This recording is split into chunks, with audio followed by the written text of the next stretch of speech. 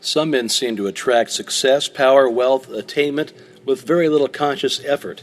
Others conquer with great difficulty. Still others fail altogether to reach their ambitions, desires, and ideals. Why is this so? Why should some men realize their ambitions easily, others with difficulty, and still others not at all? The cause cannot be physical, else the most perfect men physically would be the most successful. The difference, therefore, must be mental, must be in the mind. Hence, mind must be the creative force, must constitute the sole difference between men. It is mind, therefore, which overcomes environment and every other obstacle in the path of man. When the creative power of thought is fully understood, its effect will be seen to be marvelous. But such results cannot be secured without proper application, diligence, and concentration. The student will find that the laws governing in the mental and spiritual world are as fixed and infallible as in the material world. To secure the desired results, then, it is necessary to know the law and to comply with it. A proper compliance with the law will be found to produce the desired result with invariable exactitude. The student who learns that power comes from within, that he is weak only because he has depended on help from the outside, and who unhesitatingly throws himself on his own thought, instantly rights himself, stands erect, assumes a dominant attitude, and works miracles. It is evident, therefore, that he who fails to fully investigate and take advantage of the wonderful progress which is being made in this last and greatest science will soon be as far behind as the man who would refuse to acknowledge and accept the benefit which have accrued to mankind through an understanding of the laws of electricity. Of course, mind creates negative conditions just as readily as favorable conditions, and when we consciously or unconsciously visualize every kind of lack, limitation, and discord, we create these conditions. This is what many are unconsciously doing all of the time. This law, as well as every other law, is no respecter of persons, but is in constant operation and is relentlessly bringing to each individual exactly what he has created. In other words, whatsoever a man soweth, that shall he also reap. Abundance, therefore, depends upon a recognition of the laws of abundance, and the fact that mind is not only the creator, but the only creator of all there is. Certainly nothing can be created before we know that it can be created and then make the proper effort. There is no more electricity in the world today than there was 50 years ago. But until someone recognized the law by which it could be made of service, we receive no benefit. Now that the law is understood, practically the whole world is lit by it. So with the law of abundance, it is only those who recognize the law and place themselves in harmony with it who share in its benefits. The scientific spirit now dominates every field of effort. Relations of cause and effect are no longer ignored. The discovery of a region of law marked an epoch in human progress. It eliminated the element of uncertainty and caprice in men's lives, and substituted law, reason, and certitude. Men now understand that for every result there is an adequate and definite cause, so that when a given result is desired, they seek the condition by which alone this result may be attained.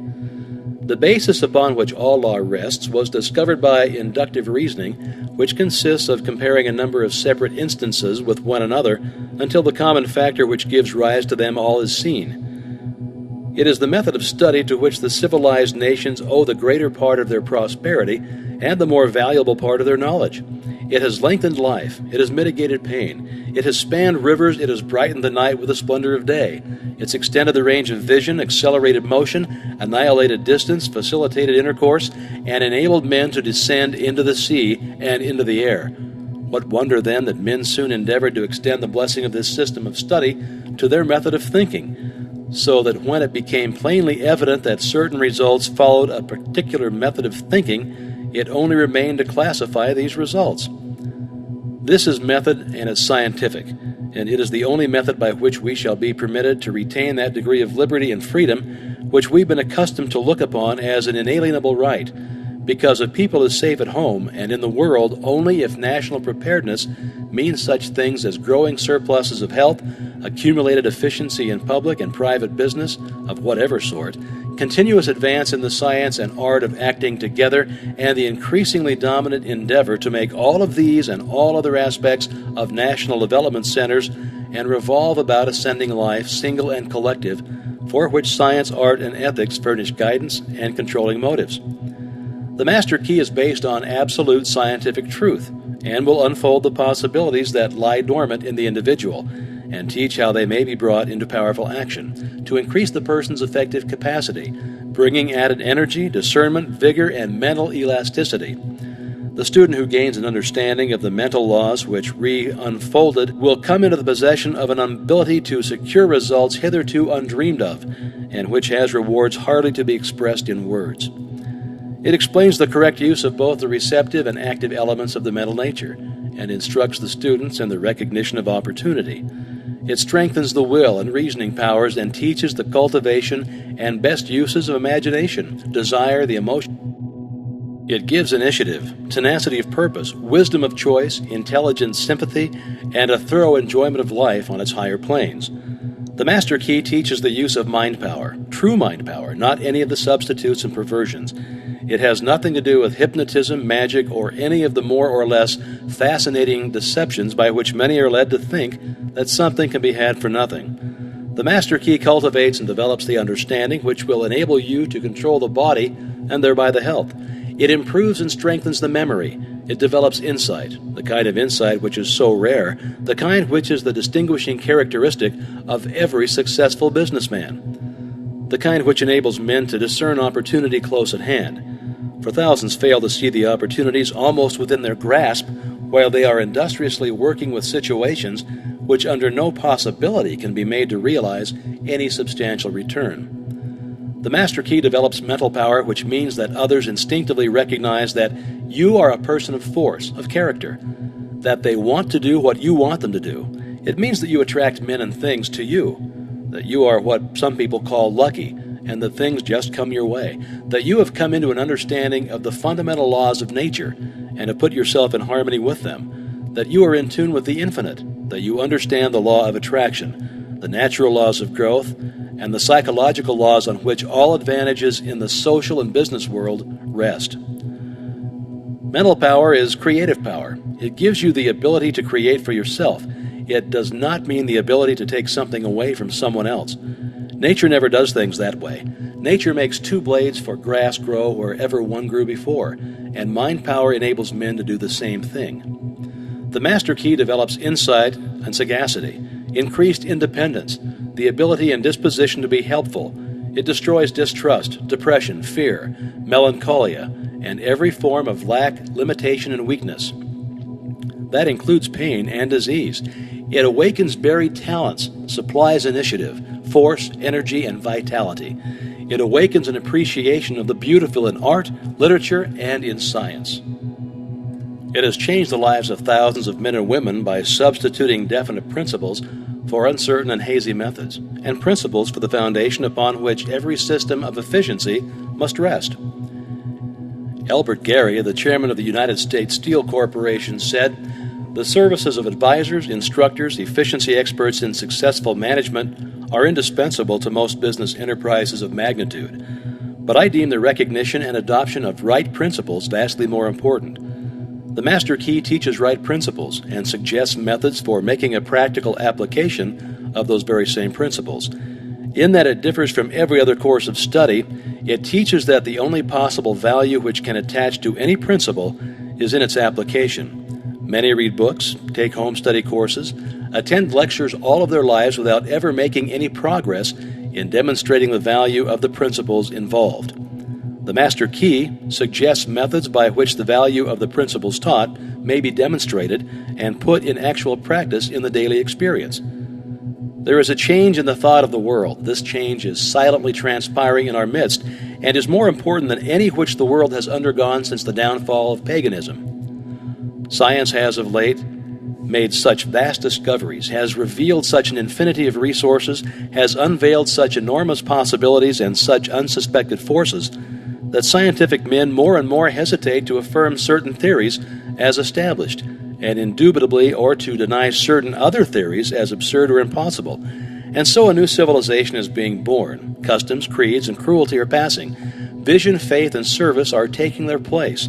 The fetters of tradition are being melted off from humanity, and as the dross of materialism is being consumed, thought is being liberated, and truth is rising full-orbed before an astonished multitude.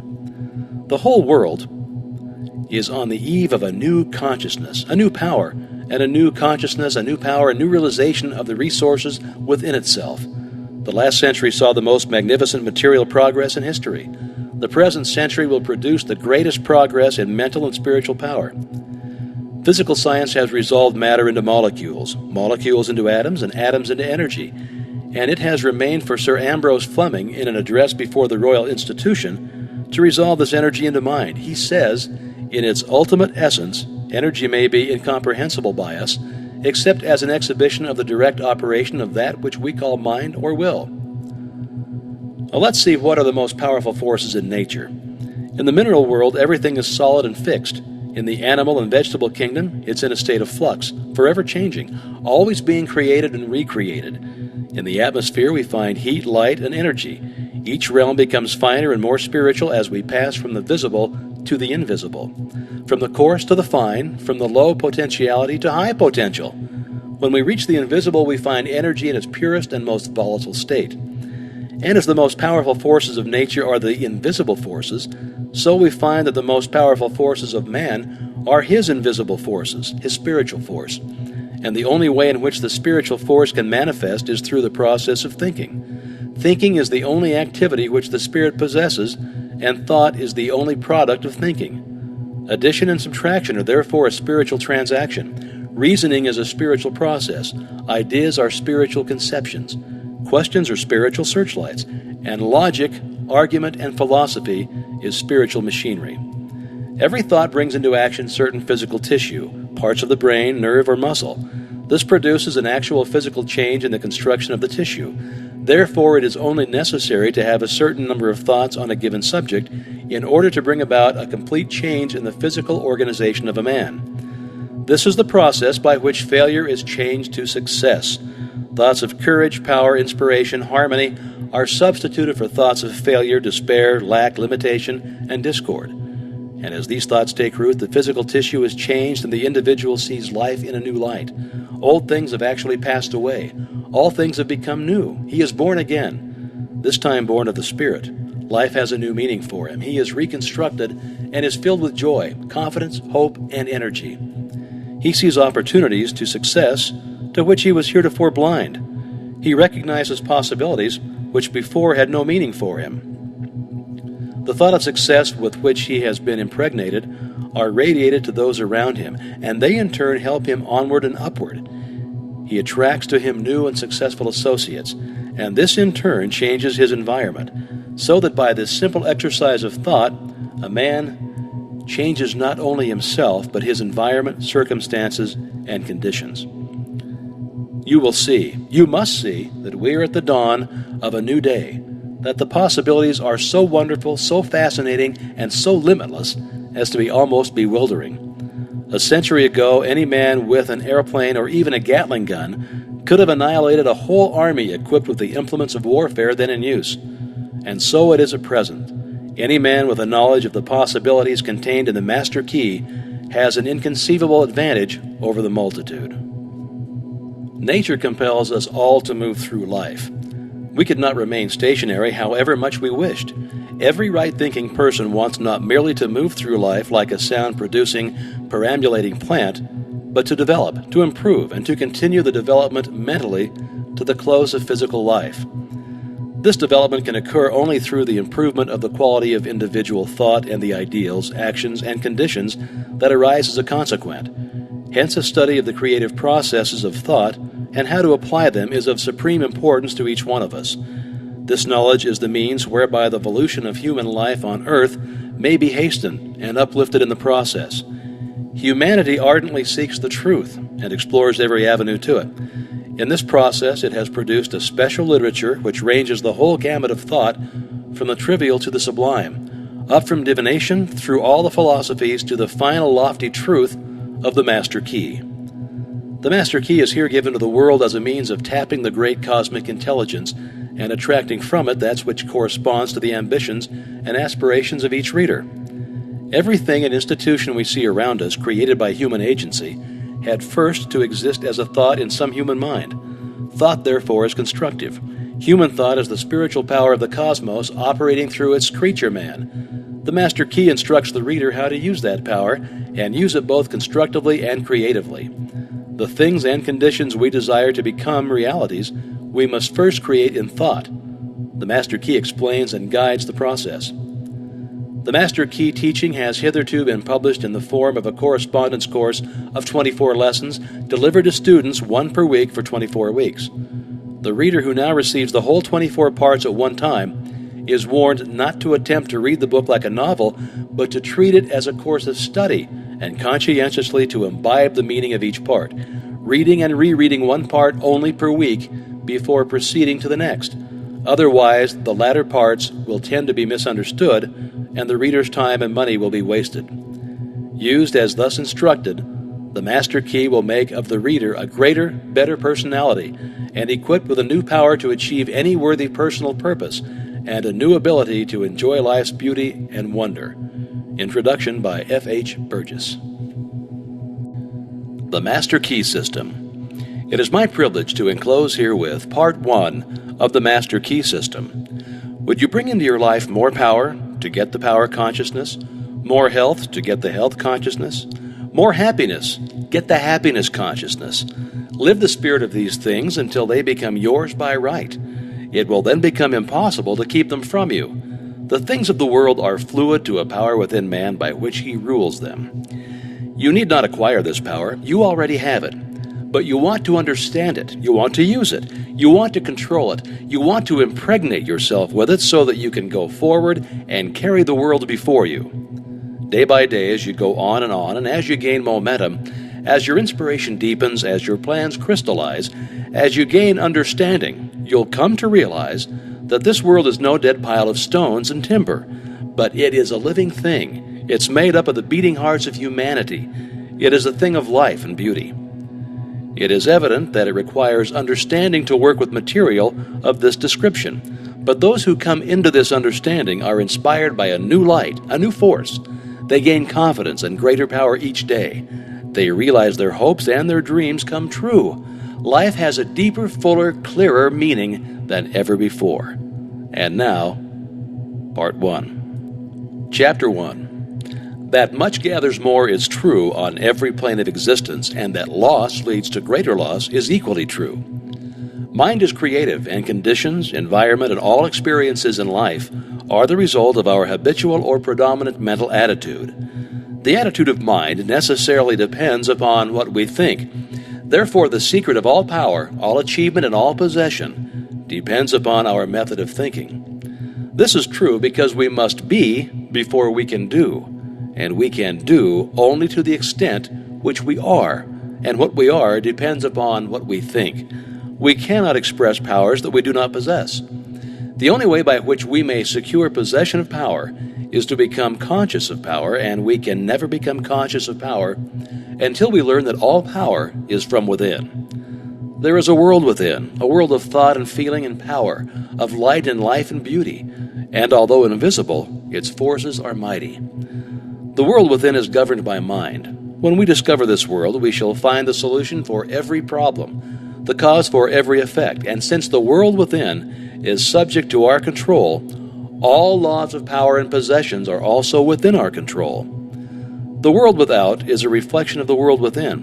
What appears without is what has been found within. In the world within may be found infinite wisdom, infinite power, infinite supply of all that is necessary waiting for unfoldment, development, and expression. If we recognize these potentialities in the world within, they will take form in the world without.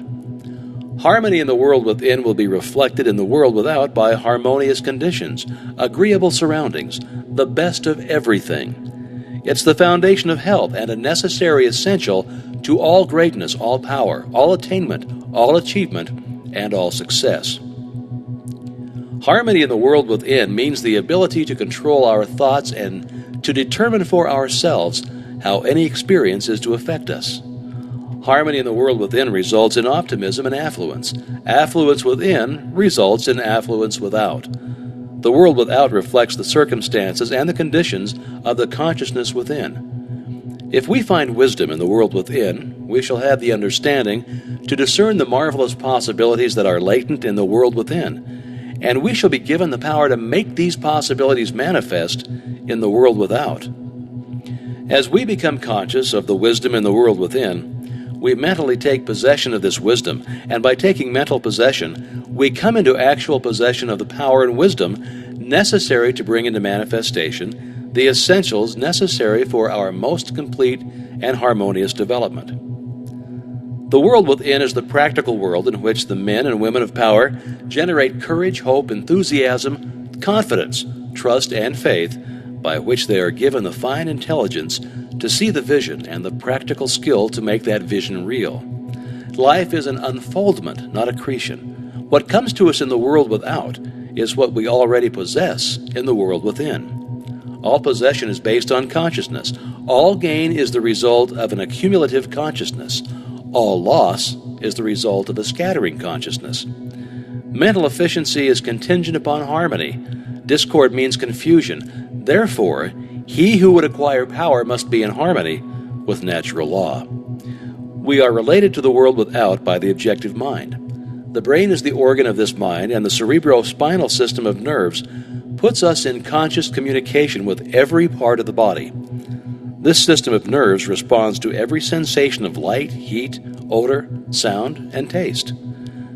When this mind thinks correctly, when it understands the truth, when the thoughts sent through the cerebrospinal nervous system to the body are constructive, these sensations are pleasant and harmonious. The result is that we build strength, vitality, and all constructive forces into our body, but it is through this same objective mind that all distress, sickness, lack, limitation, and every form of discord and inharmony is admitted into our lives. It is therefore through the objective mind by wrong thinking that we are related to all destructive forces. We are related to the world within by the subconscious mind. The solar plexus is the organ of this mind. The sympathetic system of nerves presides over all subjective sensations, such as joy, fear, love, emotion, respiration, imagination, and all other subconscious phenomena. It is through the subconscious that we are connected with the universal mind and brought into relation with the infinite constructive forces of the universe. It is the coordination of these two centers of our being and the understanding of their functions which is the great secret of life. With this knowledge, we can bring the objective and subjective minds into conscious cooperation and thus coordinate the finite and the infinite. Our future is entirely within our own control. It is not at the mercy of any capricious or uncertain external power. Now, all agree that there is but one principle or consciousness pervading the entire universe, occupying all space and being essentially the same in kind at every point of its presence. It is all-powerful, all wisdom and always present. All thoughts and things are within itself. It is all in all. There is but one consciousness in the universe able to think, and when it thinks, its thoughts become objective things to do. As this consciousness is omnipresent, it must be present within every individual. Each individual must be a manifestation of that omnipotent, omniscient, and omnipresent consciousness. As there is only one consciousness in the universe that is able to think it, necessarily follows that your consciousness is identical with the universal consciousness. Or in other words, all mind is one mind. There is no dodging this conclusion. The consciousness that focuses in your brain cells is the same consciousness which focuses in the brain cells of every other individual.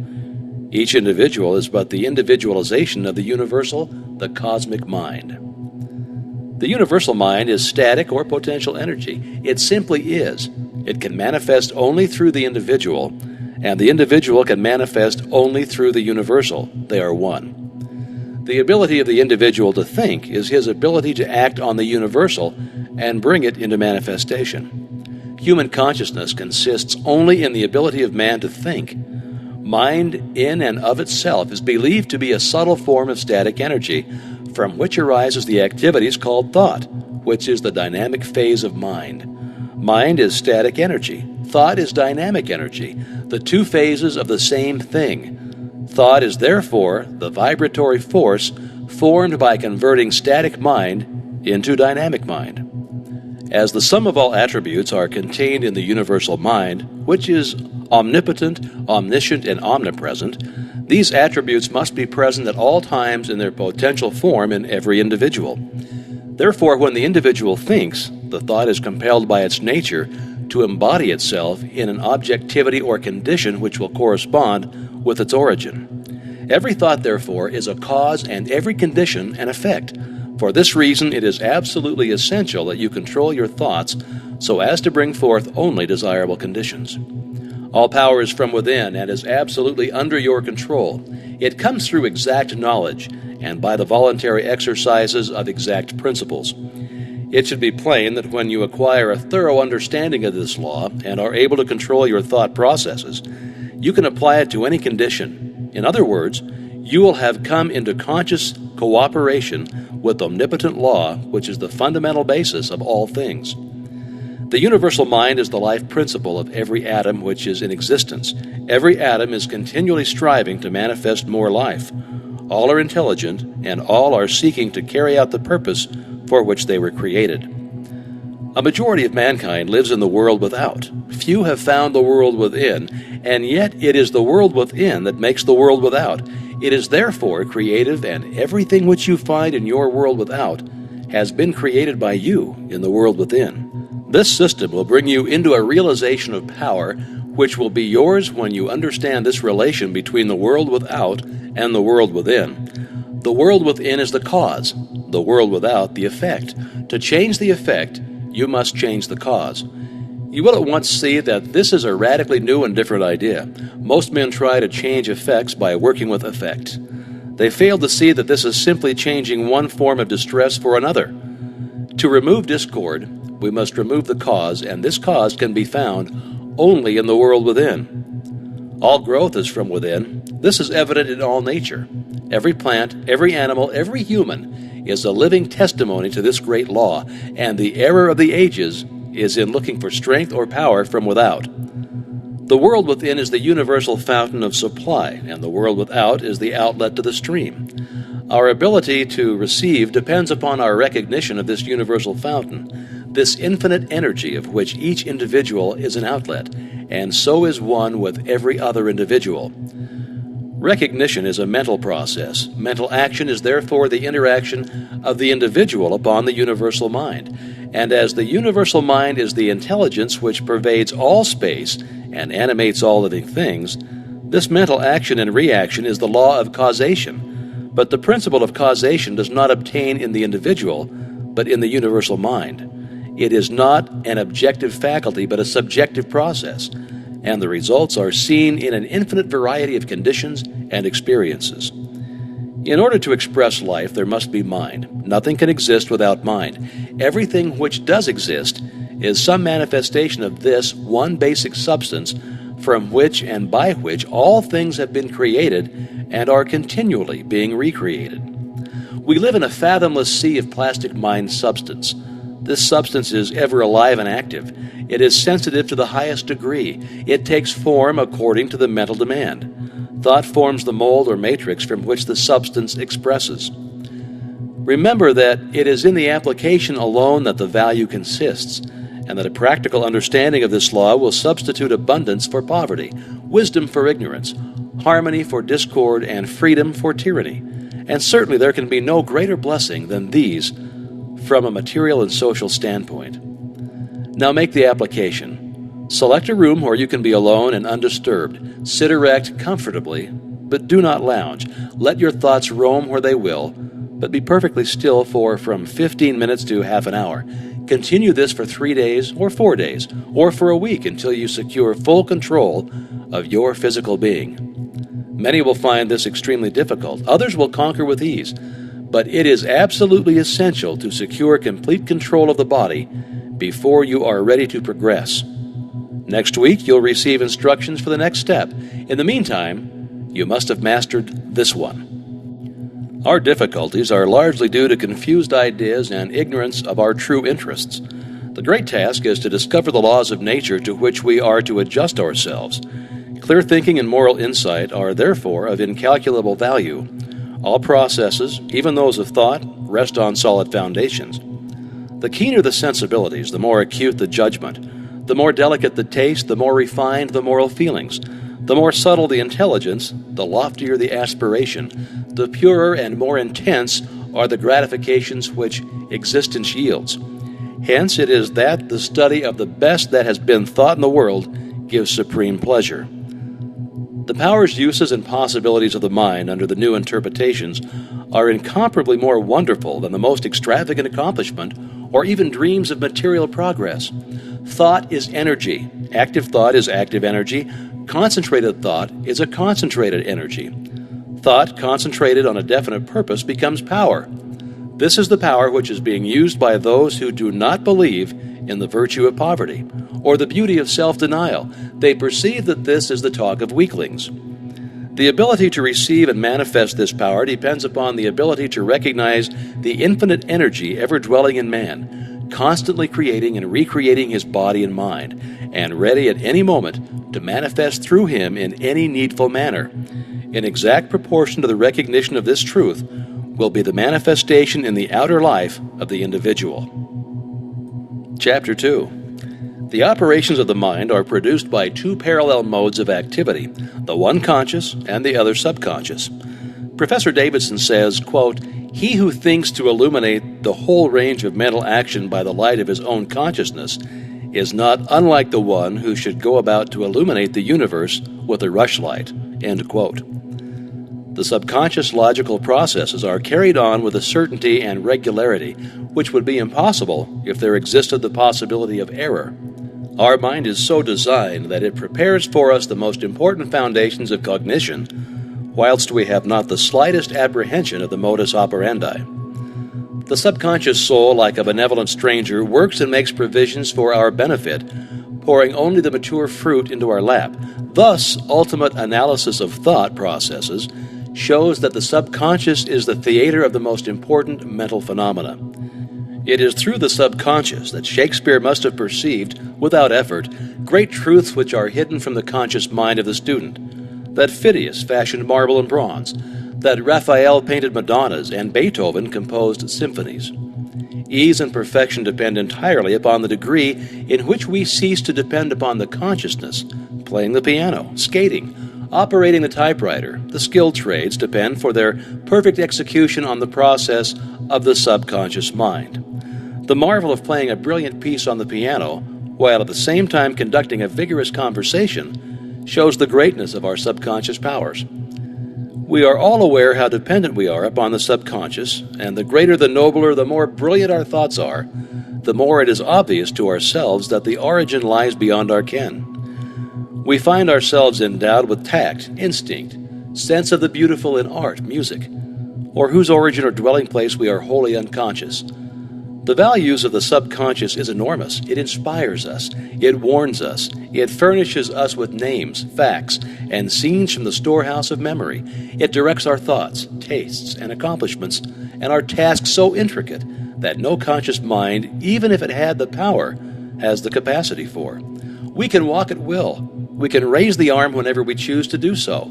We can give our attention through eye or ear to any subject at pleasure. On the other hand, we cannot stop our heartbeats, nor the circulation of the blood, nor the growth of the stature, nor the formation of nerve and muscle tissue, nor the building of the bones, nor many other important vital processes. If we compare these two sets of action, the one decreed by the will of the moment and the other proceeding in majestic, rhythmic course, subject to no vacillation, but constant at every moment, we stand in awe of the latter, and we ask to have the mystery explained. We see at once that these are the vital processes of our physical life, and we cannot avoid the inference that these all-important functions are designedly withdrawn from the domain of our outward will, with its variations and transitions, and placed under the direction of a permanent and dependable power within us. Of these two powers, the outward and changeable has been termed the conscious mind or the objective mind, dealing with outward objects.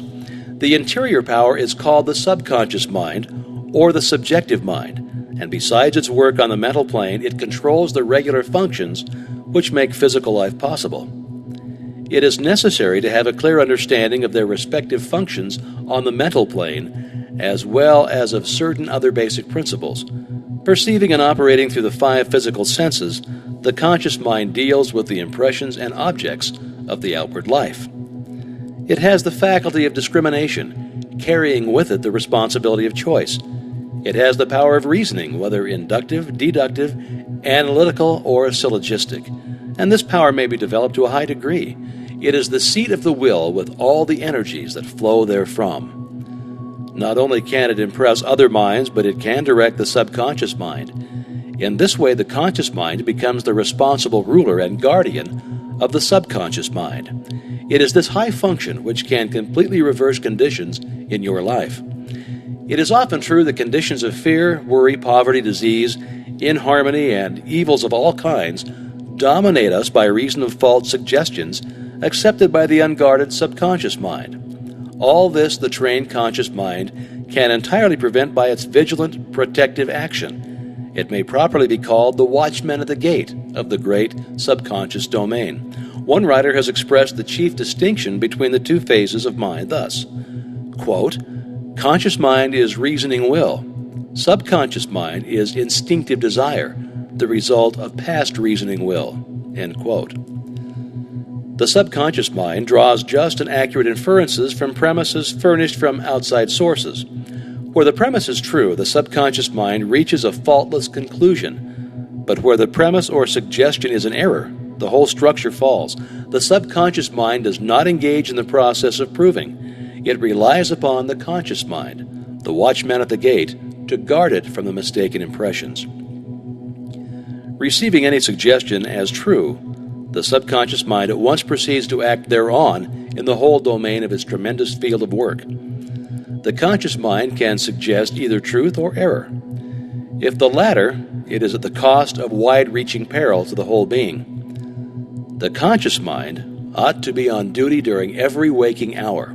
When the watchman is off guard, or when its calm judgment is suspended under a variety of circumstances, then the subconscious mind is unguarded and left open to suggestion from all sources. During the wild excitement of panic, or during the height of anger, or the impulses of the irresponsible mob, or at any other time of unrestrained passion, the conditions are most dangerous. The subconscious mind is then open to the suggestion of fear, hatred, selfishness, greed, self-deprecation, and other negative forces derived from surrounding persons or circumstances. The result is usually unwholesome in the extreme, with effects that may endure to distress it for a long time. Hence the great importance of guarding the subconscious mind from false impressions. The subconscious mind perceives by intuition. Hence its processes are rapid. It does not wait for the slow methods of conscious reasoning. In fact, it cannot employ them. The subconscious mind never sleeps, never rests, any more than does your heart or your blood. It has been found that by plainly stating to the subconscious mind certain specific things to be accomplished, forces are set in operation that lead to the result desired.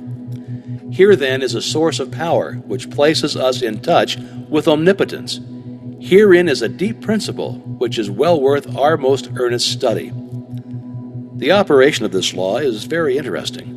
Those who put it into operation find that when they go out to meet the person with whom they anticipate a difficult interview, something has been there before them and dissolved the supposed differences. Everything is changed. All is harmonious. They find that when some difficult business problem presents itself, they can afford to make delay, and something suggests the proper solution. Everything is properly arranged. In fact, those who have learned to trust the subconscious find that they have infinite resources at their command. The subconscious mind is the seat of our principles and our aspirations. It is the fount of our artistic and altruistic ideals.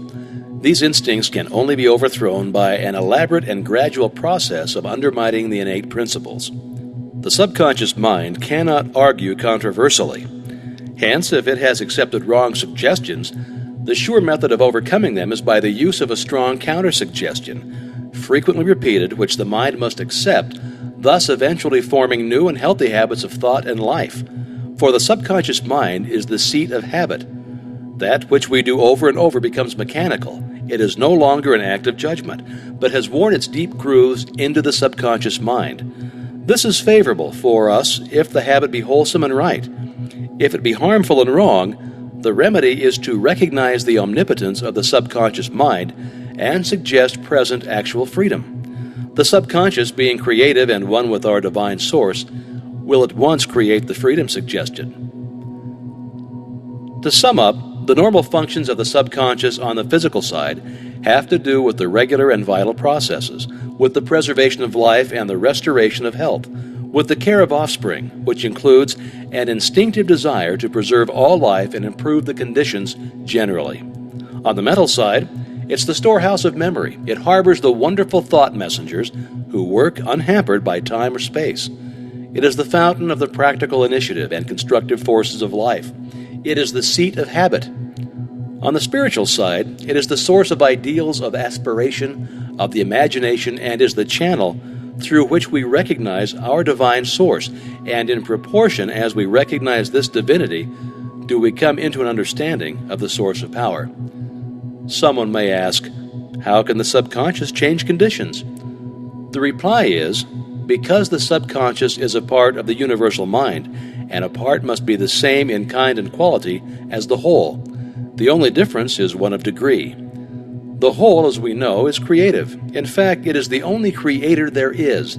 Consequently, we find that mind is creative, and as thought is the only activity which the mind possesses, thought must necessarily be creative also. But we shall find that there is a vast difference between simply thinking and directing our thoughts consciously, systematically, and constructively. When we do this, we place our mind in harmony with the universal mind. We come in tune with the infinite. We set in operation the mightiest force in existence, the creative power of the universal mind. This, as in everything else, is governed by natural law, and this law is the law of attraction, which is that mind is creative and will automatically correlate with its object and bring it into manifestation. Now, last time I gave you an exercise for the purpose of securing control of the physical body. If you've accomplished this, you are ready to advance. This time, you'll begin to control your thought. Always take the same room, the same chair, and the same position, if possible.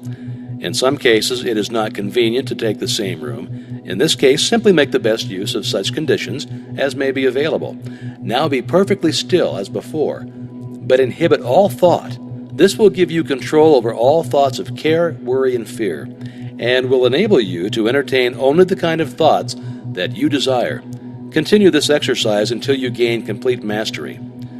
You'll not be able to do this for more than a few moments at a time, but the exercise is valuable because it will be a very practical demonstration of the great number of thoughts which are constantly trying to gain access into your mental world. Next time you'll receive instructions for an exercise which may be a little more interesting, but it is necessary that you master this one first.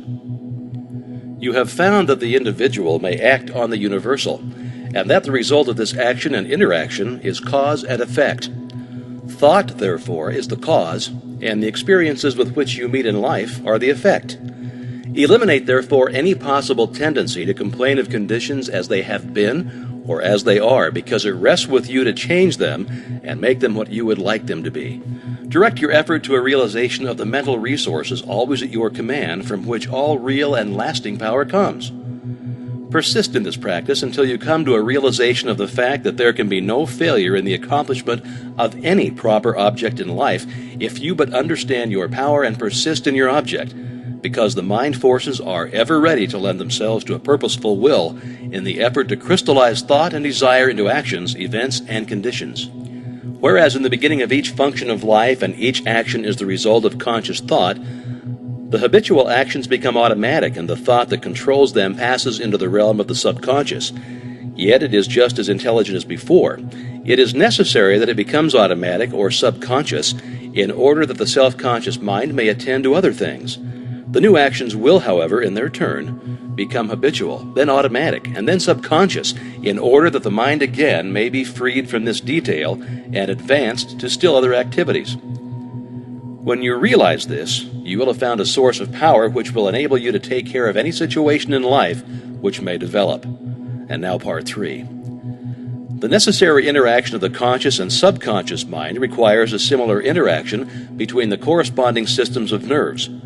Judge Troward indicates the very beautiful method in which this interaction is effected. He says, and I quote, "The cerebrospinal system is the organ of the conscious mind, and the sympathetic is the organ of the subconscious.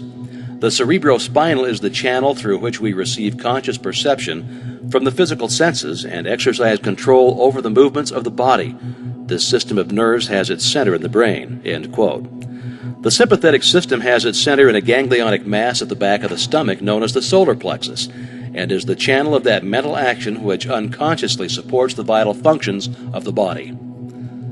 The connection between the two systems is made by the vagus nerve, which passes out of the cerebral region as a portion of the voluntary system to the thorax, sending out branches to the heart and lungs, and finally passing through the diaphragm. It loses its outer coating and becomes identified with the nerves of the sympathetic system, so forming a connecting link between the two and making man physically a single entity. We have seen that every thought is received by the brain, which is the organ of the conscious. It is here subjected to our power of reasoning. When the objective mind has been satisfied that the thought is true, it is sent to the solar plexus, or the brain of the subjective mind, to be made into our flesh, to be brought forth into the world as reality. It is then no longer susceptible to any argument whatever. The subconscious mind cannot argue, it only acts. It accepts the conclusions of the objective mind as final. The solar plexus has been likened to the sum of the body because it is a central point of distribution for the energy which the body is constantly generating. This energy is very real energy, and this sun is a very real sun, and the energy is being distributed by very real nerves to all parts of the body and is thrown off in an atmosphere which envelops the body. If this radiation is sufficiently strong, the person is called magnetic. He is said to be filled with personal magnetism. Now, such a person may wield an immense power for good. His presence alone will often bring comfort to the troubled minds with which he comes in contact. When the solar plexus is in active operation and is radiating life, energy, and vitality to every part of the body and to every one whom he meets, the sensations are pleasant. The body is filled with health, and all with whom he comes in contact experience a pleasant sensation. If there is any interruption of this radiation, the sensations are unpleasant. The flow of life and energy to some part of the body is stopped, and this is the cause of every ill to the human race, physical, mental, or environmental. Physical, because the sun of the body is no longer generating sufficient energy to vitalize some part of the body. Mental, because the conscious mind is dependent upon the subconscious mind for the vitality necessary to support its thought. And environmental, because the connection between the subconscious mind and the universal mind is being interrupted. The solar plexus is the point at which the part meets with the whole, where the finite becomes infinite, where the uncreate becomes create, the universal becomes individualized, the invisible becomes visible. It is the point at which life appears, and there is no limit to the amount of life an individual may generate from this solar center. This center of energy is omnipotent because it is the point of contact with all life and all intelligence. It can, therefore, accomplish whatever it is directed to accomplish, and herein lies the power of the conscious mind. The subconscious can and will carry out such plans and ideas as may be suggested to it by the conscious mind. Conscious thought, then, is the master of this sun center from which the life and energy of the entire body flows, and the quality of the thought which we entertain determines the quality of the thought which this sun will radiate, and the character of the thought which our conscious mind entertains will determine the character of the thought which this sun will radiate, and the nature of the thought which our conscious mind entertains will determine the nature of thought which the sun will radiate, and consequently will determine the nature of the experience which will result. It is evident, therefore, that all we have to do is let our light shine. The more energy we can radiate, the more rapidly shall we be enabled to transmute undesirable conditions into sources of pleasure and profit. The important question, then, is how to let this light shine and how to generate this energy. Non-resistant thought expands the solar plexus. Resistant thought contracts it. Pleasant thought expands it. Unpleasant thought contracts it. Thoughts of courage, power, confidence, and hope all produce a corresponding state. But the one arch enemy of the solar plexus which must be absolutely destroyed before there is any possibility of letting any light shine is fear. This enemy must be completely destroyed. He must be eliminated. He must be expelled forever. He is the cloud which hides the sun, which causes a perpetual gloom. It is this personal devil which makes men fear the past, the present, and the future. Fear themselves, their friends, and their enemies. Fear everything and everybody. When fear is effectually and completely destroyed, your light will shine. The clouds will disperse and you'll have found the source of power, energy, and life. When you find that you're really one with the infinite power, and when you can consciously realize that this power, by a practical demonstration of your ability to overcome any adverse condition by the power of your thought, then you will have nothing to fear. Fear will have been destroyed, and you will have come into possession of your birthright. It is our attitude of mind toward life which determines the experiences with which we are to meet. If we expect nothing, we shall have nothing. If we demand much, we shall receive the greater portion. The world is harsh only as we fail to assert ourselves. The criticism of the world is bitter only to those who cannot compel room for their ideas. It is fear of this criticism that causes many ideas to fail to see the light of day. But the man who knows that he has a solar plexus will not fear criticism or anything else. He will be too busy radiating courage, confidence, and power. He will anticipate success by his mental attitude. He will pound barriers to pieces. He will leap over the chasm of doubt and hesitation which fear places in his path. A knowledge of our ability to consciously radiate health, strength, and harmony will bring us into a realization that there is nothing to fear because we're in touch with infinite strength. Now, this knowledge can be gained only by making practical application of this information. We learn by doing. Through practice, the athlete becomes powerful. As the following statement is of considerable importance, I will put it in several ways so that you cannot fail to get the full significance of it. If you are religiously inclined, I would say that you can let your light shine. If your mind has a bias toward physical science, I would say that you can wake the solar plexus. Or if you prefer the strictly scientific interpretation, I will say that you can impress your subconscious mind. I've already told you what the result of this impression will be. It is the method in which you are now interested. You've already learned that the subconscious is intelligent and that it is creative and responsive to the will of the conscious mind. What then is the most natural way of making the desired impression? Mentally concentrate on the object of your desire. When you are concentrating, you are impressing the subconscious. This is not the only way, but it is a simple and effective way and the most direct way, and consequently the way in which the best results are secured. It is the method which is producing such extraordinary results that many think that miracles are being accomplished. It is the method by which every great inventor, every great financier, every great statesman has been enabled to convert the subtle and invisible force of desire, faith, and confidence into actual, tangible, concrete facts in the objective world. The subconscious mind is a part of the universal mind. The universal is the creative principle of the universe. A part must be the same in kind and quality as the whole. This means that this creative power is absolutely unlimited. It is not bound by precedent of any kind, and consequently has no prior existing pattern by which to apply its constructive principle. We have found that the subconscious mind is responsive to our conscious will, which means that the unlimited creative power of the universal mind is within control of the conscious mind of the individual. When making a practical application of this principle, in accordance with the exercises given in the subsequent lessons, it is well to remember that it is not necessary to outline the method by which the subconscious will produce the results you desire. The finite cannot inform the infinite. You are simply to say what you desire, not how you are to obtain it. You are the channel by which the undifferentiated is being differentiated, and this differentiation is being accomplished by appropriation. It only requires recognition to set causes in motion, which will bring about results in accordance with your desire, and this is accomplished because the universal can act only through the individual, and the individual can act only through the universal. They are one.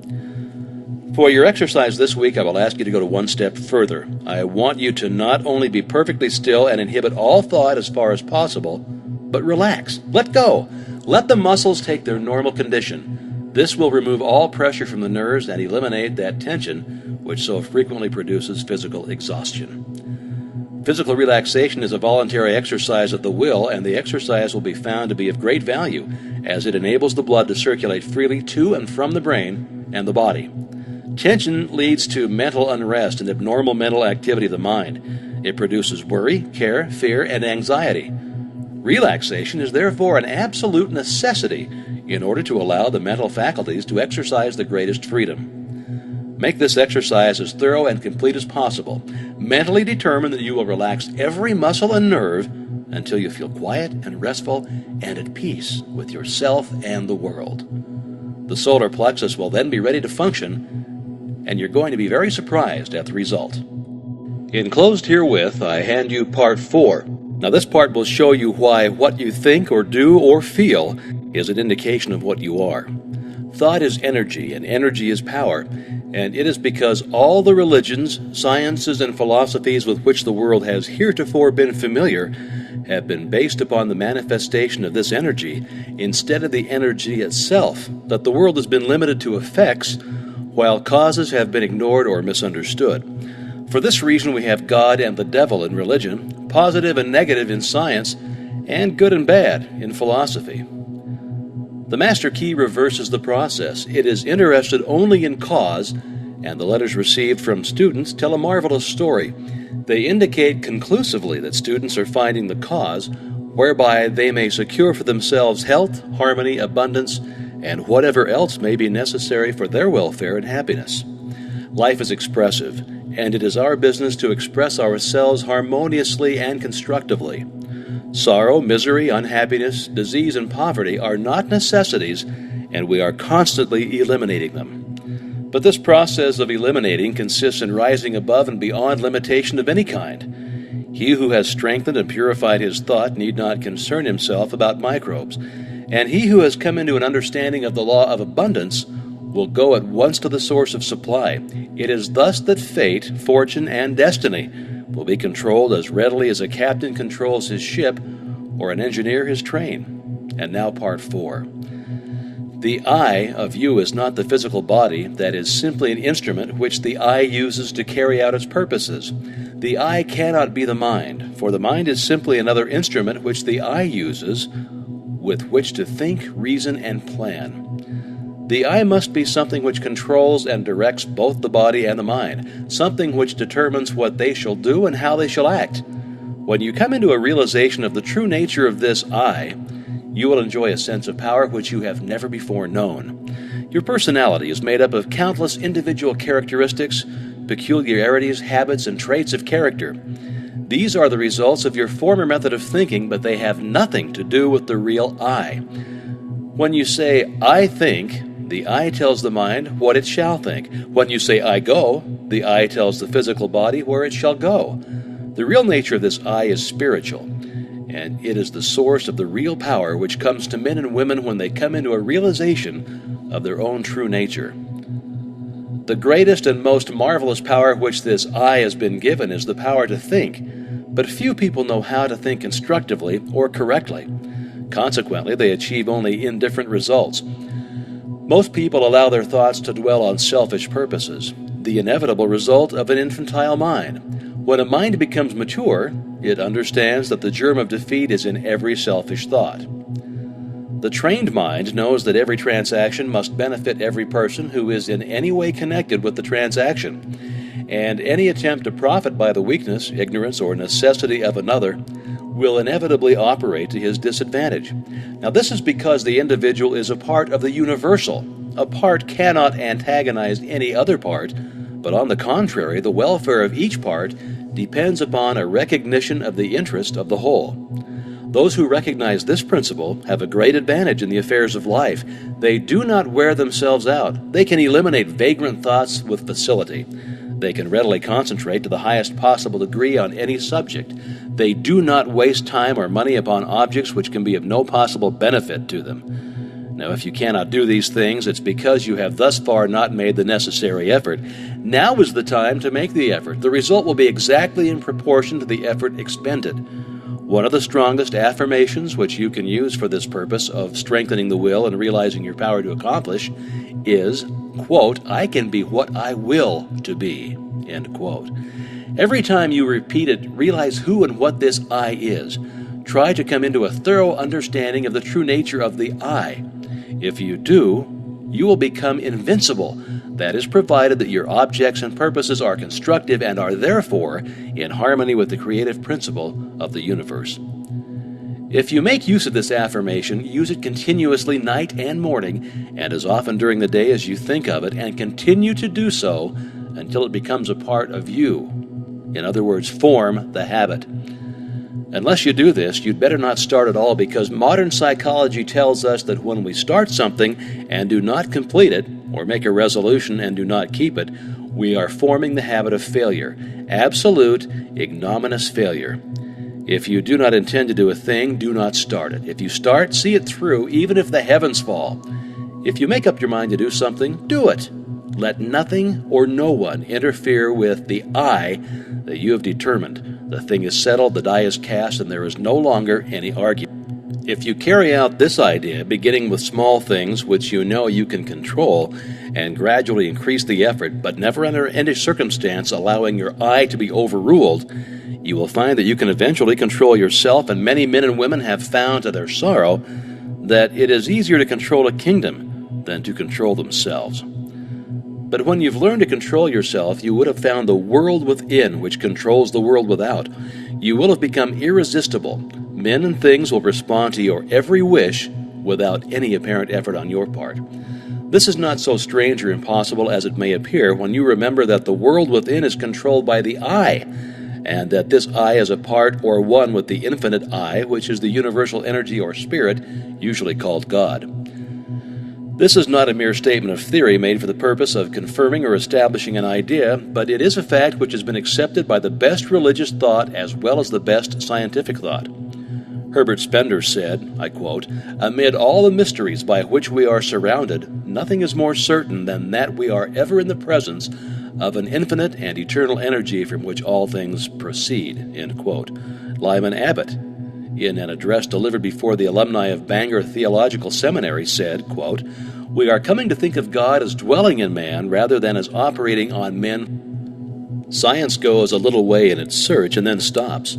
Science finds the ever-present eternal energy, but religion finds the power behind this energy, and it locates it within man. But this is by no means a new discovery. The Bible says exactly the same thing, and the language is just as plain and convincing. It says, "Know ye not that ye are the temple of the living God?"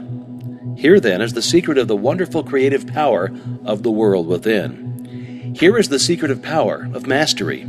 To overcome does not mean to go without things. Self-denial is not success. We cannot give unless we get. We cannot be helpful unless we're strong. The infinite is not bankrupt, and we who are the representatives of infinite power should not be bankrupts either. And if we wish to be of service to others, we must have power and more power, but to get it, we must give it. We must be of service. The more we give, the more we shall get. We must become a channel whereby the universal can express activity. The universal is constantly seeking to express itself, to be of service, and it seeks the channel whereby it can find the greatest activity, where it can do the most good, where it can be of the greatest service to mankind. The universal cannot express through you as long as you're busy with your plans, your own purposes.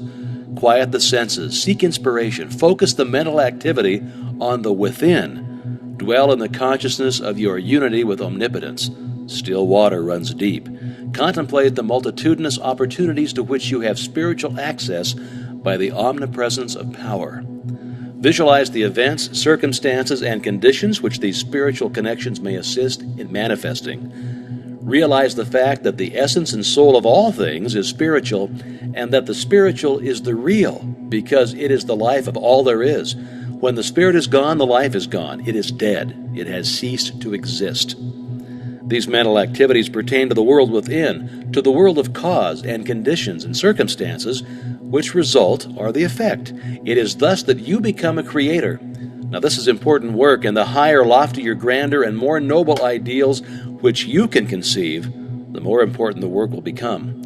Overwork or overplay or over-bodily activity of any kind produces conditions of mental apathy, and also stagnation, which makes it impossible to do the more important work, which results in a realization of conscious power.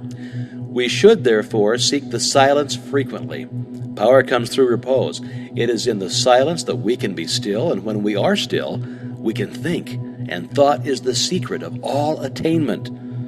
Thought is a mode of motion and is carried by the law of vibration, the same as light or electricity. It is given vitality by the emotions through the law of love. It takes form and expression by the law of growth. It is a product of the spiritual I, hence its divine, spiritual, and creative nature. From this, it is evident that in order to express power, abundance, or any other constructive purpose, The emotions must be called upon to give feeling. How may this purpose be accomplished?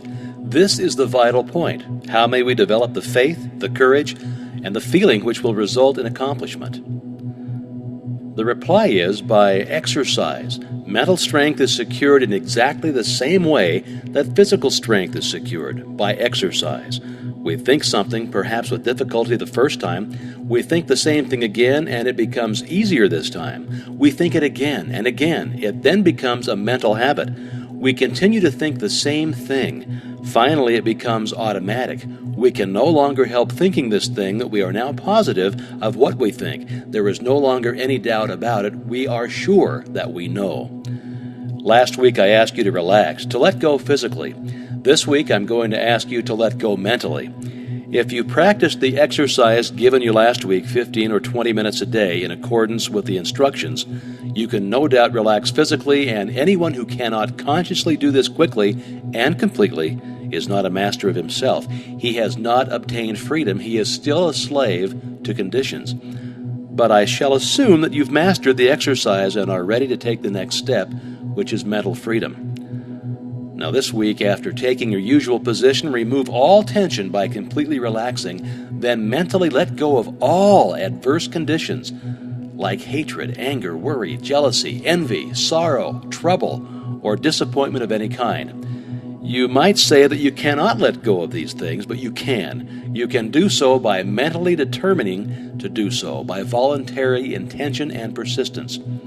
The reason that some cannot do this is because they allow themselves to be controlled by the emotions instead of by their intellect. But those who will be guided by the intellect will gain the victory. You will not succeed the first time you try, but practice makes perfect. In this, as in everything else, you must succeed in dismissing, eliminating, and completely destroying these negative and destructive thoughts, because they are the seed which is constantly germinating into discordant conditions of every conceivable kind and description. There is nothing truer than that the quality of thought which we entertain correlates certain externals in the outside world. This is the law from which there is no escape, and it is the law, this correlative of the thought with its object, that from time immemorial has led the people to believe in special providence. And now enclosed you will find part 5. After studying this part carefully, you will see that every conceivable force or object or fact is the result of mind in action. Mind in action is thought, and thought is creative. Men are thinking now as they have never thought before. Therefore, this is a creative stage, and the world is awarding its richest prizes to the thinkers. Matter is powerless, passive, and inert. Mind is force, energy, and power. Mind shapes and controls matter. Every form from which matter takes is but the expression of some pre-existing thought. But thought works no magic transformations. It obeys natural laws. It sets in motion natural forces. It releases natural energies. It manifests in your conduct and actions, and these in turn react upon your friends and acquaintances, and eventually upon the whole of your environment. You can originate thought, and since thoughts are creative, you can create for yourself the very things you desire. And now part 5. At least 90% of our mental life is subconscious, so that those who fail to make use of this mental power live within very narrow limits. The subconscious can and will solve any problem for us if we know how to direct it. The subconscious processes are always at work. The only question is, are we to be simply passive recipients of this activity, or are we to consciously direct the work? Shall we have a vision of the destination to be reached, the dangers to be avoided, or shall we simply drift? We have found that mind pervades every part of the physical body and is always capable of being directed or impressed by authority coming from the objective or from the more dominant portion of the mind. The mind which pervades the body is largely the result of heredity, which in turn is simply the result of all the environments of all past generations on the responsive and ever-moving life forces. An understanding of this fact will enable us to use our authority when we find some undesirable trait of character manifesting. We can consciously use all of the desirable characteristics with which we have been provided, and we can repress and refuse to allow the undesirable ones to manifest. Again, this mind which pervades our physical body is not only the result of hereditary tendencies, but it is the result of home, business, and social environment where countless thousands of impressions, ideas, prejudices, and similar thoughts have been received. Much of this has been received from others. The result of opinions, suggestions, or statements, much of it is the result of our own thinking, but nearly all of it has been accepted with little or no examination or consideration. The idea seemed plausible. The conscious received it, passed it on to the subconscious, where it was taken up by the sympathetic system and passed on to be built into our physical body. The Word has become flesh. This, then, is the way we are consistently creating and recreating ourselves. We are today the result of our past thinking, and we shall be what we're thinking today. The law of attraction is bringing to us not the things we should like or the things we wish for, or even the things someone else has, but it brings us our own, the things which we have created by our thought processes, whether consciously or unconsciously. Unfortunately, many of us are creating these things unconsciously. Now, if either of us were building a home for ourselves, how careful would we be in regard to the plans? How would we study every detail? How we should watch the material and select only the best of everything, and yet how careless we are when it comes to building our mental home, which is infinitely more important than any physical home, as everything which can possibly enter into our lives depends upon the character of the material which enters into the construction of our own mental home. So what is the character of this material? We've seen that it is the result of the impressions which we have accumulated in the past and stored away in our subconscious mentality.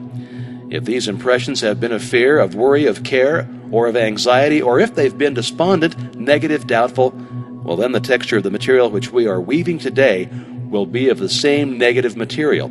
Instead of being any value, it will be mildewed and rotten, and will bring us only more toil and care and anxiety.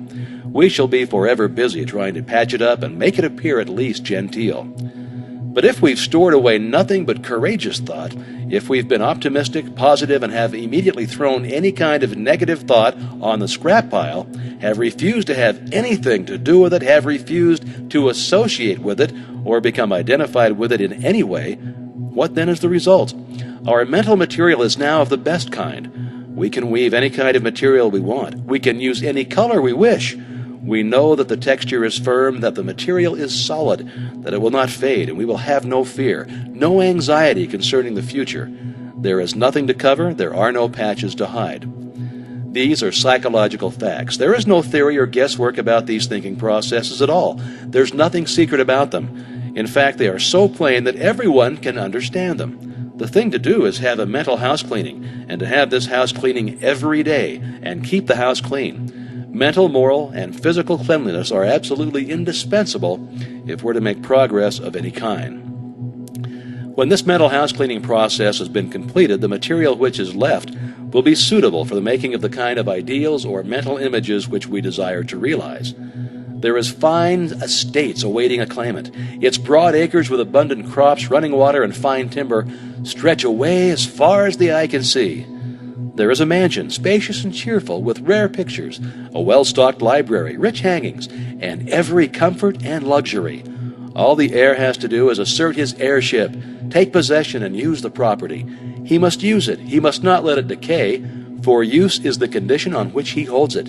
To neglect it is to lose possession. In the domain of mind and spirit, in the domain of practical power, such an estate is yours. You are the heir. You can assert your heirship and possess and use this rich inheritance.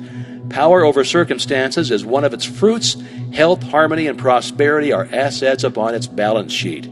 It offers you poise and peace. It costs you only the labor of studying and harvesting its great resources. It demands no sacrifice except the loss of your limitations, your servitudes, your weakness. It clothes you with self-honor and puts a scepter in your hands. To gain this estate, 3 processes are necessary.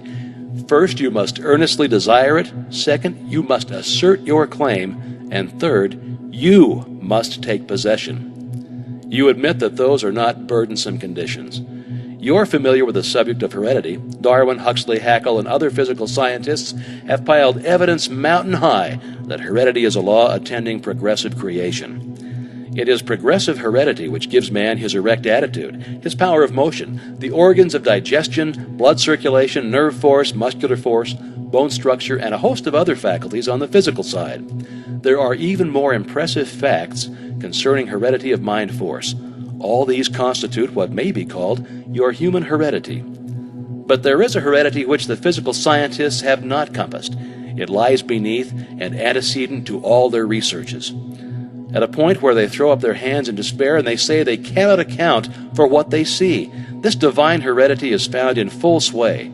It's the benign force which decrees primal creation. It thrills down from the divine, direct into every created being. It originates life, which the physical scientist has not done, nor can he ever do. It stands out among all forces supreme, unapproachable. No human heredity can approach it. No human heredity measures up to it. This infinite life flows through you. It is you. Its doorways are but the faculties which comprise your consciousness. To keep open these doors is the secret of power. Is it not worthwhile to make that effort? The great fact is that the source of all life and all power comes from within. Persons, circumstances, and events may suggest need and opportunities, but the insight, strength, and power to answer these needs will be found within. Avoid counterfeits. Build firm foundations for your consciousness upon forces which flow direct from the infinite source, the universal mind of which you are the image and likeness. Those who have come into possession of this inheritance are never quite the same. They have come into possession of a sense of power hitherto undreamed of. They can never again be timid, weak, vacillating, or fearful. They are indissolubly connected with omnipotence, and something in them has been aroused. They have suddenly discovered that they possess a tremendous latent ability of which they were heretofore entirely unconscious. This power is from within, but we cannot receive it unless we give it. Use is the condition upon which we hold this inheritance. We are each of us but the channel through which the omnipotent power is being differentiated into form. Unless we give the channel, and is obstructed and we can receive no more. This is true on every plane of existence and in every field of endeavor and all walks of life. The more we give, the more we get. The athlete who wishes to get strong must make use of the strength he has, and the more he gives, the more he gets.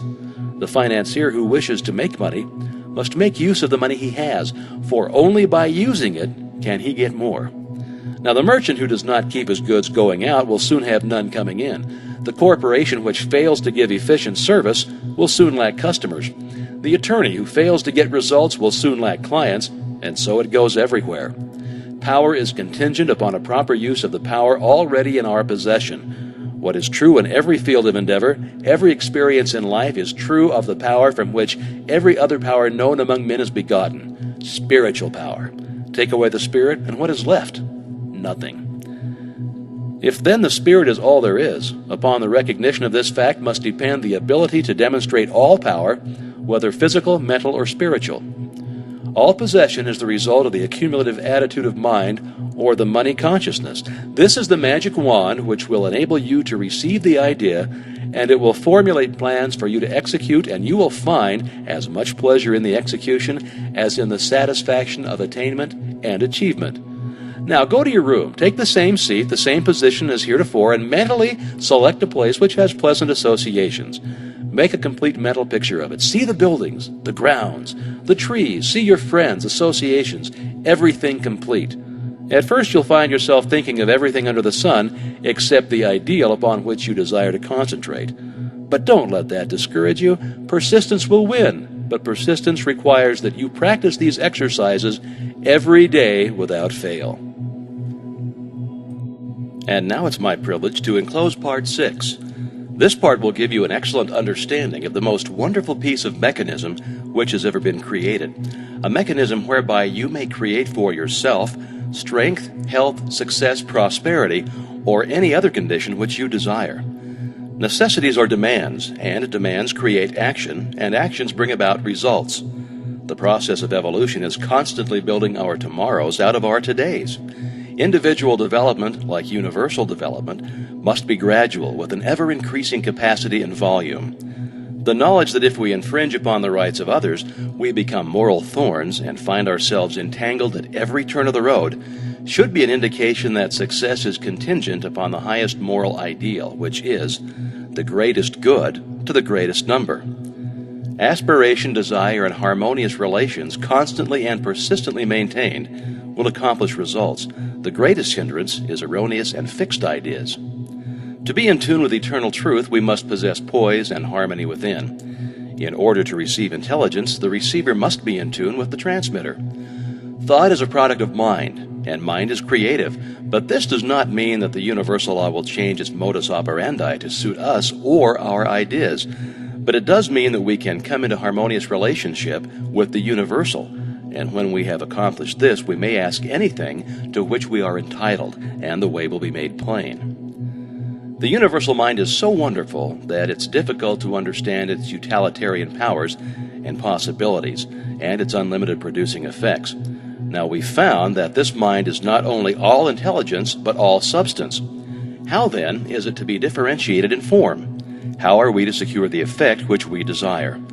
Ask any electrician what the effect of electricity will be, and he'll reply that electricity is a form of motion, and its effect will depend upon the mechanism to which it is attached. Upon this mechanism will depend whether we shall have heat, light, power, music, or any of the other marvelous demonstrations of power to which this vital energy has been harnessed. What effect can be produced by thought? Well, the reply is that thought is mind in motion, just as wind is air in motion, and its effect will depend entirely on the mechanism to which it is attached. Here, then, is the secret of all mental power. It depends entirely on the mechanism which we attach.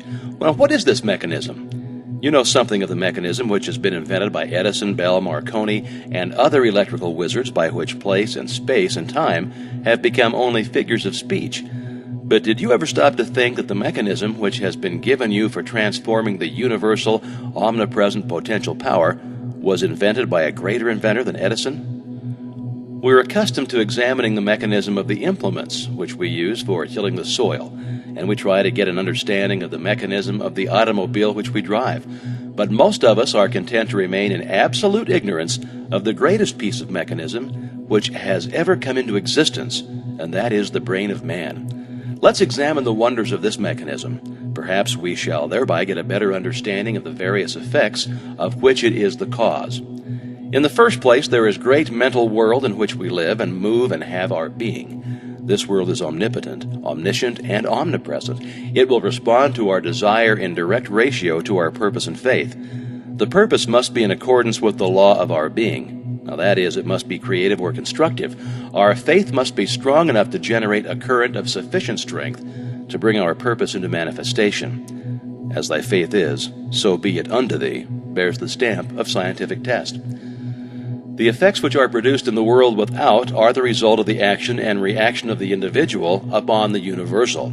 That is the process which we call thinking. The brain is the organ through all this process is accomplished. Now think of the wonder of it all. Do you love music, flowers, literature? Or are you inspired by the thought of ancient or modern genius? Remember, every beauty to which you respond must have its corresponding outline in your brain before you can appreciate it. There's not a single virtue or principle in the storehouse of nature which the brain cannot express. The brain is an embryonic world, ready to develop at any time as necessity may arise. If you can comprehend that this is a scientific truth and one of the wonderful laws of nature, it will be easier for you to get an understanding of the mechanism by which these extraordinary results are being accomplished. The nervous system has been compared to an electric circuit with its battery of cells in which every force is originated, and its white matter to insulated wires by which the current is conveyed. It is through these channels that every impulse or desire is carried through the mechanism. The spinal cord is the great motor and sensory pathway by which messages are conveyed to and from the brain. Then there is the blood supply plunging through the veins and arteries, renewing our energy and strength, the perfectly arranged structure upon which the entire physical body rests. And finally, the delicate and beautiful skin clothing the entire mechanism is a mantle of beauty. This, then, is the temple of the living God, and the individual I is given control, and upon his understanding of the mechanism which is within his control will the result depend. Now, every thought sets the brain cells in action. At first, the substance upon which the thought is directed fails to respond, but if the thought is sufficiently refined and concentrated, the substance finally yields and expresses perfectly. This influence of the mind can be exerted upon any part of the body, causing the elimination of any undesirable effect. A perfect conception and understanding of the laws governing in the mental world cannot fail to be of inestimable value in the transaction of business, as it develops the power of discernment and gives a clearer understanding and appreciation of facts. The man who looks within instead of without cannot fail to make use of the mighty forces which will eventually determine his course in life, and so bring him into vibration with all that is best, strongest, and most desirable. Attention or concentration is probably the most essential in the development of mind culture. The possibilities of attention, when properly directed, are so startling that they would hardly appear credible to the uninitiated. The cultivation of attention is the distinguishing characteristic of every successful man or woman, and is the very highest personal accomplishment which can be acquired.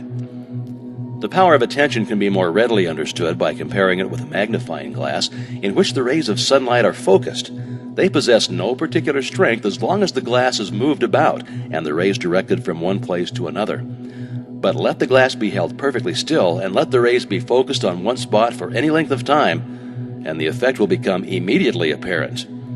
So with the power of thought, let power be dissipated by scattering the thought from one object to another, and no result is apparent. But just focus this power through attention or concentration on any single purpose for any length of time, and nothing becomes impossible.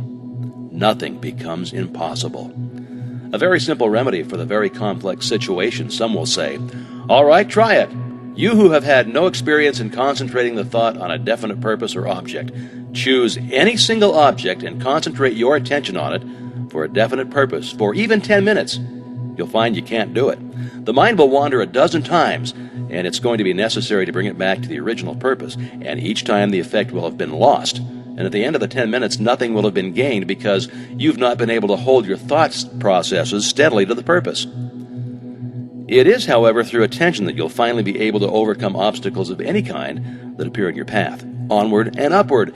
And the only way to acquire this wonderful power is by practice. Practice makes perfect in this as in anything else. In order to cultivate the power of attention, bring a photograph with you to the same seat in the same room, in the same position as heretofore. Examine it closely at least 10 minutes. Note the expression of the eyes, the form of the features, the clothing, the way the hair is arranged. In fact, note every detail shown on the photograph carefully. Now cover it and close your eyes and try to see it mentally. If you can see every detail perfectly and can form a good mental image of the photographed, you're to be congratulated. If not, try repeating the process until you can. This step is simply for the purpose of preparing the soil. Next week, we'll be ready to sow the seed. Great financiers are learning to withdraw from the multitude more and more, and they may have more time for planning, thinking, and generating the right mental moods. Successful businessmen are constantly demonstrating the fact that it pays to keep in touch with the thought of other successful businessmen. A single idea may be worth millions of dollars, and these ideas can only come to those who are receptive, who are prepared to receive them, and who are in successful frames of mind. Men are learning to place themselves in harmony with the universal mind. They are learning the unity of all things. They're learning the basic methods and principles of thinking, and this is changing conditions and multiplying results. They are finding that circumstances and environmental trends follow the trends of mental and spiritual progress. Always the spiritual first, then the transformation into the infinite and illimitable possibilities of achievement. As the individual is but the channel for the differentiation of the universal, these possibilities are necessarily inexhaustible. Thought is the process by which we may absorb the spirit of power and hold the result in our inner consciousness until it becomes a part of our ordinary consciousness. The method of accomplishing this result by the persistent practice of a few fundamental principles, as explained in this system, is the master key which unlocks the storehouse of universal truth. These two great sources of human suffering at present are bodily disease and mental anxiety. These may be readily traced to the infringement of some natural laws. This is no doubt owing to the fact that so far knowledge has largely remained partial, but the clouds of darkness which have accumulated through long ages are now beginning to roll away, and with them many of the miseries that attend imperfect information. That a man can change himself, improve himself, recreate himself, control his environment, and master his own destiny is the conclusion of every mind who is wide awake to the power of right thought in constructive action. Through all the ages, man has believed in an invisible power, through which and by which all things have been created and are continually being recreated. We may personalize this power and call it God, Or we may think of it as the essence or spirit which permeates all things, but in either case the effect is still the same. So far as the individual is concerned, the objective, the physical, the visible, is the personal, that which can be cognized by the senses. It consists of body, brain, and nerves. The subjective is the spiritual, the invisible, the impersonal. The personal is conscious because it is a personal entity. The impersonal being, the same in kind and quality as all other beings, is not conscious of itself and has therefore been termed the subconscious. The personal or conscious has the power of will and choice, and can therefore exercise discrimination in the selection of methods whereby to bring about the solution of difficulties. The impersonal, or spiritual, being a part or one with the source and origin of all power, can necessarily exercise no such choice, but on the contrary, it has infinite resources at its command. It can and does bring about results by methods concerning which the human or individual mind can have no possible conception. You will therefore see that this is your privilege to depend upon the human will with all of its limitations and misconceptions, or you may utilize the potentialities of infinity by making use of the subconscious mind. Here then is the scientific explanation of the wonderful power which has been put within your control, if you but understand, appreciate, and recognize it. One method of consciously utilizing this omnipresent power is outlined now in Part 7. Visualization is the process of making mental images, and the image is the mold or the model which will serve as a pattern from which your future will emerge. Make the pattern clear and make it beautiful. Don't be afraid. Make it grand. Remember that no limitation can be placed upon you by anyone but yourself. You are not limited as to cost or material. Draw on the infinite for your supply. Construct it in your imagination. It will have to be there before it will ever appear anywhere else. Make the image clear and clean-cut. Hold it firmly in the mind, and you will gradually and constantly bring the thing nearer to you. You can be what you will to be. This is another psychological fact which is well known, but unfortunately, reading about it will not bring about any result which you may have in mind. It won't even help you to form the mental image, much less bring it into manifestation. Work is necessary. Labor, hard, mental labor, the kind of effort which so few are willing to put forth.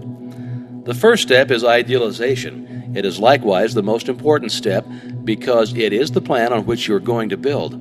It must be solid. It must be permanent. The architect, when he plans a 30-story building, has every line and detail pictured in advance. The engineer, when he spans a chasm, first ascertains the strength requirements of 1,000,000 separate parts. They see the end before a single step is taken. So you are to picture in your mind what you want. You are sowing the seed, but before sowing any seed, you want to know what the harvest is to be. This is idealization. If you're not sure, return to the chair daily until the picture becomes plain. It will gradually unfold. First, the general plan will be dim, but it will take shape. The outline will take form, then the details, and you will gradually develop the power by which you will be enabled to formulate plans which will eventually materialize in the objective world. You will come to know what the future holds for you. Then comes the process of visualization. You must see the picture more and more complete, see the detail, and as the details begin to unfold, the ways and means for bringing it into manifestation will develop. One thing will lead to another. Thought will lead to action. Action will develop methods. Methods will develop friends, and friends will bring about circumstances, and finally the third step, or materialization, will have been accomplished. We all recognize the universe must have been thought into shape before it could ever have become a material fact, and if we're willing to follow along the lines of the great architect of the universe, we shall find our thoughts taking form just as the universe took concrete form. It's the same mind operating through the individual. There is no difference in kind or quality. The only difference is one of degree. The architect visualizes his buildings. He sees it as he wishes it to be. His thought becomes a plastic mold from which the building will eventually emerge, a high one or a low one, a beautiful one or a plain one. His vision takes form on paper, and eventually the necessary material is utilized and the building stands complete. The inventor visualizes his idea in exactly the same manner. For instance, Nikola Tesla, he with the giant intellect, one of the greatest inventors of all ages, the man who has brought forth the most amazing realities, always visualizes his inventions before attempting to work them out. He did not rush to embody them in form and then spend his time in correcting defects. Having first built up the idea in his imagination, he held it there as a mental picture, to be reconstructed and improved by his thought. In this way, he writes in The Electrical Experimenter, I am enabled to rapidly develop and perfect a conception without touching anything. When I have gone so far as to embody in the invention every possible improvement I can think of and see no fault anywhere, I put it into concrete, the product of my brain. Invariably, my device works, and as I conceived it should. In 20 years, there's not been a single exception. Now, if you can consciously follow these directions, you'll develop faith, the kind of faith that is the substance of things hoped for, the evidence of things not seen. You will develop confidence, the kind of confidence that leads you to endurance and courage. You'll develop the power of concentration, which will enable you to exclude all thoughts except for the ones which are associated with your purpose. The law is that thought will manifest in form, and only one who knows how to be the divine thinker of his own thoughts can ever take a master's place and speak with authority. Clearness and accuracy are obtained only by repeatedly having the image in mind. Each repeated action renders the image more clear and accurate than the preceding, and in proportion to the clearness and accuracy of the image, it will outline toward manifestation. You must build it firmly and securely in your mental world, the world within, before it can take form in the world without, and you can build nothing of value, even in the mental world, unless you have the proper material. When you have the material, you can build anything you wish, but make sure of your material. You cannot make broadcloth from shoddy. This material will be brought out by millions of silent mental workers and fashioned into the form of the image which you have in mind. Now think of it. You have over 5 million of these mental workers ready and in active use. They're called brain cells. Besides this, there's another reserve force of at least an equal number, ready to be called into action at the slightest need. Your power to think, then, is almost unlimited, and this means that your power to create the kind of material which is necessary to build for yourself any kind of environment which you desire is practically unlimited.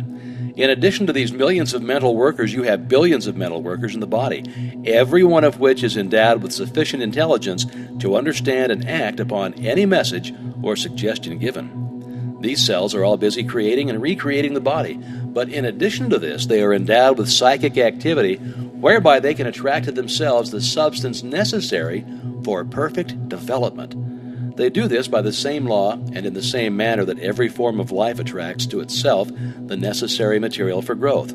The oak, the rose, the lily, they all require certain material for their most perfect expression, and they secure it by silent demand. The law of attraction, the most certain way for you to secure what you require for your most complete development. Make the mental image, make it clear, distinct, perfect. Hold it firmly. The ways and means will develop. Supply will follow. The demand you will be led to do the right thing at the right time and in the right way. Earnest desire will bring about confident expectation, and this in turn must be reinforced by firm demand. These three cannot fail to bring about attainment because the earnest desire is the feeling, the confident expectation is the thought, and the firm demand is the will. And as we've seen, feeling gives vitality to thought, and the will holds it steadily until the law of growth brings it into manifestation. Is it not wonderful that man has such tremendous power within himself, such transcendental faculties concerning which he had no conception? Is it not strange that we have always been taught to look for strength and power without? We've been taught to look everywhere but within, and whenever this power manifested in our lives, we were told that it was something supernatural. There are many who have come to an understanding of this wonderful power, and who make more serious and conscientious efforts to realize health, power, and other conditions, and they seem to fail. They don't seem to be able to bring the law into operation. The difficulty in nearly every case is that they're dealing with externals. They want money, power, health, and abundance, but they fail to realize that these are the effects and can come only when the cause is found. Those who will give no attention to the world without will seek only to ascertain the truth.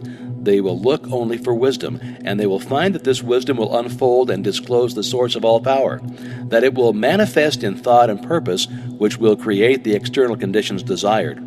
This truth will find expression in noble purpose and courageous action. Create ideals only. Give no thought to the external conditions. Make the world within beautiful and opulent, and the world without will express and manifest the condition which you have within. You will come into a realization of your power to create ideals, and these ideals will be projected into the world of effect. For instance, a man is in debt. He will continually be thinking about the debt, concentrating on it, and his thoughts are causes. The result is that he not only fastens the debt closer to him, but he actually creates more debt. He's putting the great law of attraction into operation with the usual and inevitable result. Loss leads to greater loss. So what then is the correct principle? Concentrate on the things you want, not on the things you don't want. Think of abundance. Idealize the methods and plans for putting the law of abundance into operation. Visualize the condition which the law of abundance creates. This will result in manifestation. If the law operates perfectly to bring about poverty, lack, and every form of limitation for those who are continually entertaining thoughts of lack and fear, it will operate with the same certainty to bring about conditions of abundance and opulence for those who entertain thoughts of courage and of power. This is a difficult problem for many. We are too anxious. We manifest anxiety, fear, and distress. We want to do something. We want to help. We are like a child who has just planted a seed and every 15 minutes goes and stirs up the earth to see if it's growing. Of course, under such circumstances, the seed will never germinate. Yet this is exactly what many of us do in the mental world. So we must plant the seed and leave it undisturbed.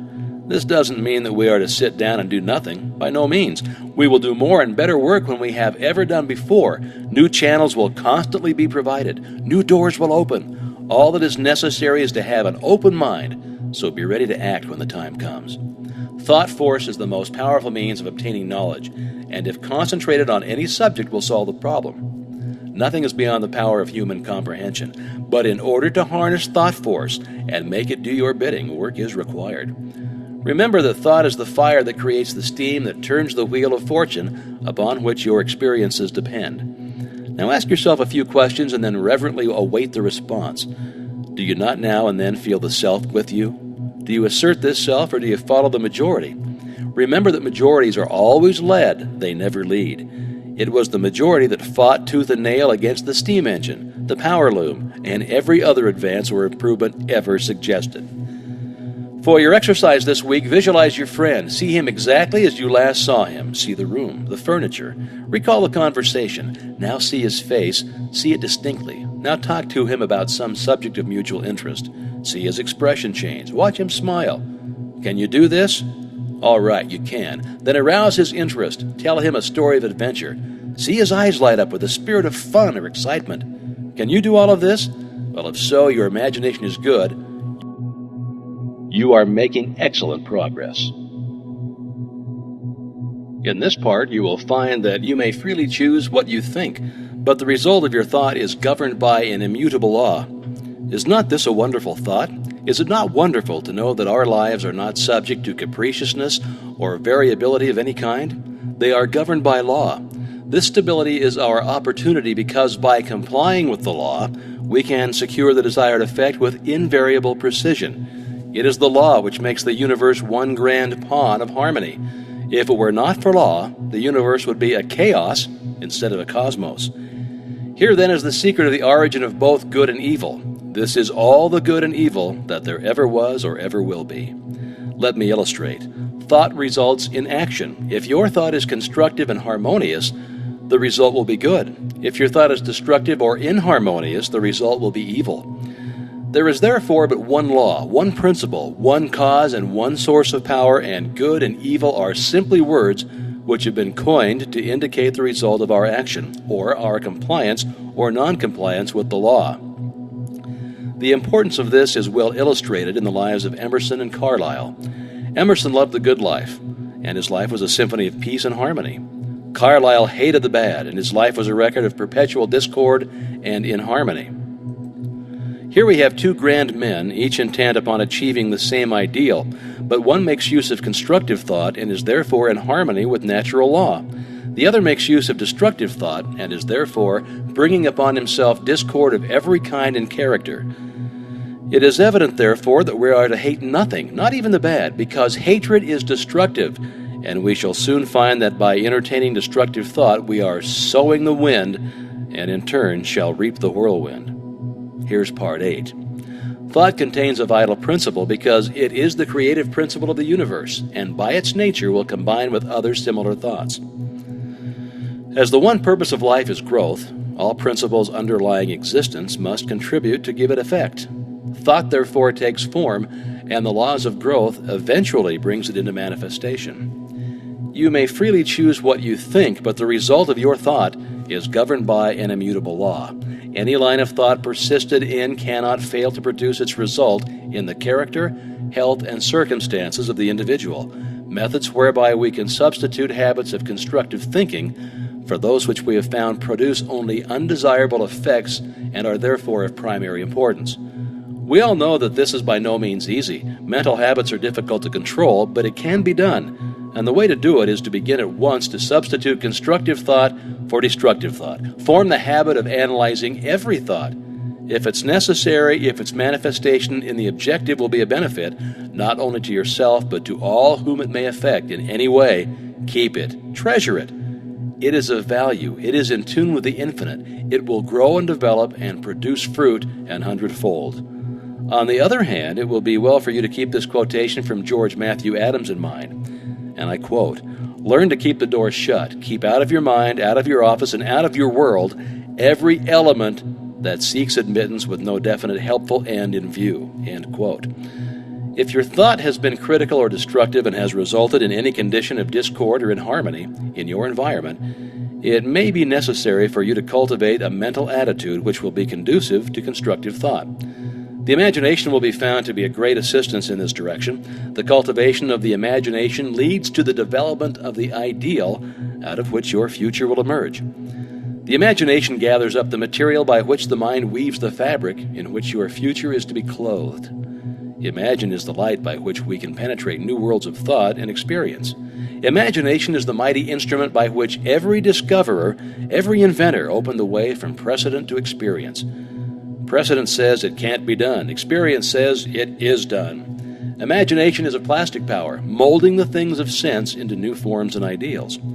Imagination is the constructive form of thought, which must precede every constructive form of action. A builder cannot build a structure of any kind until he has first received the plans from the architect, and the architect has to get them from his imagination.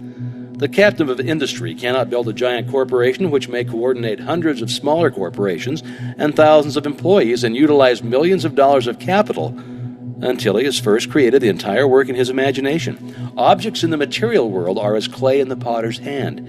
It is in the mastermind that the real things are created, and it is by the use of the imagination that the work is done.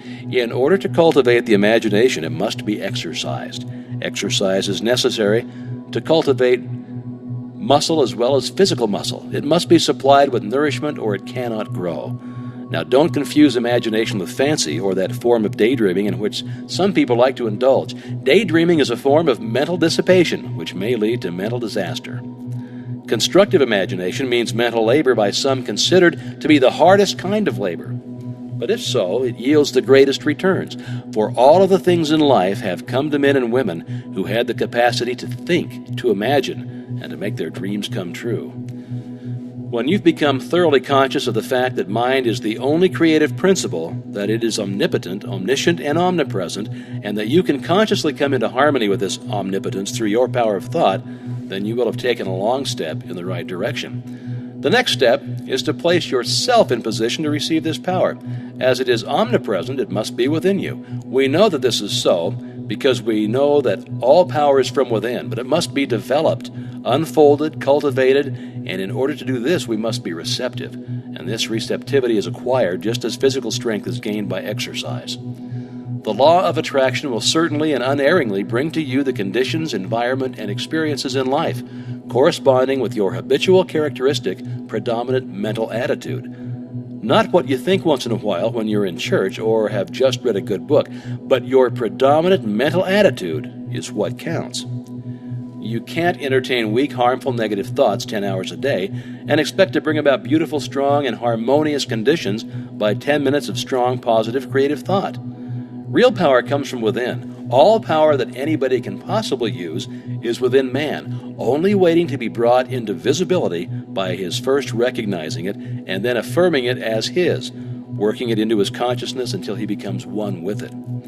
Now, people say they desire abundant life, and so they do, but so many interpret this to mean that if they will exercise their muscles or breathe scientifically, eat certain foods in certain ways, drink so many glasses of water every day of just a certain temperature, keep out of drafts, they will attain the abundant life they seek. Now, the result of such methods is but indifferent. However, when a man awakens to the truth and affirms his oneness with all life, he finds that he takes on the clear eye, the elastic step, the vigor of youth. He finds that he has discovered the source of all power. All mistakes are but the mistakes of ignorance. Knowledge gaining and consequent power is what determines growth and evolution. The recognition and demonstration of knowledge is what constitutes power, and this power is spiritual power, and this spiritual power is the power which lies at the heart of all things. It is the soul of the universe. This knowledge is the result of man's ability to think. Thought is therefore the germ of man's conscious evolution. When man ceases to advance in his thoughts and ideals, his forces immediately begin to disintegrate, and his countenance gradually registers these changing conditions. Successful men make it their business to hold ideals of the conditions which they wish to realize. They constantly hold in mind the next step necessary to the ideal for which they are striving. Thoughts are the materials with which they build, and the imagination is their mental workshop. Mind is the ever-moving force with which they secure the persons and circumstances necessary to build their success structure, and imagination is the matrix in which all great things are fashioned. If you've been faithful to your ideal, you will hear the call when circumstances are ready to materialize your plans, and results will correspond in the exact ratio of the fidelity to your ideal. The ideal steadily held is what predetermines and attracts the necessary conditions for its fulfillment. It is thus that you may weave a garment of spirit and power into the web of your entire existence. It is thus that you may lead a charmed life and be forever protected from all harm. It is thus that you may become a positive force, whereby conditions of opulence and harmony may be attracted to you. This is the leaven which is gradually permeating the general consciousness and is largely responsible for the conditions of unrest which are everywhere evident. In the last part, you created a mental image. You brought it from the invisible into the visible. This week, I want you to take an object and follow it back to its origination. See of what it really consists. If you do this, you will develop imagination, insight, perception, and sagacity. These come not by the superficial observation of the multitude, but by a keen, analytical observation which sees below the surface.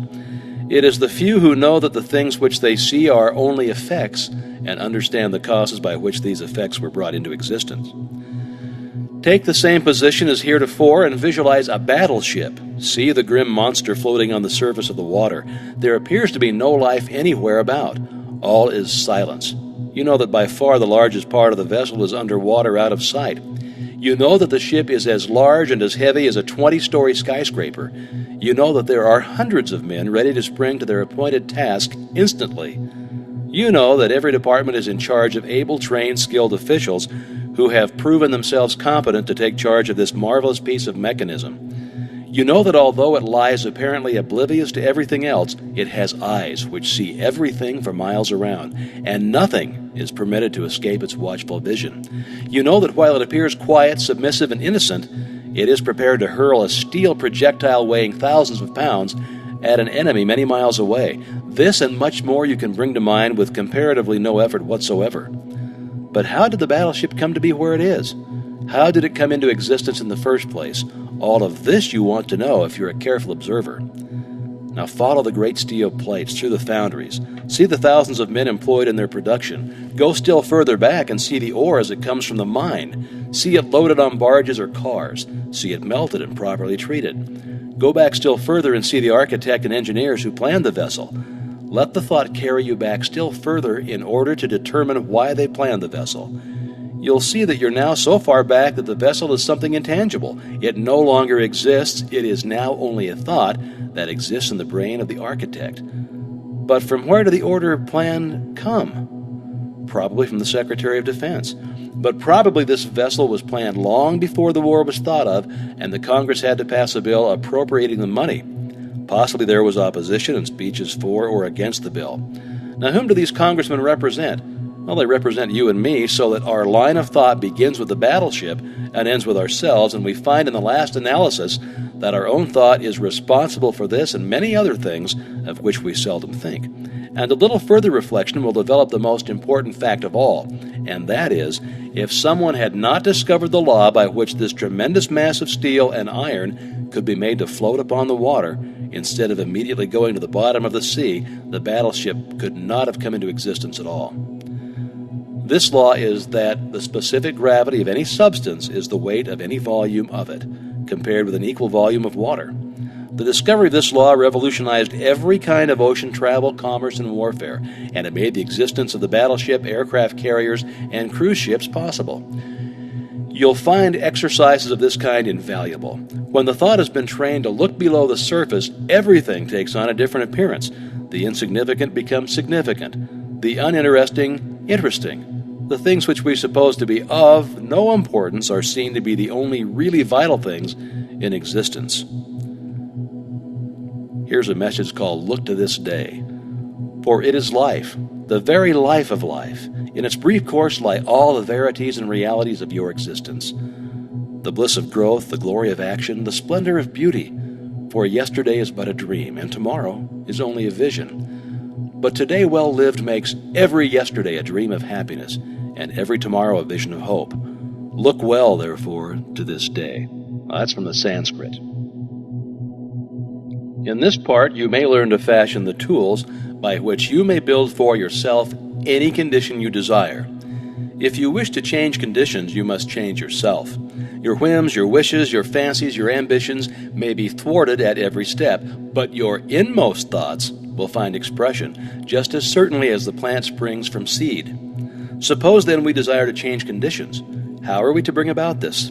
The reply is simple: by the law of growth. Cause and effect are as absolute and undeviating in the hidden realm of thought as in the world of material things. Hold in mind the condition desired. Affirm it as an already existing fact. This indicates the value of a powerful affirmation. By constant repetition, it becomes a part of ourselves. We are actually changing ourselves. We're making ourselves what we want to be. Character is not a thing of chance, but it is the result of continued effort. If you are timid, vacillating, self-conscious, or if you are over-anxious or harassed by thoughts of fear or impending danger, remember that it is axiomatic that the two things cannot exist in the same place at the same time. Exactly the same thing is true in the mental and spiritual world, so that your remedy is plainly to substitute thoughts of courage, power, and self-reliance, as well as confidence, for those of fear, lack, and limitation. The easiest and most natural way to do this is to select an affirmation which seems to fit your particular case.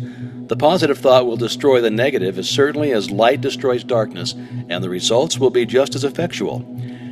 Act is the blossom of thought, and conditions are the result of action, so that you constantly have in your possession the tools by which you will certainly and inevitably make or unmake yourself, and joy or suffering will be the reward. Part 9. There are only 3 things which can possibly be desired in the world without, and each of them can be found in the world within. The secret of finding them is simply to apply the proper mechanism of attachment to the omnipotent power to which each individual has access. The 3 things which all mankind desires and which are necessary for his highest expression and complete development are health, wealth, and love. All will admit that health is absolutely essential, so no one can be happy if the physical body is in pain. All will not so readily admit that wealth is necessary, but all must admit that a sufficient supply at least is necessary, and what would be considered sufficient for one would be considered absolute and painful lack for another. And as nature provides, not only enough but abundantly, wastefully, lavishly, we realize that any lack or limitation is only the limitation. All will probably admit that love is the 3rd, or maybe some will say the 1st, essential, necessary to the happiness of mankind. At any rate, those who possess all 3, health, wealth, and love, find nothing else which can be added to their cup of happiness. We have found that the universal substance is all health, all substance, and all love, and that the mechanism of attachment whereby we can consciously connect with this infinite supply is in our method of thinking. To think correctly is therefore to enter into the secret place of the Most High. Well, what shall we think? If we know this, we shall have found the proper mechanism of attachment which will relate to us. Whatsoever things we desire, This mechanism may seem very simple when I give it to you, but read on. You will find that it is in reality the master key, the Aladdin's lamp, if you please. You'll find that it's the foundation, the imperative condition, the absolute law of well-doing, which means well-being. To think correctly and accurately, we must know the truth. The truth, then, is the underlying principle in every business or social relation. It's a condition precedent to every right action. To know the truth, to be sure, to be confident, affords a satisfaction beside which no other is at all comparable. It is only the solid ground in a world of doubt, conflict, and danger. To know the truth is to be in harmony with the infinite and omnipotent power. To know the truth is, therefore, to connect yourself with a power which is irresistible and which will sweep away every kind of discord, inharmony, doubt, or error of any kind, because the truth is mighty and it will prevail. The humblest intellect can readily foretell the result of any action when he knows that it is based on truth.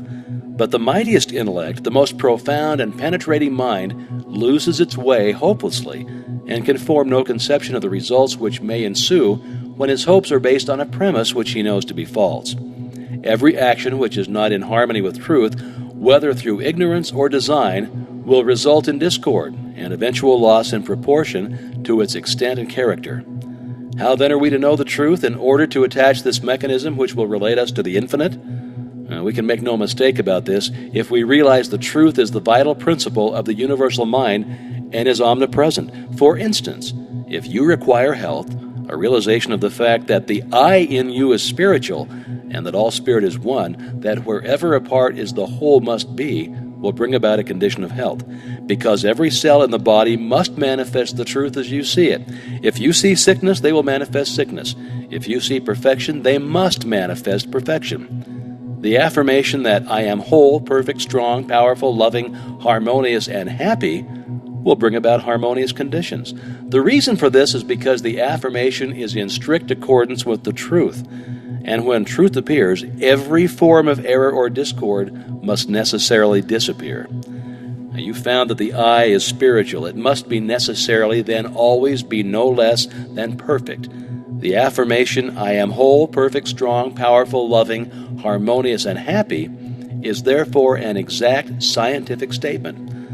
Thought is a spiritual activity, and spirit is creative. Therefore, the result of holding this thought in mind must necessarily bring about conditions in harmony with the thought.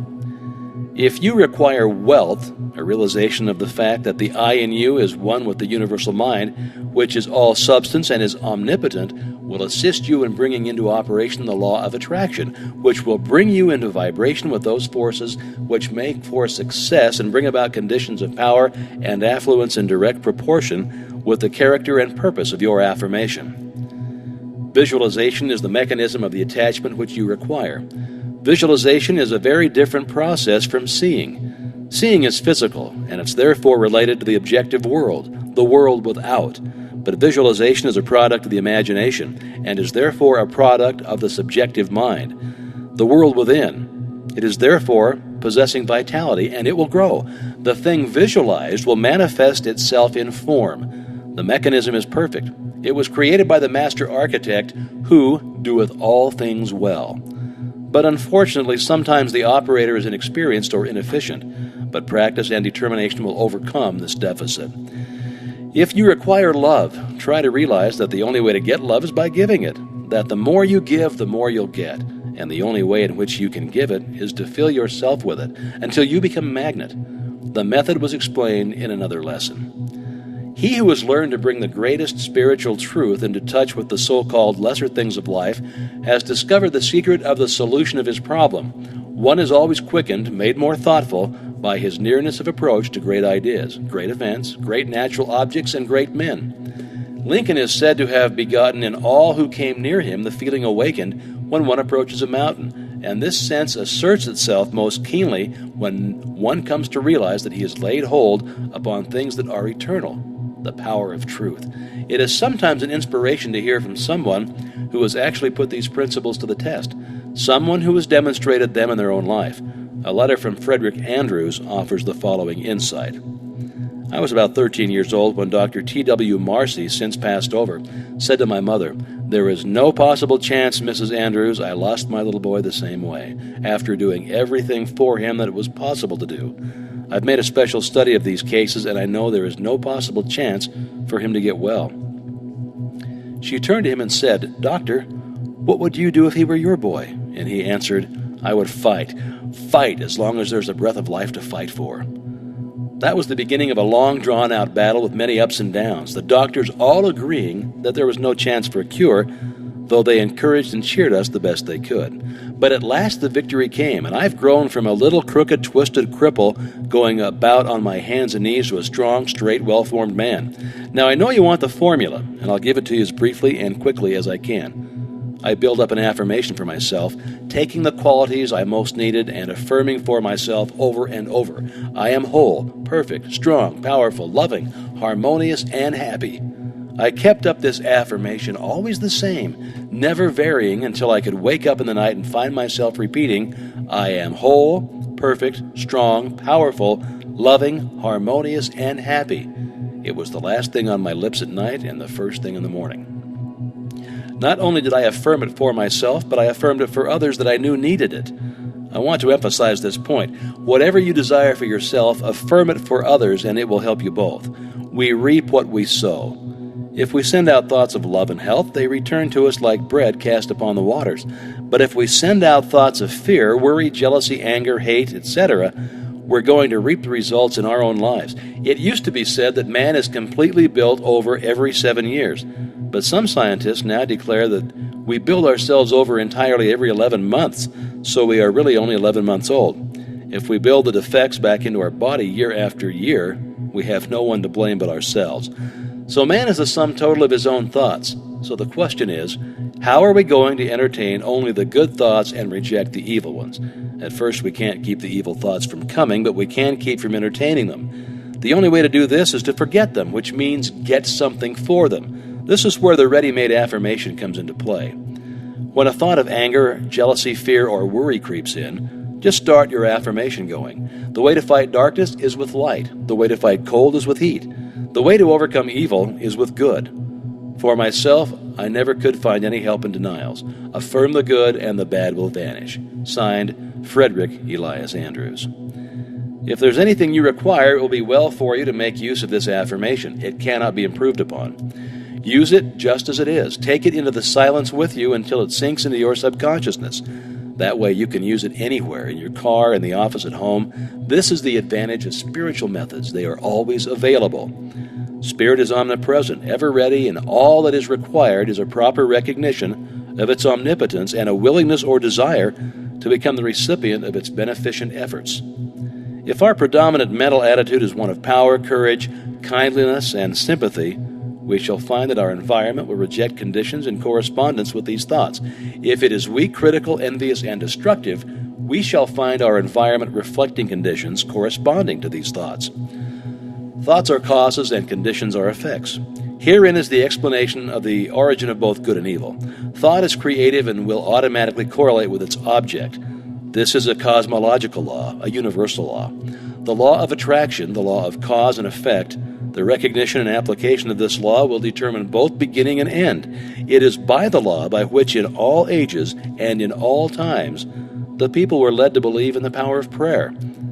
As thy faith is, so be it unto thee. It's simply another shorter and better way of stating it. So this week, visualize a plant. Take a flower, the one you most admire. Bring it from the unseen into the seen. Plant the tiny seed, water it, care for it. Place it where it will get the direct rays of the morning sun. See the seed burst. It is now a living thing, something which is alive and beginning to search for the means of substance. See the roots penetrating the earth. Watch them shoot out in all directions. And remember that they are living cells, dividing and subdividing, and that they will soon number millions, that each cell is intelligent, that it knows what it wants and knows how to get it. See the stem shoot forward and upward. Watch it burst through the surface of the earth. See it divide and form branches.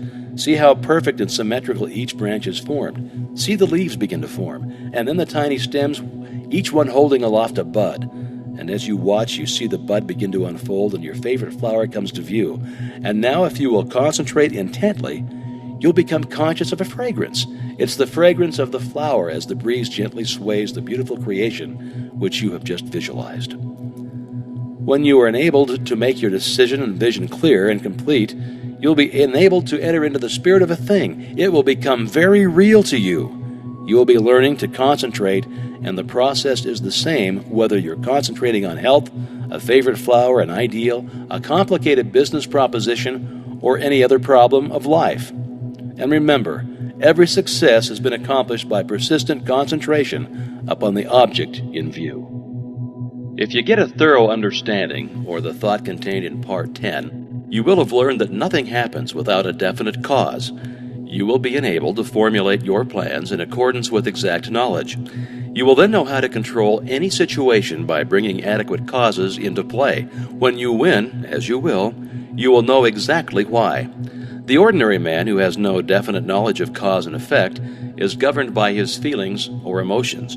He thinks chiefly to justify his action. If he fails as a businessman, he says that luck is against him. If he dislikes music, he says that music is an expensive luxury.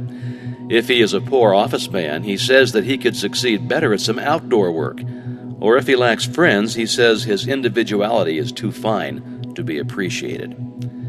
He never thinks his problem through to the end. In short, he does not know that every effect is the result of a certain definite cause, but he seeks to console himself with explanations and excuses. He thinks only in self-defense. On the contrary, the man who understands that there is no effect without an adequate cause thinks impersonally. He gets down to bedrock facts regardless of consequences. He is free to follow the trail of truth wherever it may lead. He sees the issue clear to the end, and he meets the requirements fully and fairly, and the result is that the world gives him all that it has to give in friendship, honor, love, and approval. Part 10. Abundance is a natural law of the universe. The evidence of this law is conclusive. We see it on every hand. Everywhere nature is lavish, wasteful, extravagant. Nowhere is economy observed in any created thing. Profusion is manifested in everything. The millions and millions of trees and flowers and plants and animals and the vast scheme of reproduction, where the process of creating and recreating is forever going on, all indicates the lavishness with which nature has made provision for man. That there is an abundance for everyone is evident, but that many fail to participate in this abundance is also evident. They've not yet come into a realization of the universality of all substance, and that mind is the active principle whereby we are related to the things we desire. All wealth is the offspring of power. Possessions are of value only as they confer power. Events are significant only as they affect power. All things represent certain forms and degrees of power. Knowledge of cause and effect, as shown by the laws governing electricity, chemical affinity, and gravitation, enables man to plan courageously and execute fearlessly.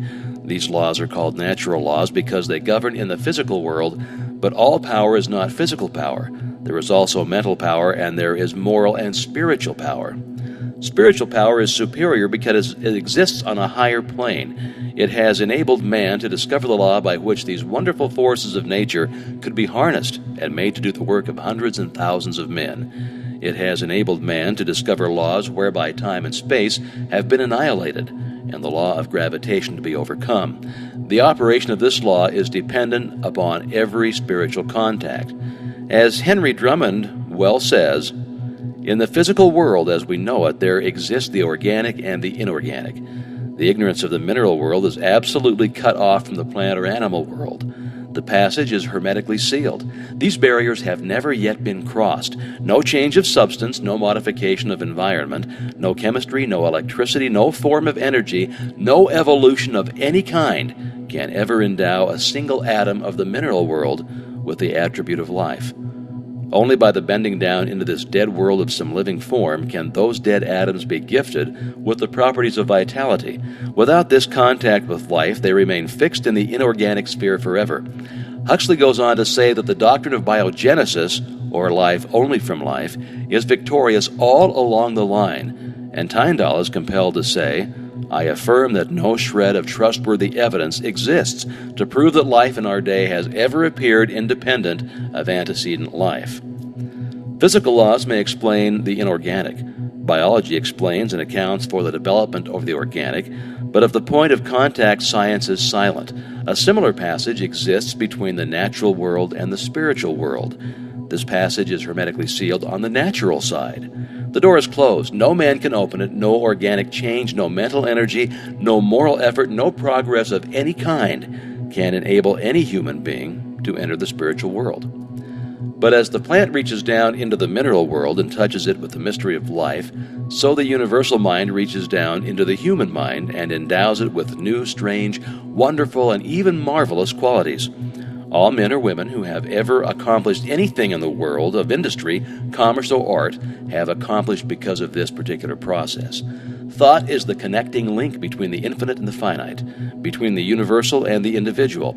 We have seen that there is an impassable barrier between the organic and the inorganic, and that the only way that matter can unfold is to be impregnated with life. As a seed reaches down into the mineral world and begins to unfold and reach out, the dead matter begins to live. 1,000 invisible fingers begin to weave a suitable environment for the new arrival. And as the law of growth begins to take effect, we see the process continue until the lily finally appears. And even Solomon, in all of his glory, was not arrayed like one of these. Even so, a thought is dropped into the invisible substance of the universal mind, that substance from which all things are created. And as it takes root, the law of growth begins to take effect, and we find that conditions and environment. The law is that thought is an active, vital form of dynamic energy, which has the power to correlate with its object and bring it out of the invisible substance from which all things are created into the visible or objective world. This is the law by which and through which all things come into manifestation. It is the master key by which you are admitted into the secret place of the Most High and are given dominion over all things. With an understanding of this law, you may decree a thing, and it shall be established unto thee. It could not be otherwise if the soul of the universe, as we know it, is the universal spirit.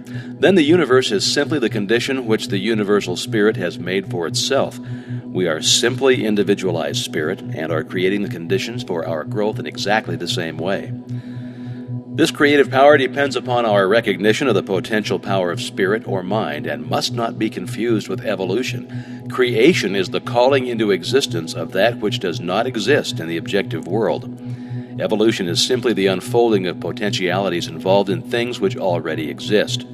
In taking advantage of the wonderful possibilities opened up to us through the operation of this law, we must remember that we ourselves contribute nothing to its efficacy, as the great teacher said, "It is not I that doeth the works, but the Father that dwelleth in me. He doeth the work." We must take exactly the same position that we can do nothing to assist in the manifestation. We simply comply with the law, and the all-originating mind will bring about the results. The great error of the present day is the idea that man has to originate the intelligence whereby the infinite can proceed to bring about a specific purpose or result. Nothing of this kind is necessary. The universal mind can be depended upon to find the ways and the means for bringing about any necessary manifestation. We must, however, create the ideal, and this ideal should be perfect.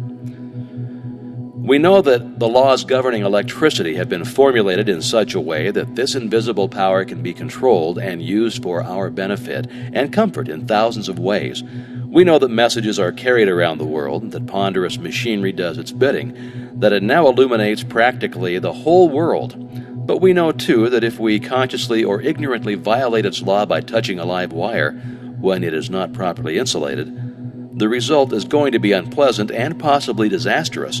A lack of understanding of the laws governing in the invisible world has the same result, and many are suffering the consequences all of the time. It's been explained that the law of causation depends upon polarity. A circuit must be formed. Now, this circuit cannot be formed unless we operate in harmony with the law. How shall we operate in harmony with the law unless we know what the law is? How shall we know what the law is? It's simple, by study and by observation.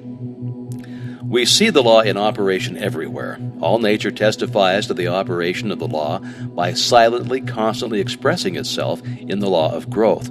Where there is growth, there must be life. Where there is life, there must be harmony, so that everything that has life is constantly attracting to itself the conditions and the supply which is necessary for its most complete expression. If your thought is in harmony with the creative principle of nature, it is in tune with the infinite mind, and it will form the circuit. It will not return you to void, but it is possible for you to think thoughts that are not in tune with the infinite, and when there is no polarity, the circuit is not formed. What then is the result? What is the result when a dynamo is generating electricity? The circuit is cut off and there is no outlet. The dynamo stops. It's exactly the same with you. If you entertain thoughts which are not in accordance with the infinite, and cannot therefore be polarized, there is no circuit. You are isolated. The thoughts cling to you, harass you, worry you, and finally bring about disease and possibly death. The physician may not diagnose the case exactly in this way. He may give it some fancy name, which has been manufactured for the various ills which are the result of wrong thinking. But nevertheless, the cause is just the same. Constructive thought must necessarily be creative, but creative thought must be harmonious, and this eliminates all destructive or competitive thought. Wisdom, strength, courage, and all harmonious conditions are the result of power, and we have seen that all power is from within. Likewise, every lack, limitation, or adverse circumstance is the result of weakness, and weakness is simply absence of power. It comes from nowhere. It is nothing. The remedy, then, is simply to develop power, and this is accomplished in exactly the same manner that all power is developed, by exercise. This exercise consists in making an application of your knowledge. Knowledge will not apply itself. You must make the application. Abundance will not come to you out of the sky, neither will it drop into your lap, but a conscious realization of the law of attraction and the intention to bring it into operation for a certain, definite, and specific purpose, and the will to carry out this purpose will bring about the materialization of your desires by a natural law of transference. If you're in business, it will increase and develop along regular channels. Possibly new or unusual channels of distribution are going to be opened, and when the law becomes fully operative, you will find that the things you seek are seeking you. This week, select a blank space on the wall or any other convenient spot from where you usually sit. Mentally draw a black horizontal line about 6 inches long and try to see the line as plainly as though it were painted on the wall. Now mentally draw 2 vertical lines connecting with this horizontal line at either end. Now draw another horizontal line connecting with the 2 vertical lines. Now you have a square. Try to see the square perfectly. When you can do so, draw a circle within the square. Now place a point in the center of the circle. Now draw the point toward you about 10 inches. Now you have a cone on a square base. You will remember that your work was all in black. Change it to white, to red, to yellow. If you can do this, you're making excellent progress, and you'll soon be enabled to concentrate on any problem you may have in mind. When any object or purpose is clearly held in thought, its precipitation, intangible and visible form, is merely a question of time. Remember this, the vision always precedes and itself determines the realization. Your life is governed by law, by actual, immutable principles that never vary. Law is in operation at all times in all places. Fixed laws underlie all human actions. For this reason, men who control giant industries are enabled to determine with absolute precision just what percentage of every 100,000 people will respond to any given set of conditions.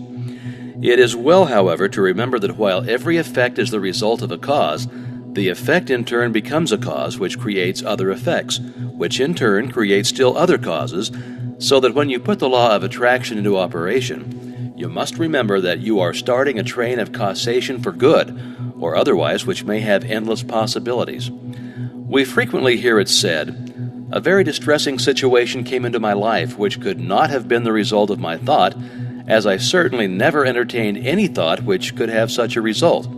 We fail to remember that like attracts like in the mental world, and that the thought which we entertain brings to us certain friendships, companionships of a particular kind, and these in turn bring about conditions and environment, which in turn are responsible for the conditions of which we complain. Here is part 11. Inductive reasoning is the process of the objective mind by which we compare a number of separate instances with one another until we see the common factor that gives rise to them all. Induction proceeds by a comparison of facts. It is this method of studying nature which has resulted in the discovery of a reign of law which has marked an epoch in human progress. It is the dividing line between superstition and intelligence. It has eliminated the elements of uncertainty and caprice from men's lives and substituted law, reason, and certitude. It is the watchman at the gate that we mentioned in a former lesson. When by virtue of this principle the world to which the senses were accustomed had been revolutionized, when the sun had been arrested in his course, the apparently flat earth had been shaped into a ball and set whirling around him, when the inert matter had been resolved into active elements, and the universe presented itself wherever we directed the telescope and microscope, full of force, motion, and life, we are constrained to ask by what possible means the delicate forms of organization in the midst of it are kept in order and repair. Like poles and like forces repel themselves or remain impenetrable to each other, and this cause seems in general sufficient to assign a proper place and distance to stars, men, and forces. As men of different virtues enter into partnerships, so do opposite poles attract each other. Elements that have no property in common, like acids and gases, cling to each other in preference, and a general exchange is kept up between the surplus and the demand. As the eye seeks and receives satisfaction from colors complementary to those which are given, so does need, want, and desire, in the largest sense, induce, guide, and determine action. It is our privilege to become conscious of the principle and act in accordance with it. Cuvier sees a tooth belonging to an extinct race of animals. This tooth wants a body for the performance of its function, and it defines the peculiar body it stands in need of with such precision that Cuvier is able to reconstruct the frame of this animal. Perturbations are also observed in the motion of Uranus. Leverrier needs another star at a certain place to keep the solar system in order, and Neptune appears in the place and hour appointed. The instinctive wants of the animal and the intellectual wants of Cuvier, the wants of nature and of the mind of Leverrier, were alike, and thus the results hear the thoughts of an existence. There is an existence. A well-defined lawful want, therefore, furnishes the reason for the more complex operations of nature. Having recorded correctly the answers furnished by nature and stretched our senses with the growing science over her surface, having joined hands with the levers that move the earth, we become conscious of such a close, varied, and deep contact with the world without, that our wants and purposes become no less identified with the harmonious operations of this vast organization than the life, liberty, and happiness of the citizen is identified with the existence of his government. As the interests of the individual are protected by the arms of the country, added to his own, and his needs may depend upon certain supply in the degree that they are felt more universally and steadily, in the same manner does conscious citizenship in the Republic of Nature secure us from the annoyances of subordinate agents by alliance with superior powers and by appeal to the fundamental laws of resistance or inducement offered to mechanical or chemical agents, distribute the labor to be performed between them and man to the best advantage of the inventor. If Plato could have witnessed the pictures executed by the sun with the assistance of the photographer, or 100 similar illustrations of what man does by induction, he would perhaps have been reminded of the intellectual midwifery of his master, and in his own mind might have arisen the vision of a land where all manual, mechanical labor and repetition is assigned to the power of nature, where our wants are satisfied by purely mental operations set in motion by the will, and where the supply is created by the demand. However distant that land may appear, induction has taught men to make strides toward it, and has surrounded him with benefits which are, at the same time, rewards for past fidelity and incentives for more assiduous devotion. It is also an aid in concentrating and strengthening our faculties for the remaining part, giving unerring solution for individual as well as universal problems by the mere operations of mind in the very purest form. Now here we find a method, the spirit of which is to believe that what is sought has been accomplished, in order to accomplish it, a method bequeathed upon us by the same Plato who, outside of this sphere, could never find how the ideas became realities. This conception is also elaborated by Swedenborg in his Doctrine of Correspondences, and still a greater teacher has said, "What things soever ye desire when ye pray, believe that ye will receive them, and ye shall have them." That's from Mark 11, verse 24. The difference of the tenses in this passage is remarkable. We are first to believe that our desire has already been fulfilled. Its accomplishment will then follow. This is a concise direction for making use of the creative power of thought by impressing on the universal subjective mind the particular thing which we desire as an already existing fact. We are thus thinking on the plane of the absolute and eliminating all consideration of conditions or limitations, and are planting a seed which, if left undisturbed, will finally germinate into external fruition. To review, inductive reasoning is the process of the objective mind by which we compare a number of separate instances with one another until we see the common factor that gives rise to them all. We see people in every civilized country on the globe securing results by some process which they do not seem to understand themselves and to which they usually attach more or less mystery. Our reason is given to us for the purpose of ascertaining the law by which these results are accomplished. The operation of this thought process is seen in those fortunate natures that possess everything that others must acquire by toil, who never have a struggle with conscience because they always act correctly and can never conduct themselves otherwise than with tact, learn everything easily, complete everything they begin with a happy knack, live in eternal harmony with themselves without ever reflecting much what they do or ever experiencing difficulty or toil. The fruit of this thought is, as it were, a gift of the gods, but a gift which few as yet realize, appreciate, or understand. The recognition of the marvelous power which is possessed by the mind under proper conditions, and the fact that this power can be utilized, directed, and made available for the solution of every human problem, is of transcendental importance. All truth is the same, whether stated in modern scientific terms or in the language of apostolic times. There are timid souls who fail to realize that the very completeness of truth requires various statement, that no one human formula will show every side of it. Changing emphasis, new language, novel interpretations, unfamiliar perspectives are not, as some people suppose, signs of departure from truth, but on the contrary, they are evidence that the truth is being apprehended in new relations to human needs and is becoming more generally understood. The truth be told to each generation and to every people in new and different terms, so that when the great teacher said, "Believe that ye receive, and ye shall receive," or when Paul said, "Faith is the substance of things hoped for, the evidence of things not seen," or when modern science tells us that the law of attraction is the law by which thought correlates with its object, each statement, when subjected to analysis, is found to contain exactly the same truth, the only difference being in the form of presentation. We're standing on the threshold of a new era. The time has arrived when man has learned the secrets of mastery, and the way is being prepared for a new social order more wonderful than anything ever heretofore dreamed of. The conflict of modern science with theology, the study of comparative religions, the tremendous power of new social movements, all of these are but clearing the way for the new order. They may have destroyed traditional forms which have become antiquated and impotent, but nothing of value has been lost. A new faith has been born, a faith which demands a new form of expression, and this faith is taking form in a deep consciousness of power which is being manifested in the present spiritual activity found on every hand. The spirit which sleeps in the mineral, breathes in the vegetable, moves in the animal, and reaches its highest development in man. That's the universal mind, and it behooves us to span the gulf between being and doing, theory and practice, by demonstrating our understanding of the dominion which we've been given. By far the greatest discovery of all the centuries is the power of thought.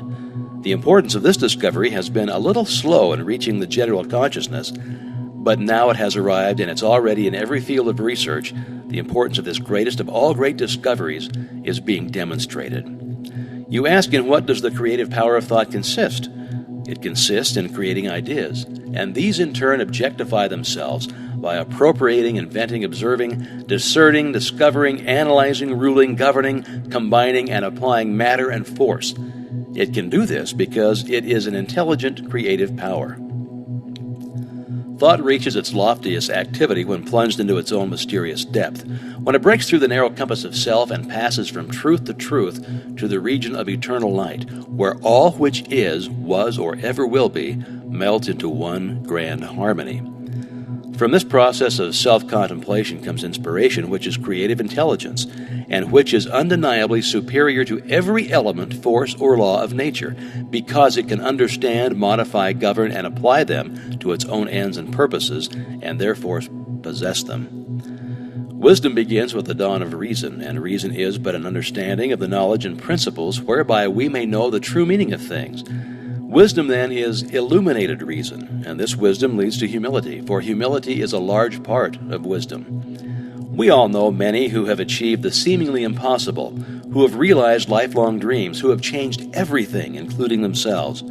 We have sometimes marveled at the demonstration of an apparently irresistible power, which seemed to be ever available just when it was most needed. But it is all clear now. All that is required is an understanding of certain definite fundamental principles and their proper application. For your exercise this week, concentrate on the quotation taken from the Bible. Whatsoever things ye desire, when ye pray, believe that ye receive them, and ye shall have them. Notice there is no limitation. Whatsoever things is very definite and implies that the only limitation which is placed upon us is our ability to think, to be equal to the occasion, to rise to the emergency, to remember that faith is not a shadow, but a substance, the substance of things hoped for, the evidence of things not seen. Death is but the natural process whereby all material forms are thrown into the crucible for reproduction in fresh diversity. Part 12 is enclosed herewith. In the fourth paragraph, you'll find the following statement. You must first have the knowledge of your power, second, the courage to dare, third, the faith to do. If you concentrate upon the thoughts given, if you give them your entire attention, you'll find a world of meaning in each sentence and will attract to yourself other thoughts in harmony with them, and you will soon grasp the full significance of the vital knowledge upon which you are concentrating. Knowledge does not apply itself. We as individuals must make the application, and the application consists in fertilizing the thought with a living purpose. The time and thought which most persons waste in aimless effort would accomplish wonders if properly directed with some special object in view. In order to do this, it is necessary to center your mental force upon a scientific thought and hold it there to the exclusion of all other thoughts. If you've ever looked through the viewfinder of a camera, you found that when the object was not in focus, the impression was indistinct and possibly blurred. But when the proper focus was obtained, the picture was clear and distinct. This illustrates the power of concentration. Unless you can concentrate upon the object which you have in view, you will have but a hazy, indifferent, vague, indistinct, and blurred outline of your ideal, and the results will be in accordance with your mental picture. So now, Part 12. There is no purpose in life that cannot be best accomplished through a scientific understanding of the creative power of thought. This power to think is common to all. Man is because he thinks. Man's power to think is infinite. Consequently, his creative power is unlimited. We know that thought is building for us the thing we think of and actually bringing it nearer. Yet we find it difficult to banish fear, anxiety, or discouragement, all of which are powerful thought forces and which continually send the things we desire further away, so that it's often one step forward and two steps back. The only way to keep from going backward is to keep going forward. Eternal vigilance is the price of success. There are 3 steps, and each one is absolutely essential. You must first have the knowledge of your power, second, the courage to dare, third, the faith to do. With this as a basis, you can construct an ideal business, an ideal home, ideal friends, and an ideal environment. You're not restricted as to material or cost. Thought is omnipotent and has the power to draw on the infinite bank of primary substance for all that it requires. Infinite resources are therefore at your command. But your ideal must be sharp, clear-cut, and definite. To have one ideal today, another tomorrow, and a third next week means to scatter your forces and accomplish nothing. Your result will be a meaningless and chaotic combination of wasted material. Unfortunately, this is the result which many are securing, and the cause itself is evident. If a sculptor started out with a piece of marble and a chisel and changed his ideal every 15 minutes, what result could he expect? And why should you expect any different result in molding the greatest and most plastic of all substances, the only real substance? The result of this indecision and negative thought is often found in the loss of material wealth. Supposed independence, which required many years of toil and effort, suddenly disappears. It is often found then that money and property are not independence at all. On the contrary, The only independence is found to be a practical working knowledge of the creative power of thought. This practical working method cannot come to you until you learn that the only real power which you can have is the power to adjust yourself to divine and unchangeable principles. You can't change the infinite, but you can come into an understanding of natural laws. The reward of this understanding is a conscious realization of your ability to adjust your thought faculties with the universal thought which is omnipresent. Your ability to cooperate with this omnipotence will indicate the degree of success with which you meet. The power of thought has many counterfeits which are more or less fascinating, but the results are harmful instead of helpful. Of course, worry, fear, and all negative thoughts produce a crop after their kind. Those who harbor thoughts of this kind must inevitably reap what they have sown. Again, there are the phenomena seekers who gormandize on the so-called proofs and demonstration obtained at materializing seances. They throw open their mental doors and soak themselves in the most poisonous currents which can be found in the psychic world. They don't seem to understand that it is the ability to become negative, receptive, and passive, and thus drain themselves of all their vital force, which enables them to bring about these vibratory thought forms. There are also the Hindu worshippers who see in the materializing phenomena which are performed by the so-called adepts a source of power, forgetting or never seeming to realize that as soon as the will is withdrawn, the forms wither, and the vibratory forces of which they are composed vanish. Telepathy or thought transference has received considerable attention, but as it requires a negative mental state on the part of the receiver, the practice can be harmful. A thought may be sent with the intention of hearing or seeing, but it will bring the penalty attached to the inversion of the principle involved. In many instances, hypnotism is positively dangerous to the subject as well as the operator. No one familiar with the laws governing in the mental world would think of attempting to dominate the will of another, for by so doing he will gradually, but surely, divest himself of his own power. All of these perversions have their temporary satisfaction, and for some a keen fascination.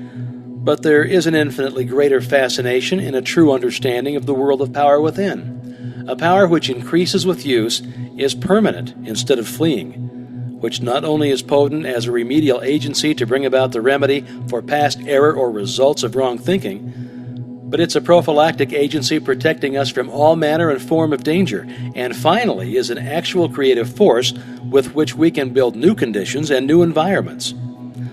The law is that thought will correlate with its object and bring forth in the material world the correspondence of the thing thought or produced in the mental world. We then discern the absolute necessity of seeing that every thought has the inherent germ of truth in order that the law of growth will bring into manifestation good, for good alone can confer any permanent power.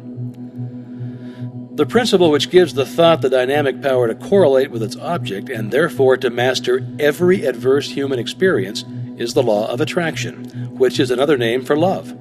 This is an eternal and fundamental principle, inherent in all things, in every system of philosophy, in every religion, and in every science.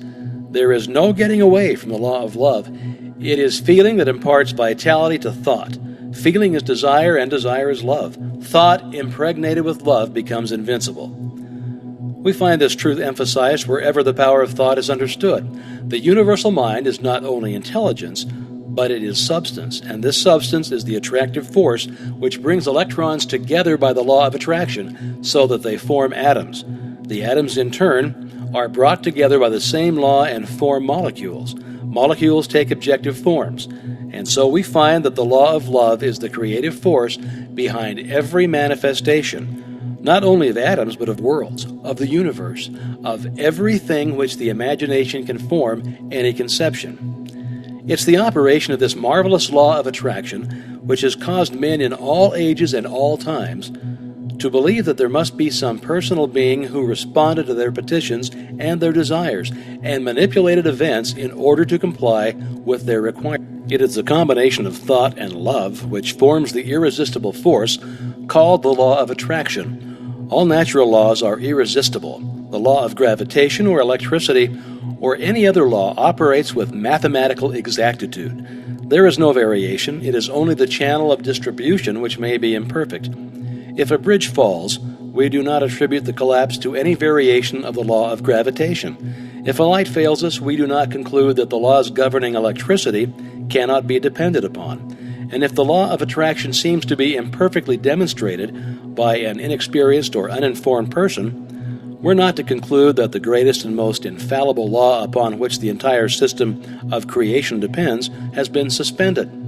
We should rather conclude that a little more understanding of the law is required, for the same reason that a correct solution of a difficult problem in mathematics is not always readily and easily obtained. Things are created in the mental or spiritual world before they appear in the outward act or event by the simple process of governing our thought forces today.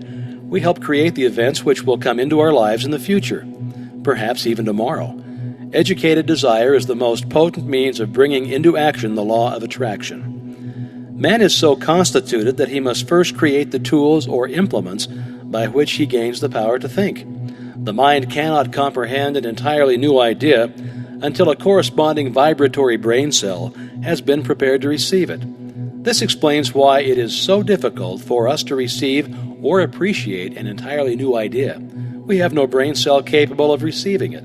We are therefore incredulous. We do not believe it. If, therefore, you've not been familiar with the omnipotence of the law of attraction and the scientific method by which it can be put into operation, or if you've not been familiar with the unlimited possibilities which it opens to those who are enabled to take advantage of the resources it offers, begin now and create the necessary brain cells which will enable you to comprehend the unlimited powers which may be yours by cooperating with natural law. This is done by concentration or attention. The intention governs the attention. Power comes through repose. It is by concentration that deep thoughts, wise speech, and all forces of high potentiality are accomplished. It is in the silence that you get into touch with the omnipotent power of the subconscious mind from which all power is evolved. He who desires wisdom, power, or permanent success of any kind will find it only within. It is an unfoldment. The unthinking may conclude that the silence is very simple and easily attained, but it should be remembered that only in absolute silence may one come into contact with divinity itself. We may learn of the unchangeable law and open for himself the channels by which persistent practice and concentration lead to perfection. This week, go to the same room, take the same chair, the same position as previously. Be sure to relax. Let go, both mentally and physically. Always do this. Never try to do any mental work under pressure. See that there are no tense muscles or nerves, that you are entirely comfortable. Now realize your unity with omnipotence. Get into touch with this power. Come into a deep and vital understanding, appreciation, and realization of the fact that your ability to think is your ability to act upon the universal mind and bring it into manifestation. Realize that it will meet any and every requirement, that you've exactly the same potential ability which any individual ever did have or ever will have, because each is but an expression or manifestation of the one. All are parts of the whole. There is no difference in kind or quality, the only difference being one of degree. Physical science is responsible for the marvelous age of invention in which we're now living. But spiritual science is now setting out on a career whose possibilities that no one can foretell.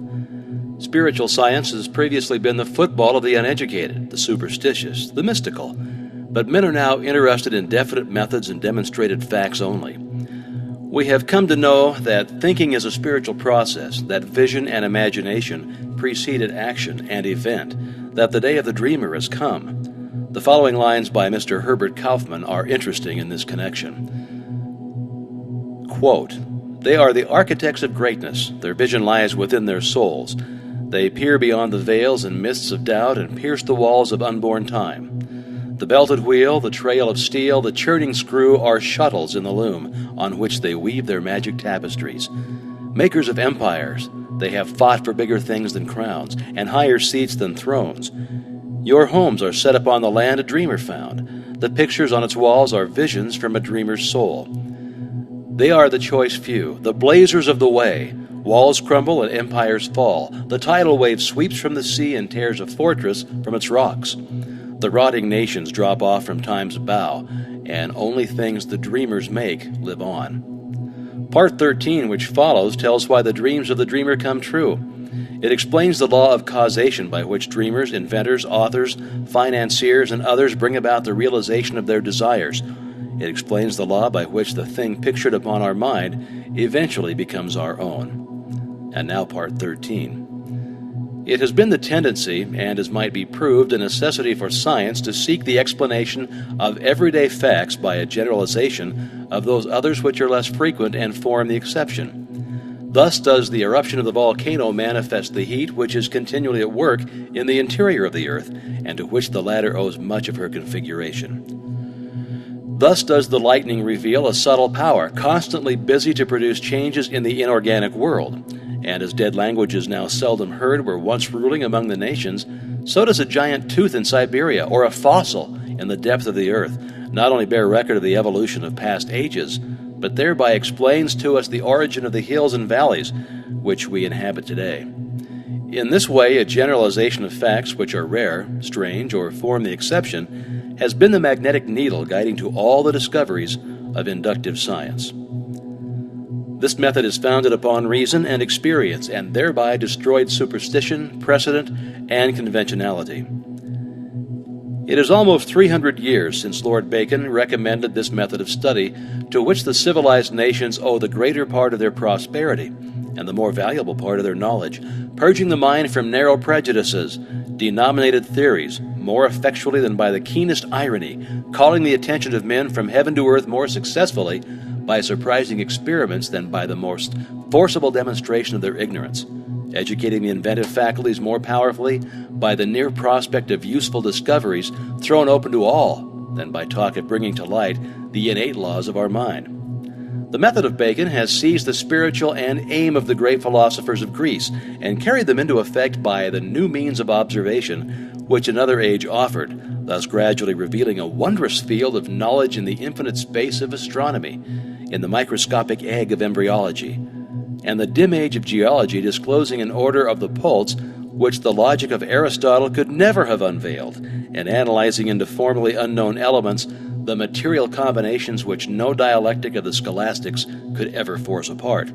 It has lengthened life, it has mitigated pain, it has extinguished diseases, it has increased the fertility of the soil, it has given new securities to the mariner, it has spanned great rivers with bridges of form unknown to our fathers, it has guided the thunderbolt from heaven to earth, it has lighted up night with the splendor of day, it has extended the range of human vision, it has multiplied the power of the human muscles, it has accelerated motion, it has annihilated distance, it has facilitated intercourse, correspondence, all friendly offices, all dispatch of business.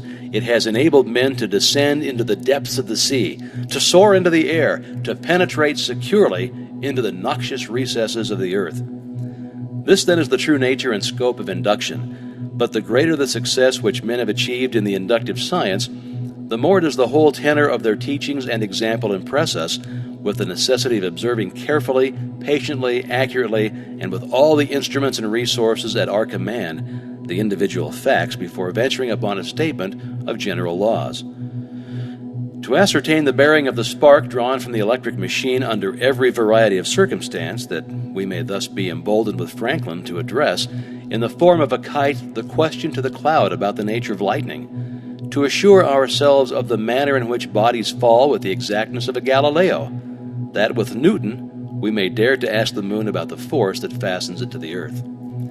In short, by the value we set upon truth, by our hope in a steady and universal progress, not to permit a tyrannical prejudice to neglect or mutilate unwelcome facts, but to rear the superstructure of science upon the broad and unchangeable basis of full attention paid to the most isolated as well as the most frequent phenomena. An ever-increasing material may be collected by observation, but the accumulated facts are of very different value for the explanation of nature, and as we esteem most highly those useful qualities of men which are of the rarest occurrence, so does natural philosophy sift the facts and attach a preeminent importance to that striking class, which cannot be accounted for by the usual and daily observation of life. If then we find that certain persons seem to possess unusual power, what are we to conclude? Well, first we may say it's not so, which is simply an acknowledgement of our lack of information, because every honest investigator admits that there are many strange and previously unaccountable phenomena constantly taking place. Those, however, who become acquainted with the creative power of thought will no longer consider them unaccountable. Second, we may say that they are the result of supernatural interference, but a scientific understanding of natural laws will convince us that there is nothing supernatural. Every phenomenon is the result of an accurate, definite cause, and the cause is an immutable law or principle which operates with invariable precision, whether the law is put into operation consciously or unconsciously. Third, we may say that we're on forbidden ground, that there are some things which we just should not know. Well, this objection was used against every advance in human knowledge. Every individual who ever advanced a new idea, whether a Columbus, a Darwin, a Galileo, a Fulton, or an Emerson, was subjected to ridicule or persecution, so that this objection should receive no serious consideration. But on the contrary, we should carefully consider every fact which is brought to our attention. By doing this, we will more readily ascertain the law upon which it is based. It will be found that the creative power of thought will explain every possible condition or experience, whether physical, mental, or spiritual. Thought will bring about conditions in correspondence with the predominant mental attitude. Therefore, if we fear disaster, as fear is a powerful form of thought, disaster will be the certain result of our thinking. It is this form of thought which frequently sweeps away the result of many years of toil and effort. If we think of some form of material wealth, we may secure it. By concentrated thought, the required conditions will be brought about, and the proper effort put forth, which will result in bringing about the circumstances necessary to realize our desires. But we often find that when we secure the things we thought we wanted, they don't have the effect we expected. That is, the satisfaction is only temporary, or possibly is the reverse of exactly what we expected. What then is the proper method of procedure? What are we to think in order to secure what we really desire? What you and I desire, what we all desire, what everyone is seeking, is happiness and harmony. If we can truly be happy, we shall have everything the world can give. If we're happy ourselves, we can make others happy. But we cannot be happy unless we have health, strength, congenial friends, pleasant environment, sufficient supply, not only to take care of our necessities, but to provide for those comforts and luxuries to which we are entitled. The old orthodox way of thinking was to be a worm, to be satisfied with our portion, whatever it is. But the modern idea is to know that we are entitled to the best of everything, that the Father and I are one, and that the Father is the universal mind, the Creator, the original substance from which all things proceed. Now, admitting that His is all true in theory, and it has been taught for 2,000 years, and is the essence of every system of philosophy or religion, how are we to make it practical in our lives? How are we to get the actual tangible results here and now? In the first place, we must put our knowledge into practice. Nothing can be accomplished in any other way. The athlete may read books and lessons on physical training all of his life, but unless he begins to give out strength by actual work, he will never receive any strength. He will eventually get exactly what he gives, but he will have to give it first. It's exactly the same with us. We will get exactly what we give, but we shall have to give it first. It will then return to us many-fold, and the giving is simply a mental process, because thoughts are causes and conditions are effects. Therefore, in giving thoughts of courage, inspiration, health, or help of any kind, we're setting causes in motion which will bring about their effect. Thought is a spiritual activity and is therefore creative, but make no mistake, thought will create nothing unless it is consciously, systematically, and constructively directed. And herein is the difference between idle thinking, which is simply a dissipation of effort, and constructive thinking, which means practically unlimited achievement. We found that everything we get comes to us by the law of attraction. A happy thought cannot exist in unhappy consciousness. Therefore, the consciousness must change, and as the consciousness changes, all conditions necessary to meet the changed consciousness must gradually change in order to meet the requirements of the new situation. In creating a mental image or an ideal, we are projecting thought into the universal substance from which all things are created. This universal substance is omnipresent, omnipotent, and omniscient. Are we to inform the omniscient as to the proper channel to be used to materialize our demand? Can the finite advise the infinite? This is the cause of failure, of every failure.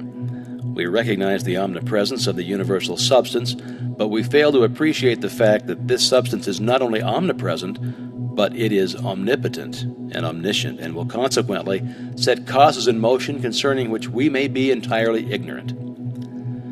We can best conserve our interests by recognizing the infinite power and infinite wisdom of the universal mind, and in this way become a channel whereby the infinite can bring about the realization of our desire. This means that recognition brings about realization. Therefore, for your exercise this week, make use of the principle, recognize the fact that you're a part of the whole, and that a part must be the same in kind and quality as the whole. The only difference there can possibly be is in degree. When this tremendous fact begins to permeate your consciousness, when you really come into a realization of the fact that you, not your body, but the ego, the I, the spirit which thinks, is an integral part of the great whole, that it is the same in substance and quality and kind, that the Creator could create nothing different from Himself, you'll also be able to say, the Father and I are one. And you will come into an understanding of the beauty, the grandeur, the transcendental opportunities which have been placed at your disposal. Increase in me that wisdom which discovers my truest interest. Strengthen my resolution to perform that which wisdom dictates. Benjamin Franklin. You have found from your study thus far that thought is a spiritual activity and is therefore endowed with creative power. This does not mean that some thought is creative, but that all thought is creative. This same principle can be brought into operation in a negative way through the process of denial.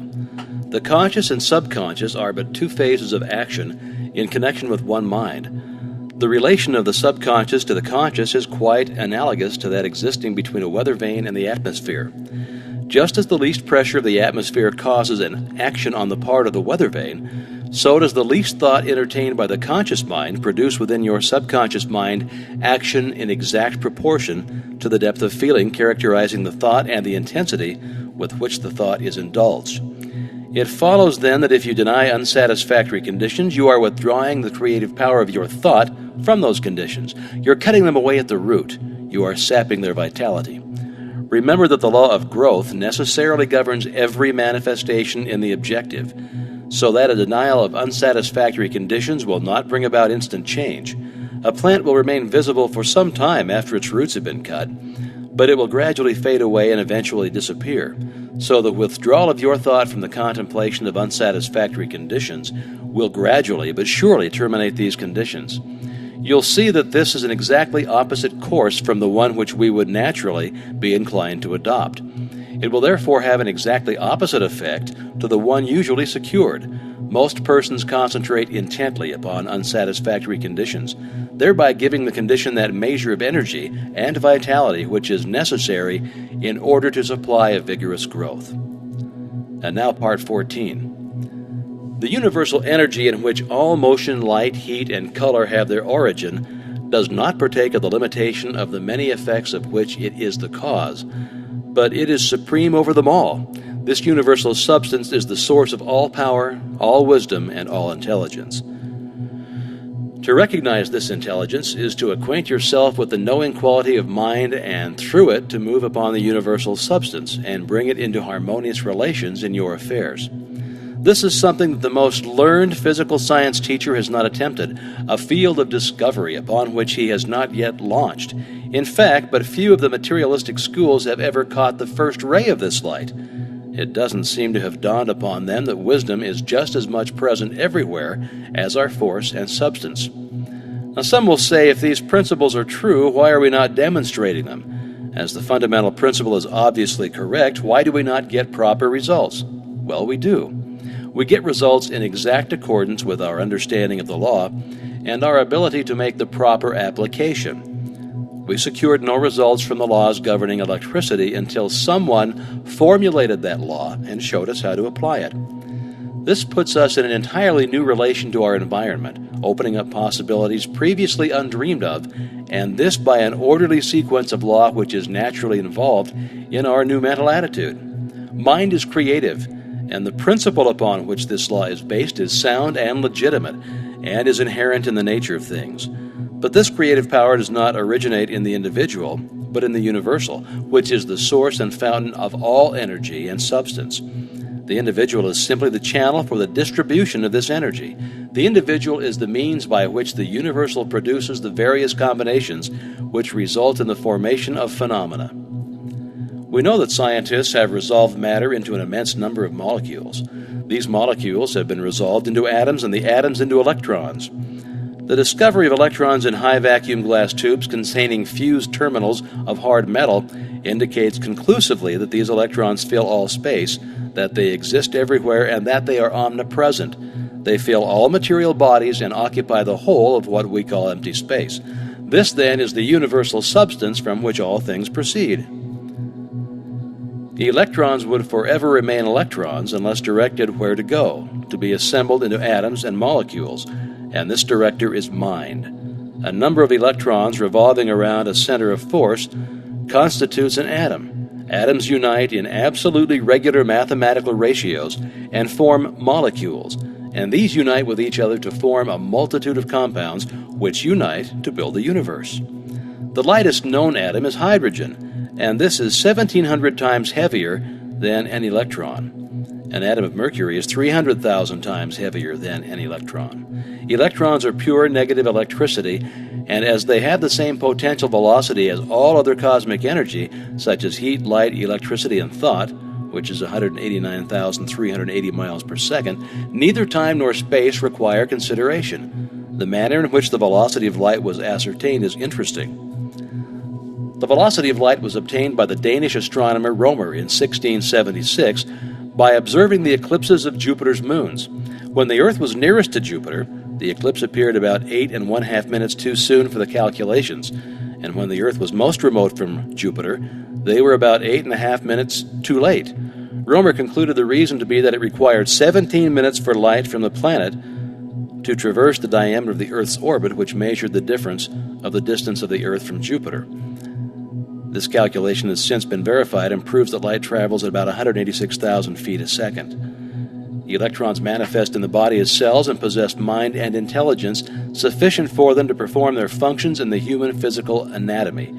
Every part of the body is composed of cells, some of which operate independently, others in communities. Some are busy building tissue, while others are engaged in forming the various secretions that are necessary for the body. Some act as carriers of material. Others are the surgeons whose work it is to repair damage.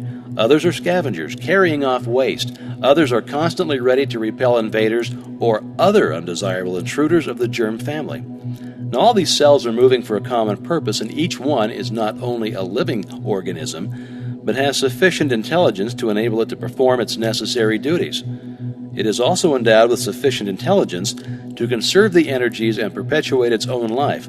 It must, therefore, secure sufficient nourishment, and it has been found that it exercises a choice in the selection of such nourishment. Each cell is born, reproduces itself, dies, and is absorbed. The maintenance of health and life itself depends upon the constant regeneration of these cells. It is therefore apparent that there is mind in every atom of the body. This mind is negative mind, and the power of the individual to think makes him positive, so that he can control this negative mind. This is the scientific explanation for metaphysical healing, and will enable anyone to understand the principle upon which this remarkable phenomenon rests. This negative mind, which is contained in every cell of the body, has been called the subconscious mind because it acts without our conscious knowledge. We have found that the subconscious mind is responsive to the will of the conscious mind. All things have their origin in mind, and appearances are the result of thought, so that we see that things in themselves have no origin, permanency, or reality. In mental, as in natural science, experiments are being made, and each discovery lifts man one step higher toward his possible goal. We find that every man is the reflection of the thought he has entertained during his lifetime. This is stamped on his face, his form, his character, his environment. Back of every effect there is cause, and if we follow the trail to its starting point, we shall find the creative principle out of which it grew. Proofs of this are now so complete that this truth is generally accepted. The objective world is controlled by an unseen and heretofore unexplainable power. We have heretofore personalized this power and called it God. We have now, however, learned to look upon it as the permeating essence or principle of all that exists, the infinite or the universal mind. The universal mind, being infinite and omnipotent, has unlimited resources at its command, and when we remember that it is also omnipresent, we cannot escape the conclusion that we must be an expression or manifestation of that mind. A recognition and understanding of the resources of the subconscious mind will indicate that the only difference between the subconscious and the universal is one of degree. They differ only as a drop of water differs from the ocean. They are in the same kind and quality. The difference is one of degree only. Can you appreciate the value of this all-important fact? Do you realize that a recognition of this tremendous fact places you in touch with omnipotence? The subconscious mind being the connecting link between the universal mind and the conscious mind, is it not evident that the conscious mind can consciously suggest thoughts which the subconscious mind will put into action? And as the subconscious is one with the universal, is it not evident then that no limit can be placed upon its activities? A scientific understanding of this principle would explain the wonderful results which are secured through the power of prayer. The results which are secured in this way are not brought about by any special dispensations of providence, but on the contrary, they are the result of the operation of a perfectly natural law. There is therefore nothing either religious or mysterious about it. Yet there are many who are not ready to enter into the discipline necessary to think correctly, even though it is evident that wrong thinking has brought failure. Thought is the only reality. Conditions are but the outward manifestations. As the thought changes, all outward or material conditions must change in order to be in harmony with their creator, which is thought. But the thought must be clear-cut, steady, fixed, definite, unchangeable. You cannot take one step forward and 2 steps backward. Neither can you spend 20 or 30 years of your life building up negative conditions as the result of negative thoughts, and then expect to see them all melt away as the result of 15 or 20 minutes of right thinking. If you enter into the discipline necessary to bring about a radical change in your life, you must do so deliberately, after giving the matter careful thought and full consideration, and then you must allow nothing to interfere with your decision. This discipline, this change of thought, this mental attitude will not only bring you the material things which are necessary for your highest and best welfare, but will bring health and harmonious conditions generally. If you wish harmonious conditions in your life, you must develop an harmonious mental attitude. Your world without will be a reflection of your world within. Now, for your exercise this week, concentrate on harmony. And when I say concentrate, I mean all that word implies. Concentrate so deeply, so earnestly, that you will be conscious of nothing but harmony. Remember, we learn by doing. Reading these lessons will get you nowhere. It is in the practical application that the value consists. Remember these words by George Matthew Adams. Learn to keep the door shut. Keep out of your mind and out of your world every element that seeks admittance with no definite helpful end in view. Experiments with parasites found on plants indicate that even the lowest order of life is enabled to take advantage of natural law.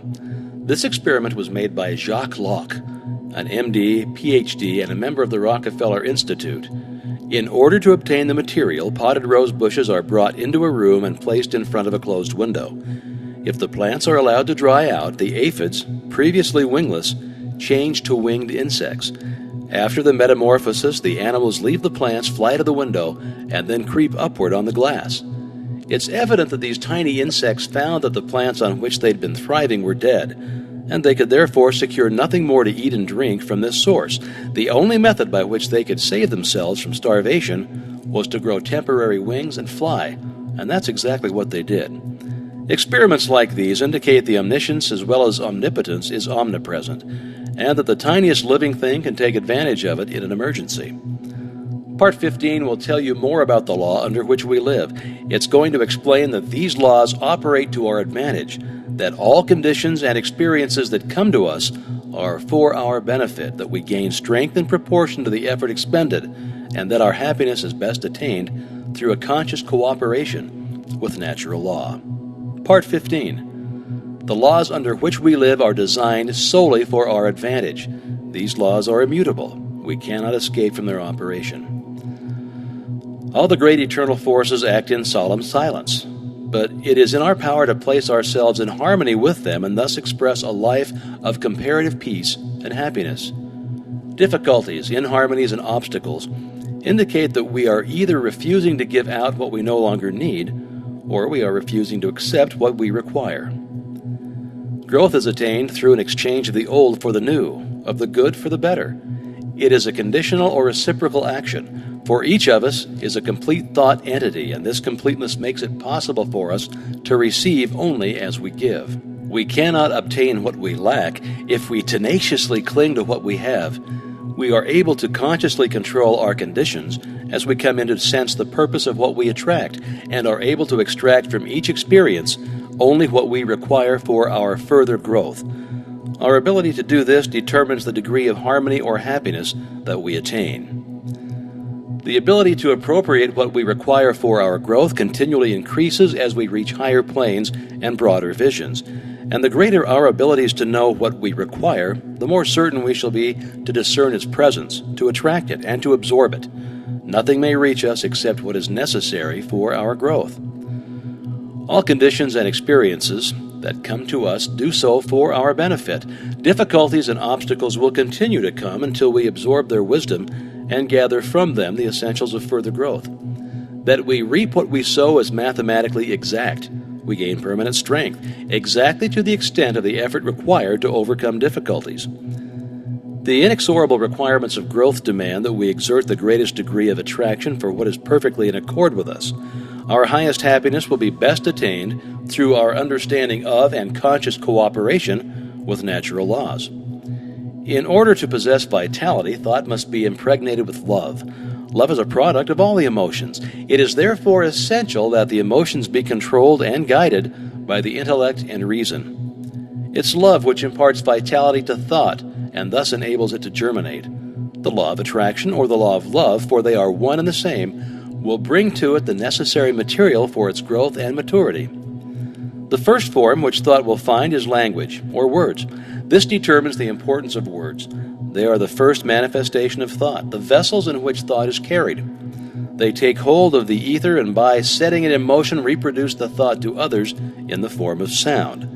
Now, thought may lead to action of any kind, but whatever the action, it is simply the thought attempting to express itself in visible form.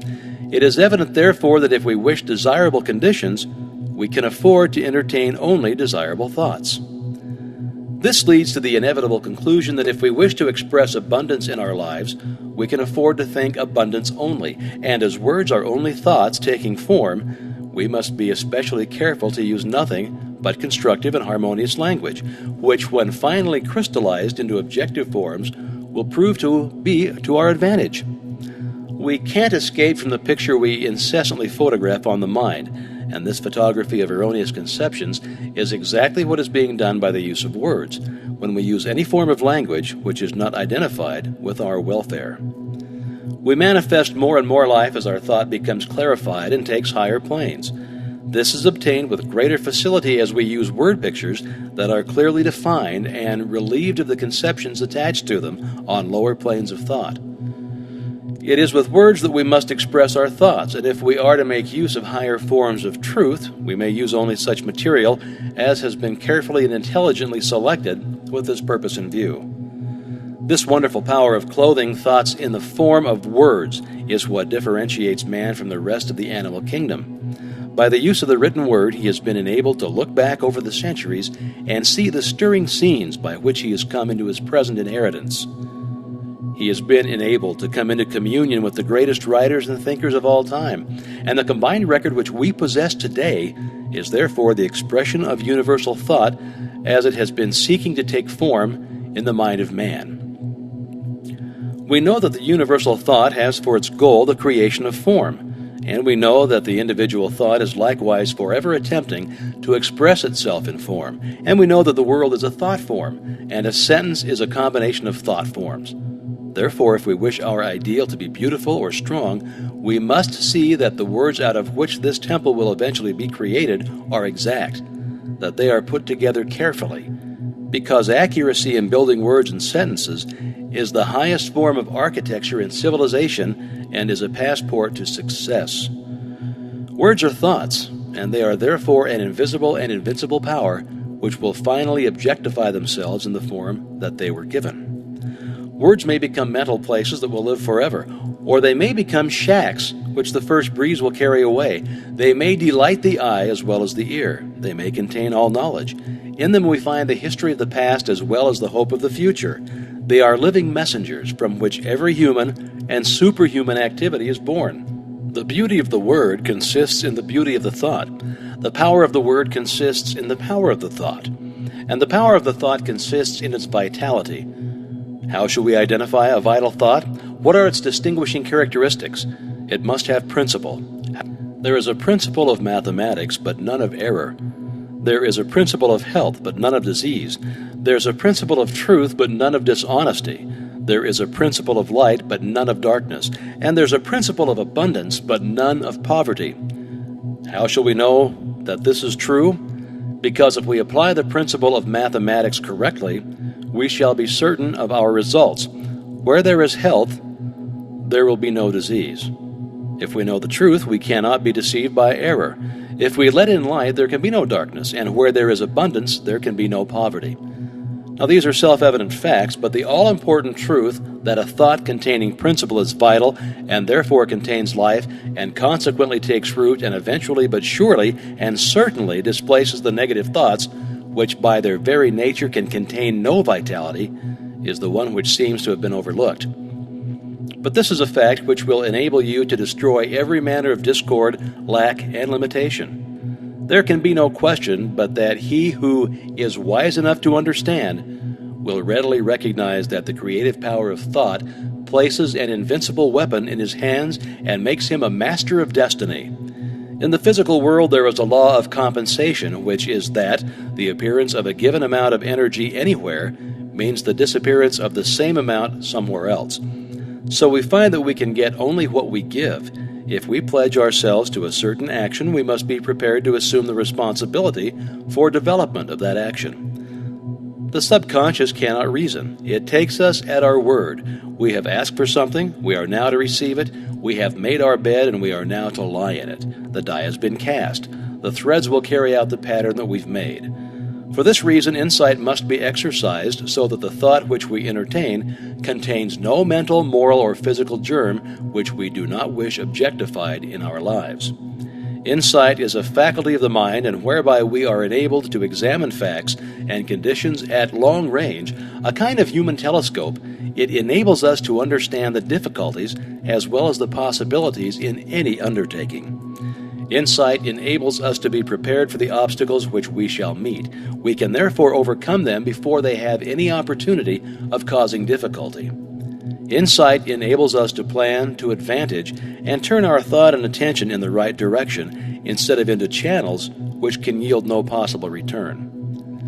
Insight is therefore absolutely essential for the development of any great achievement, but with it we may enter, explore, and possess any mental field. Insight is a product of the world within and is developed in the silence by concentration. For your exercise this week, concentrate on insight. Take your accustomed position and focus the thought on the fact that to have a knowledge of the creative power of thought does not mean to possess the art of thinking. Let the thought dwell on the fact that knowledge does not apply itself, that our actions are not governed by knowledge, but by custom, precedent, and habit. The only way we can get ourselves to apply knowledge is by a determined conscious effort. Call to mind the fact that knowledge unused passes from the mind, that the value of the information is in the application of the principle. Continue this line of thought until you gain sufficient insight to formulate a definite program for applying this principle to your own particular problem. The following is a thought by Horatio Bonar. Think truly, and thy thoughts shall the world's famine feed. Speak truly, and each word of thine shall be a fruitful seed. Live truly, and thy life shall be a great and noble creed. The vibratory activities of the planetary universe are governed by a law of periodicity. Everything that lives has periods of birth, growth, fruitage, and decline. These periods are governed by the septimal law. The law of sevens governs the days of the week, the phases of the moon, the harmonies of sound, light, heat, electricity, magnetism, and atomic structure. It governs the life of individuals and of nations, and it dominates the activities of the commercial world. Life is growth, and growth is change. Each 7 years period takes us into a new cycle. The first 7 years is the period of infancy. The next 7, the period of childhood, representing the beginning of individual responsibility. The next 7 represents the period of adolescence. The 4th period marks the attainment of full growth. The 5th period is the constructive period, when men begin to acquire property, possessions, a home, and a family. The next, from 35 to 42, is a period of reactions and changes, and this in turn is followed by a period of reconstruction, adjustment, and recuperation, so as to be ready for a new cycle of sevens beginning with the 50th year. There are many who think that the world is just about to pass out of the 6th period, that it will soon enter into the 7th period, the period of readjustment, reconstruction, and harmony, the period which is frequently referred to as the millennium. Those familiar with these cycles will not be disturbed when things seem to go wrong, but can apply the principle outlined in these lessons with the full assurance that a higher law will invariably control all other laws, and that through an understanding and conscious operation of spiritual laws, we can convert every seeming difficulty into a blessing. So here's part 16. Wealth is a product of labor. Capital is an effect, not a cause, a servant, not a master, a means, not an end. The most commonly accepted definition of wealth is that it consists of all useful and agreeable things which possess exchange value. It is this exchange value which is the predominant characteristic of wealth. When we consider the small addition made by wealth to the happiness of the possessor, we find that the true value consists not in its utility, but in its exchange. This exchange value makes it a medium for securing the things of real value whereby our ideals may be realized. Wealth should then never be desired as an end, but simply as a means of accomplishing an end. Success is contingent upon a higher ideal than the mere accumulation of riches, and he who aspires to such success must formulate an ideal for which he is willing to strive. With such an ideal in mind, the ways and means can and will be provided, but the mistake must not be made of substituting the means for the end. There must be a definite fixed purpose, an ideal. Prentice Mulford said, "The man of success is the man possessed of the greatest spiritual understanding, and every great fortune comes of superior and truly spiritual power. Unfortunately, there are those who fail to recognize this power. They forget that Andrew Carnegie's mother had to help support the family when they came to America, that Harriman's father was a poor clergyman with a salary of only $200 a year, that Sir Thomas Lipton started with only 25 cents. These men had no other power to depend upon, but it still did not fail them. The power to create depends entirely upon spiritual power. There are 3 steps: idealization, visualization, and materialization. Every captain of industry depends upon this power exclusively.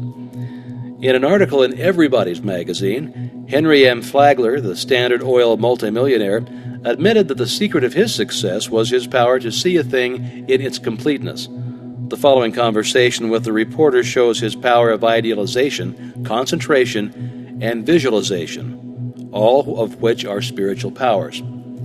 Did you actually vision to yourself the whole thing? I mean, did you or could you really close your eyes and see the tracks and the trains running and hear the whistles? Did you go as far as that? Yes. How clearly? Very clearly. Here we have a vision of the law. We see cause and effect. We see that thought necessarily precedes and determines action. If we are wise, we shall come into a realization of the tremendous fact that no arbitrary condition can exist for a moment, and that human experience is the result of an orderly and harmonious sequence. The successful businessman is far more often than not an idealist and is ever striving for higher and higher standards.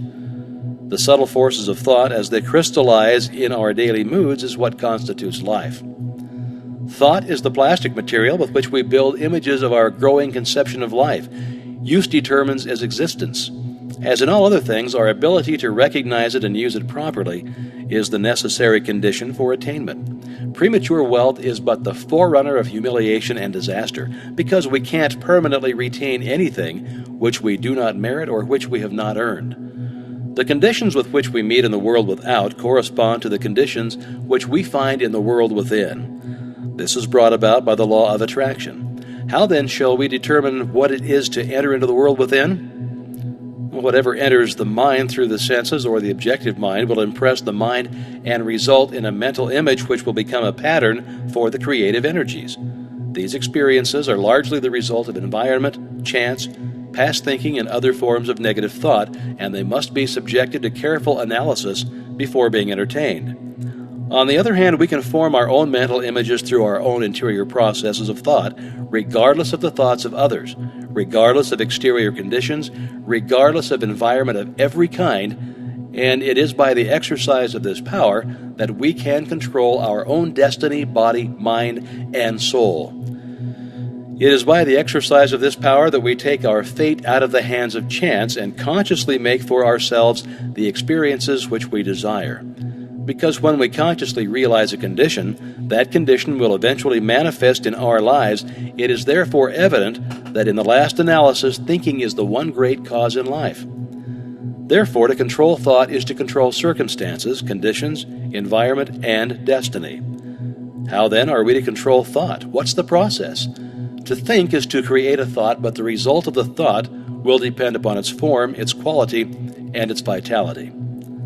The form will depend upon the mental images from which it emanates. This will depend upon the depth of the impression, the predominance of the idea, and the clarity of the vision, plus the boldness of the image.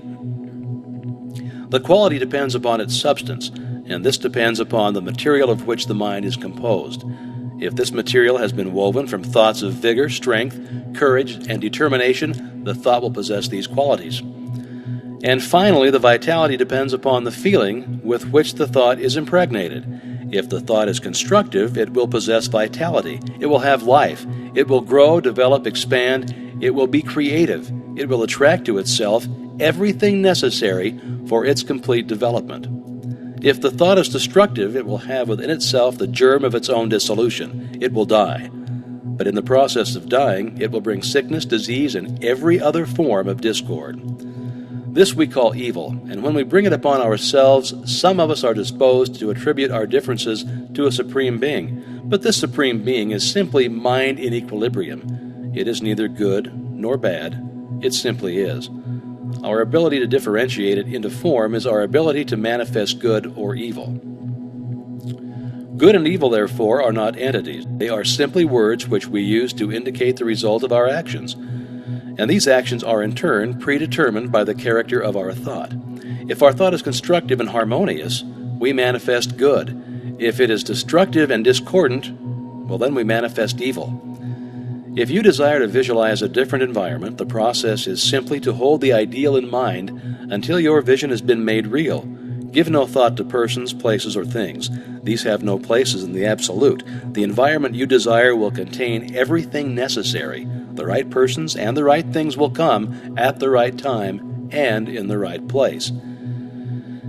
It is sometimes not plain how character, ability, attainment, achievement, environment, and destiny can be controlled through the power of visualization, but this is an exact scientific fact. You will readily see that what we think determines the quality of mind, and that the quality of mind in turn determines our ability and mental capacity, and you can readily understand that the improvement in our ability will naturally be followed by increase in attainment and a greater control of circumstances. It will thus be seen that natural laws work in a perfectly natural and harmonious manner. Everything seems to just happen. If you want any evidence of this fact, simply compare results of your efforts in your own life, when your actions were prompted by high ideals, and when you had a selfish or ulterior motive in mind. You'll need no further evidence. If you wish to bring about the realization of any desire, form a mental picture of success in your mind by consciously visualizing your desire. In this way, you'll be compelling success. You will be externalizing it in your life by scientific methods. We can only see what already exists in the objective world, but what we visualize already exists in the spiritual world, and this visualization is a substantial token of what will one day appear in the objective world if we are but faithful to our ideal. The reason for this is not difficult. Visualization is a form of imagination. This process of thinking forms impressions on the mind, and these impressions in turn form concepts and ideals, and they in turn are the plans from which the master architect will weave the future. The psychologists have come to the conclusion that there is but one sense, the sense of feeling, and that all other senses are but modifications of this one sense. This being true, we know why feeling is the very fountainhead of power, why the emotions so easily overcome the intellect, and why we must put feeling into our thought if we wish results. Thought and feeling is the irresistible combination. Visualization must, of course, be directed by the will.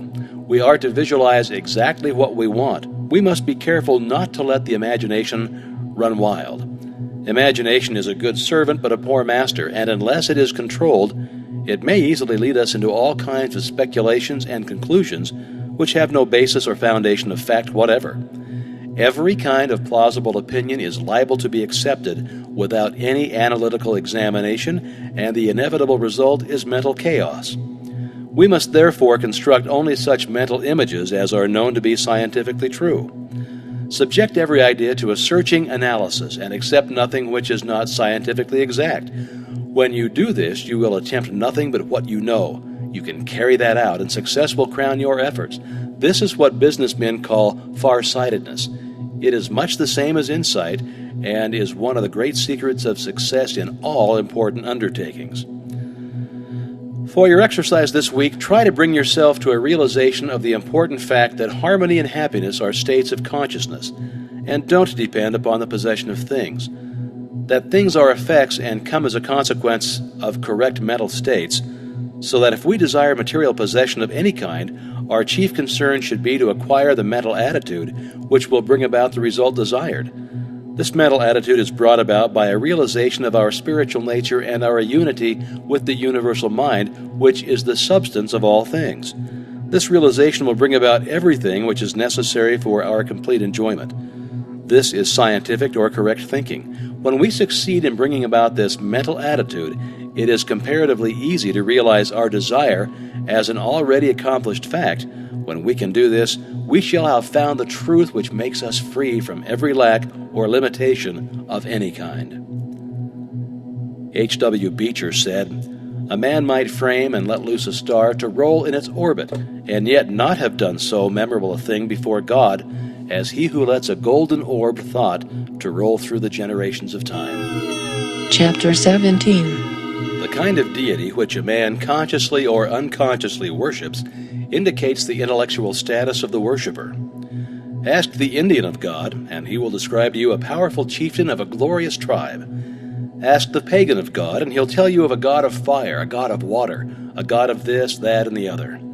Ask the Israelite of God, and he will tell you of the God of Moses, who conceived it expedient to rule by coercive measures, hence the 10 Commandments, or of Joshua, who led the Israelites into battle, confiscated property, murdered the prisoners, and laid waste to cities. The so-called heathen made graven images of their gods, whom they were accustomed to worship, but among the most intelligent at least, these images were but the visible fulcrums with which they were enabled to mentally concentrate on the qualities which they desired to externalize in their lives. We of the 21st century worship a God of love in theory, but in practice, we make for ourselves graven images of wealth, power, fashion, custom, and conventionality.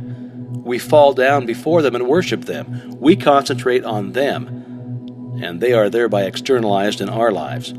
The student who masters the contents of Part 17 will not mistake the symbols for the reality. He will be interested in causes rather than effects. He will concentrate on the realities of life and will then not be disappointed in the results. We are told that man has dominion over all things. This dominion is established through mind. Thought is the activity which controls every principle beneath it. The highest principle, by reason of its superior essence and qualities, necessarily determines the circumstances, aspects, and relation of everything with which it comes in contact. The vibrations of mental forces are the finest and consequently the most powerful in existence.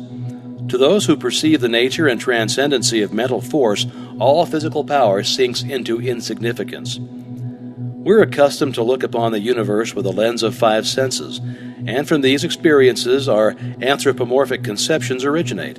But true conceptions are only secured by spiritual insight. This insight requires a quickening of the vibrations of the mind, and is only secured when the mind is continuously concentrated in a given direction. Continuous concentration means an even, unbroken flow of thought, and is the result of patient, persistent, persevering, and well-regulated systems. Great discoveries are the result of long-continued investigation. The science of mathematics requires years of concentrated effort to master it, and the greatest science, that of the mind, is revealed only through concentrated effort. Concentration is much misunderstood. There seems to be an idea of effort or activity associated with it, when just the contrary is necessary. The greatness of an actor lies in the fact that he forgets himself in the portrayal of his character, becoming so identified with it that the audience is swayed by the realism of the performance. This will give you a good idea of true concentration. You should be so interested in your thought, so engrossed in your subject, as to be conscious of nothing else.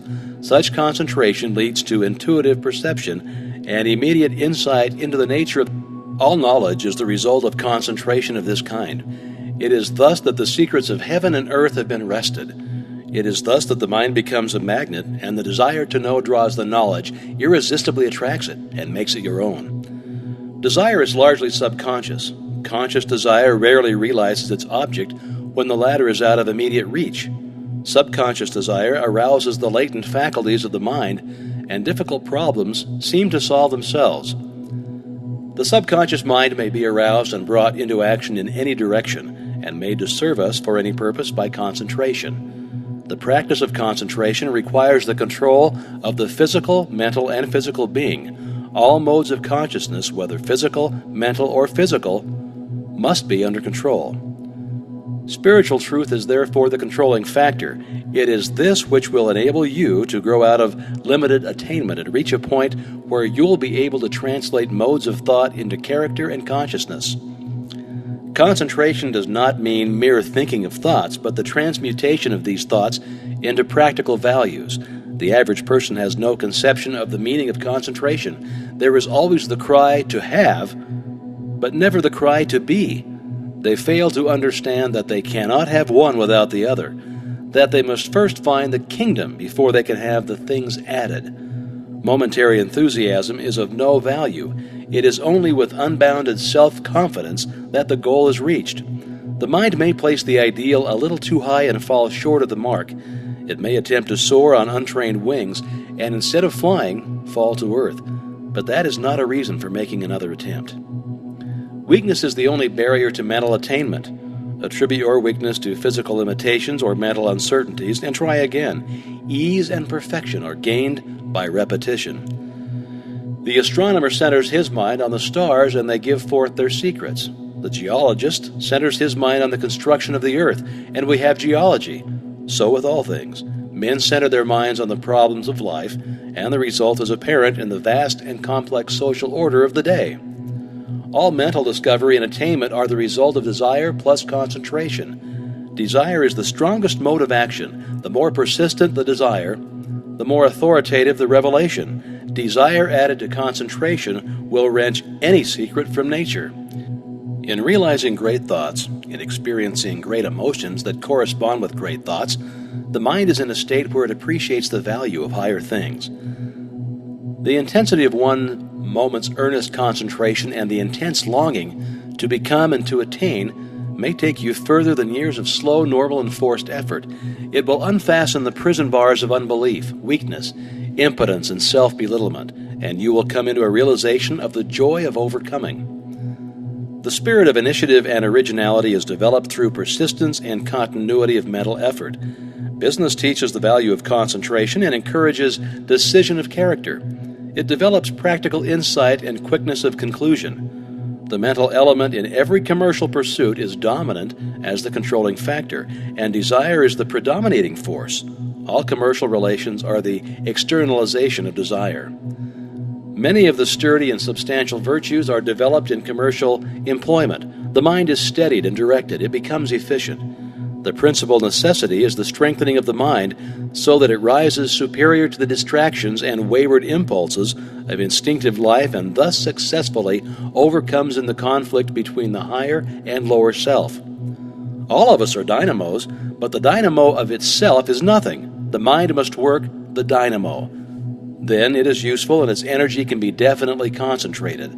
The mind is an engine whose power is undreamed. Thought is an omni-working power. It's the ruler and creator of all form and all events occurring in form. Physical energy is nothing in comparison with the omnipotence of thought because thought enables man to harness all other natural power. Vibration is the action of thought. It is vibration which reaches out and attracts the material necessary to construct and build. There is nothing mysterious concerning the power of thought. Concentration simply implies that consciousness can be focalized to the point where it becomes identified with the object of its attention. As food absorbed is the essence of the body, so the mind absorbs the object of its attention, gives it life and being. If you concentrate on some matter of importance, the intuitive power will be set in operation, and help will come in the nature of information which will lead to success. Intuition arrives at conclusions without the aid of experience or memory. Intuition often solves problems that are beyond the grasp of the reasoning power. Intuition often comes with a suddenness that is startling. It reveals the truth for which we are searching so directly that it seems to come from a higher power. Intuition can be cultivated and developed. In order to do this, it must be recognized and appreciated. If the intuitive visitor is given a royal welcome when he comes, he'll come back again. The more cordial the welcome, the more frequent his visits will become. But if he is ignored or neglected, he will make his visits few and far apart.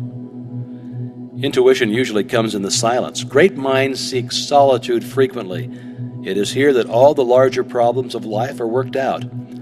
For this reason, every businessman who can afford it has a private office, where he won't be disturbed. If you cannot afford a private office, you can at least find somewhere where you can be alone a few minutes each day to train the thought along lines which will enable you to develop that invincible power which is necessary to achieve. Remember that fundamentally the subconscious is omnipotent. There is no limit to the things that can be done when it is given the power to act. Your degree of success is determined by the nature of your desire. If the nature of your desire is in harmony with natural law or the universal mind, it will gradually emancipate the mind and give you invincible courage. Every obstacle conquered, every victory gained will give you more faith in your power, and you'll have greater ability to win. Your strength is determined by your mental attitude. If this attitude is one of success and is permanently held with an unswerving purpose, you will attract to you from the invisible domain the things that you silently demand. By keeping the thought in mind, it will gradually take tangible form. A definite purpose sets causes in motion which go out in the invisible world and find the material necessary to serve your purpose. You may be pursuing the symbols of power instead of power itself. You may be pursuing fame instead of honor, riches instead of wealth, position instead of servitude. In either event, you will find that they turn to ashes just as you overtake them. Premature wealth or position cannot be retained because it has not been earned. We get only what we give, and those who try to get without giving always find that the law of compensation is relentlessly bringing about an exact equilibrium. The race has usually been for money and other mere symbols of power, but with an understanding of the true source of power, we can afford to ignore the symbols. The man with a large bank account finds it unnecessary to load his pockets down with gold. So with the man who has found the true source of power, he is no longer interested in its shams or its pretensions. Thought ordinarily leads outwardly in evolutionary directions, but it can be turned within where it will take hold of the basic principles of things, the heart of things, the spirit of things. When you get to the heart of things, it is comparatively easy to understand and command them. Now this is because the spirit of a thing is the thing itself, the vital part of it, the real substance. The form is simply the outward manifestation of the spiritual activity within. For your exercise this week, concentrate as nearly as possible in accordance with the method outlined in this lesson. Let there be no conscious effort or activity associated with your purpose. Relax completely. Avoid any thought of anxiety as to results. Remember that power comes through repose. Let the thought dwell upon your object until it is completely identified with it, until you are conscious of nothing else. If you wish to eliminate fear, concentrate on courage. If you wish to eliminate disease, concentrate on health. If you wish to eliminate lack, concentrate on abundance. Always concentrate on the ideal as an already existing fact. This is the germ cell, the life principle which goes forth and sets in motion those causes which guide, direct, and bring about the necessary relation which eventually manifests itself in form. It's like Emerson said, thought is the property of those only who can entertain it. In order to grow, we must obtain what is necessary for our growth. This is brought about through the law of attraction. This principle is the sole means by which the individual is differentiated from the universal. Think for a moment, what would a man be if he were not a husband, father, or brother? If he were not interested in the social, economical, political, or religious world? He would be nothing but an abstract, theoretical ego. He exists, therefore, only in his relation to the whole, in his relation to other men, in his relation to society. This relation constitutes his environment, and in no other way. It is evident, therefore, that the individual is simply the differentiation of the one universal mind, which lighteth every man that cometh into the world. And his so-called individuality or personality consists of nothing but the manner in which he relates with the whole. This we call his environment, and is brought about by the law of attraction. Part 18, which follows, has something more to say concerning this important law. There is a change in the thought of the world. This change is silently transpiring in our midst, and is more important than any which the world has undergone since the downfall of paganism. These present revolutions in the opinions of all classes of men, the highest and most cultured of men, as well as those of the laboring class, stands unparalleled in the history of the world. Science has of late made such vast discoveries, has revealed such an infinity of resources, has unveiled such enormous possibilities and such unsuspected forces that scientific men more and more hesitate to affirm certain theories as established and beyond doubt, or to deny other theories as absurd or impossible. A new civilization is being born. Customs, creeds, and precedent are passing. Vision, faith, and service are taking their place. The fetters of tradition are being melted off from humanity, and as the impurities of materialism are being consumed, thought is being liberated, and truth is rising, full, robed before an astonished multitude. The whole world is on the eve of a new consciousness, a new power, and a new realization within the self. Physical science has resolved matter into molecules, molecules into atoms, and atoms into energy, and it has remained for Mr. J. A. Fleming, in an address before the Royal Institution, to resolve this energy into mind. He says, "In its ultimate essence, energy, man may be incomprehensible by us except as an exhibition of the direct operation of that which we call mind or will. And this mind is the indwelling and ultimate. It is immanent in matter as in spirit. It is the sustaining, energizing, all-pervading spirit of the universe. Every living thing must be sustained by this omnipotent intelligence, and we find the difference in individual lives to be largely measured by the degree of this intelligence which they manifest. It is greater intelligence that places the animal in a higher scale of being than the plant, the man higher than the animal, and we find that this increased intelligence is again indicated by the power of the individual to control modes of action, and thus to consciously adjust himself to his environment. It is this adjustment that occupies the attention of the greatest minds, and this adjustment consists in nothing else than the recognition of an existing order in the universal mind, for it is well known that this mind will obey us precisely in proportion as we first obey it. It is the recognition of natural laws that has enabled us to annihilate time and space, to soar in the air, and to make iron float, and the greater the degree of intelligence, the greater will be our recognition of these natural laws, and the greater will be the power that we can possess. It is the recognition of the self as an individualization of this universal intelligence that enables the individual to control those forms of intelligence which have not yet reached this level of self-recognition. They do not know that this universal intelligence permeates all things ready to be called into action. They do not know that it is responsive to every demand, and they are therefore in bondage to the law of their own being. Thought is creative, and the principle on which the law is based is sound and legitimate, and is inherent in the nature of things. But this creative power does not originate in the individual, but in the universal, which is the source and foundation of all energy and substance. The individual is simply the channel for the distribution of this energy. The individual is simply the means by which the universal produces the various combinations which result in the formation of phenomena, which depends upon the law of vibration, whereby various rates of rapidity of motion in the primary substance form new substances only in certain exact numerical ratios. Thought is the invisible link by which the individual comes into communication with the universal, the finite with the infinite, the seen with the unseen. Thought is the magic by which the human is transformed into a being who thinks and knows and feels and acts. As the proper apparatus has enabled the eye to discover worlds without number millions of miles away, so with the proper understanding, man has been enabled to communicate with the universal mind, which is the source of all power. The understanding which is usually developed is about as valuable as a VCR without a videotape. In fact, it is usually nothing more than a belief, which means nothing at all. The savages of the Cannibal Islands believe something, but that proves nothing. The only belief which is of any value to anyone is a belief that has been put to a test and demonstrated to be a fact. It is then no longer just a belief, but has become a living faith or truth.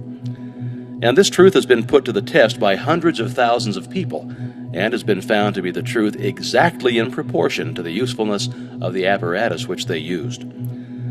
A man would not expect to locate stars hundreds of millions of miles away without a sufficiently strong telescope, and for this reason science is continually engaged in building larger and more powerful telescopes, and is continually rewarded by additional knowledge of the heavenly bodies. So with the understanding, men are continually making progress in the methods which they use to come into communication with the universal mind and its infinite possibilities. The universal mind manifests itself in the objective through the principle of attraction that each atom has for every other atom in infinite degrees of intensity. It's by this principle of combining and attracting that things are brought together. This principle is of universal application and is the sole means whereby the purpose of existence is carried into effect. The expression of growth is met in a most beautiful manner through the instrumentality of this universal principle. In order to grow, we must obtain what is essential for our growth, but as we are all times a complete thought entity, this completeness makes it possible for us to receive only as we give. Growth is therefore conditioned on reciprocal action, and we find that on the mental plane, like attracts like, that mental vibrations respond only to the extent of their vibratory harmony. It's clear, therefore, that thoughts of abundance will respond only to similar thoughts. The wealth of the individual is seen to be what he inherently is. Affluence within is found to be the secret of attraction for affluence without. The ability to produce is found to be the real source of wealth of the individual. It's for this reason that he who has his heart in his work is certain to meet with unbounded success. He will give and continually give, and the more he gives, the more he's going to receive. Now, what are the great financiers of Wall Street, the captains of industry, the statesmen, the great corporation attorneys, the inventors, the physicians, the authors? What do each of these contribute to the sum of human happiness but the power of their thought? Thought is the energy which the law of attraction is brought into operation, which eventually manifests in abundance. The universal mind is static mind, or substance in equilibrium. It is differentiated into form by our power to think. Thought is the dynamic phase of mind. Power depends upon consciousness of power. Unless we use it, we shall lose it, and unless we are conscious of it, we cannot use it. The use of this power depends upon attention. The degree of attention determines our capacity for the acquirement of knowledge, which is another name for power. Attention has been held to be the distinguishing mark of genius. The cultivation of attention depends upon practice. The incentive of attention is interest. The greater the interest, the greater the attention. The greater the attention, the greater the interest. Action and reaction. Begin by paying attention. Now, before long, you will have aroused interest. This interest will attract more attention, and this attention will produce more interest, and so on and so on. This practice will enable you to cultivate the power of attention. Okay, now this week, concentrate upon your power to create. Seek insight, perception. Try to find a logical basis for the faith which is in you. Let the thought dwell on the fact that the physical man lives and moves and has his being in the sustainer of all organic life, air. We have to have air so that we must breathe. We breathe to live. Then let the thought rest on the fact that the spiritual man also lives and moves and has his being in a similar but subtler energy upon which he must depend for life, and that, as in the physical world, no life assumes form until after a seed is sown, and no higher fruit than that of the parent stock can be produced. So in the spiritual world, no effect can be produced until the seed is sown, and the fruit will depend upon the nature of the seed, so that the results which you secure depend upon your perception of law in the mighty domain of causation, the highest evolution of human consciousness. As Emerson said, "There is no thought in my mind, but it quickly tends to convert itself into a power and organizes a huge instrumentality of means." Fear is a powerful form of thought. It paralyzes the nerve centers, thus affecting the circulation of the blood. This in turn paralyzes the muscular system so that fear affects the entire being, body, brain, and nerve, physical, mental, and muscular systems. Of course, the way to overcome fear is to become conscious of power. What is this mysterious vital force which we call power? We don't really know, but then neither do we know what electricity is. But we do know that by conforming to the requirements of the law by which electricity is governed, it will be our obedient servant, that it will light our homes, our cities, run our machinery, and serve us in many useful capacities. And so it is with vital force. Although we don't know what it is and possibly may never know, we do know that it is a primary force which manifests through living bodies, and that by complying with the laws and principles by which it is governed, we can open ourselves to a more abundant inflow of this vital energy, and thus express the highest possible degree of mental, moral, and spiritual efficiency. This part tells of a very simple way of developing this vital force. If you put into practice the information outlined in this lesson, you'll soon develop the sense of power which has been the distinguishing mark of genius. And now, Part 19. The search for truth is no longer a haphazard adventure, but it's a systematic process and is logical in its operation. Every kind of experience is given a voice in shaping its decision. In seeking the truth, we're seeking ultimate cause. We know that every human experience is an effect.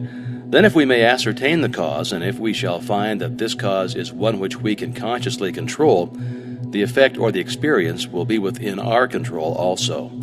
Human experience will then no longer be the football of fate. A man will not be the child of fortune, but destiny. Fate and fortune will be controlled as readily as a captain controls his ship, or as an engineer controls his train. All things are finally resolvable into the same element, and as they are thus translatable one into the other, they must ever be in relation, and may never be in opposition to one another. In the physical world there are innumerable contrasts, and these may, for convenience sake, be designated by distinctive names. There are sizes, colors, shades, or ends to all things. There's a North Pole and a South Pole, an inside and an outside, a seen and an unseen, but these expressions merely serve to place extremes in contrast. They are names given to two different parts of one quantity. The two extremes are relative. They are not separate entities, but are two parts or aspects of the whole. In the mental world we find the same law. We speak of knowledge and ignorance, but ignorance is but a lack of knowledge, and is therefore found to be simply a word to express the absence of knowledge. It has no principle in itself. In the moral world we again find the same law. We speak of good and evil, but good is a reality, it's something tangible, while evil is found to be simply a negative condition, the absence of good. Evil is sometimes thought to be a very real condition, but it has no principle, no vitality, no life. We know this because it can always be destroyed by good, just as truth destroys error and light destroys darkness. So evil vanishes when good appears. There is therefore but one principle in the moral world. We find exactly the same law obtaining in the spiritual world. We speak of mind and matter as two separate entities, but clearer insight makes it evident that there is but one operative principle, and that is mind. Mind is the real and the eternal. Matter is forever changing. We know that in the eons of time, 100 years is but as a day. Now, if we stand in any large city and let the eye rest upon the innumerable large and magnificent buildings, The vast array of modern automobiles, cellular telephones, the electric lights, and all of the other conveniences of modern civilization, we may remember that not one of them was there just over a century ago. And if we could stand on the same spot 100 years from now, in all probability we should find that but few of them remained. In the animal kingdom, we find the same law of change.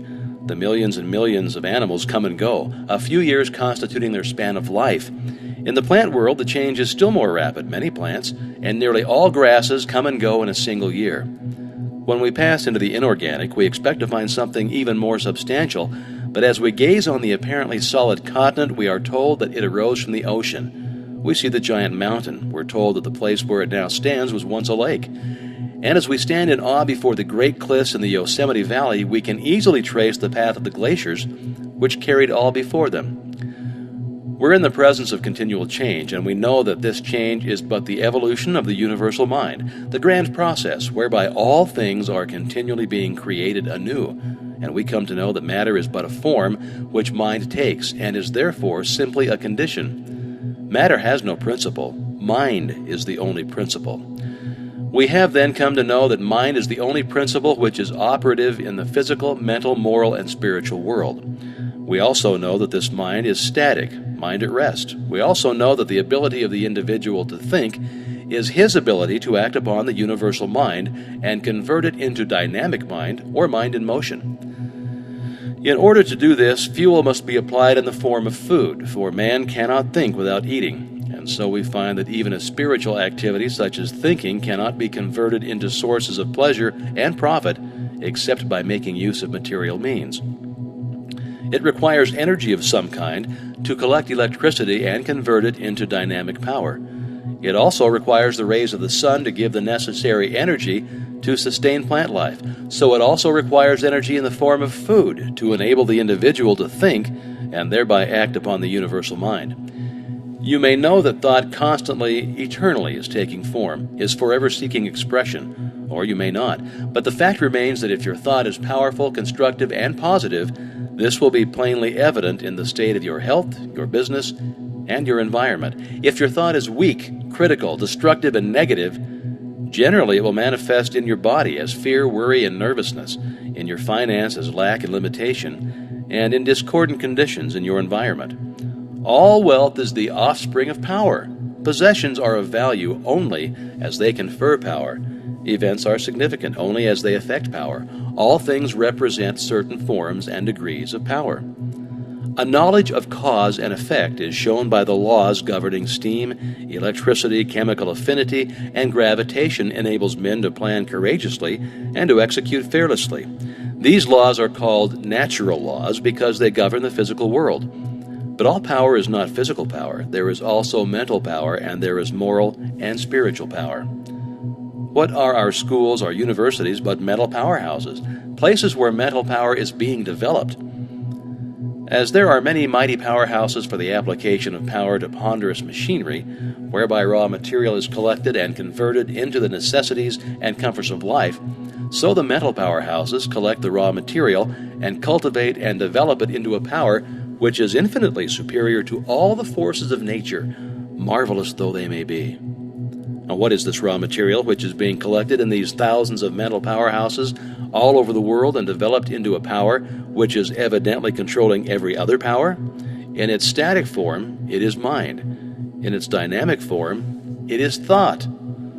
This power is superior because it exists on a higher plane, because it has enabled man to discover the law by which these wonderful forces of nature could be harnessed, and made to do the work of hundreds and thousands of men. It has enabled man to discover laws whereby time and space have been annihilated, and the law of gravitation overcome. Thought is the vital force or energy which is being developed, and which has produced such startling results in the last half-century as to bring about a world which would be absolutely inconceivable to a man existing only 50 or 25 years ago. If such results have been secured by organizing these mental powerhouses in 50 years, what may not be expected in yet another 50 years? The substance from which all things are created is infinite in quantity. We know that light travels at the rate of 186,000 miles per second, and we know that there are stars so remote that it takes light 2,000 years to reach us, and we know that such stars exist in all parts of the heaven. We know, too, that this light comes in waves, so that if the ether on which of these waves travel was not continuous, the light would fail to reach us. We can then only come to the conclusion that this substance or ether or raw material is universally present. How then does it manifest in form? In electrical science, a battery is formed by connecting the opposite poles of zinc and copper, which causes a current to flow from one to the other, and so provides energy. Now, this same process is repeated in respect to every polarity, and as all form simply depends upon the rate of vibration and consequent relations of atoms to each other, if we wish to change the form of manifestation, we must change the polarity. This is the principle of causation. For your exercise this week, concentrate, and when I use the word concentrate, I mean all that word implies. Become so absorbed in the object of your thought that you're conscious of nothing else, and do this a few minutes every day.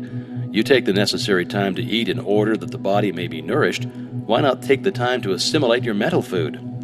Let the thought rest on the fact that appearances are deceptive. Matter which was once supposed to be fixed has found to be in a state of perpetual flux. Try to realize the day is fast approaching. Its dawn is now at hand, when modes of thought and action must be adjusted to rapidly increasing knowledge of the operation of eternal principles. The quote from Channing is appropriate. Silent thought is, after all, the mightiest agent in human affairs.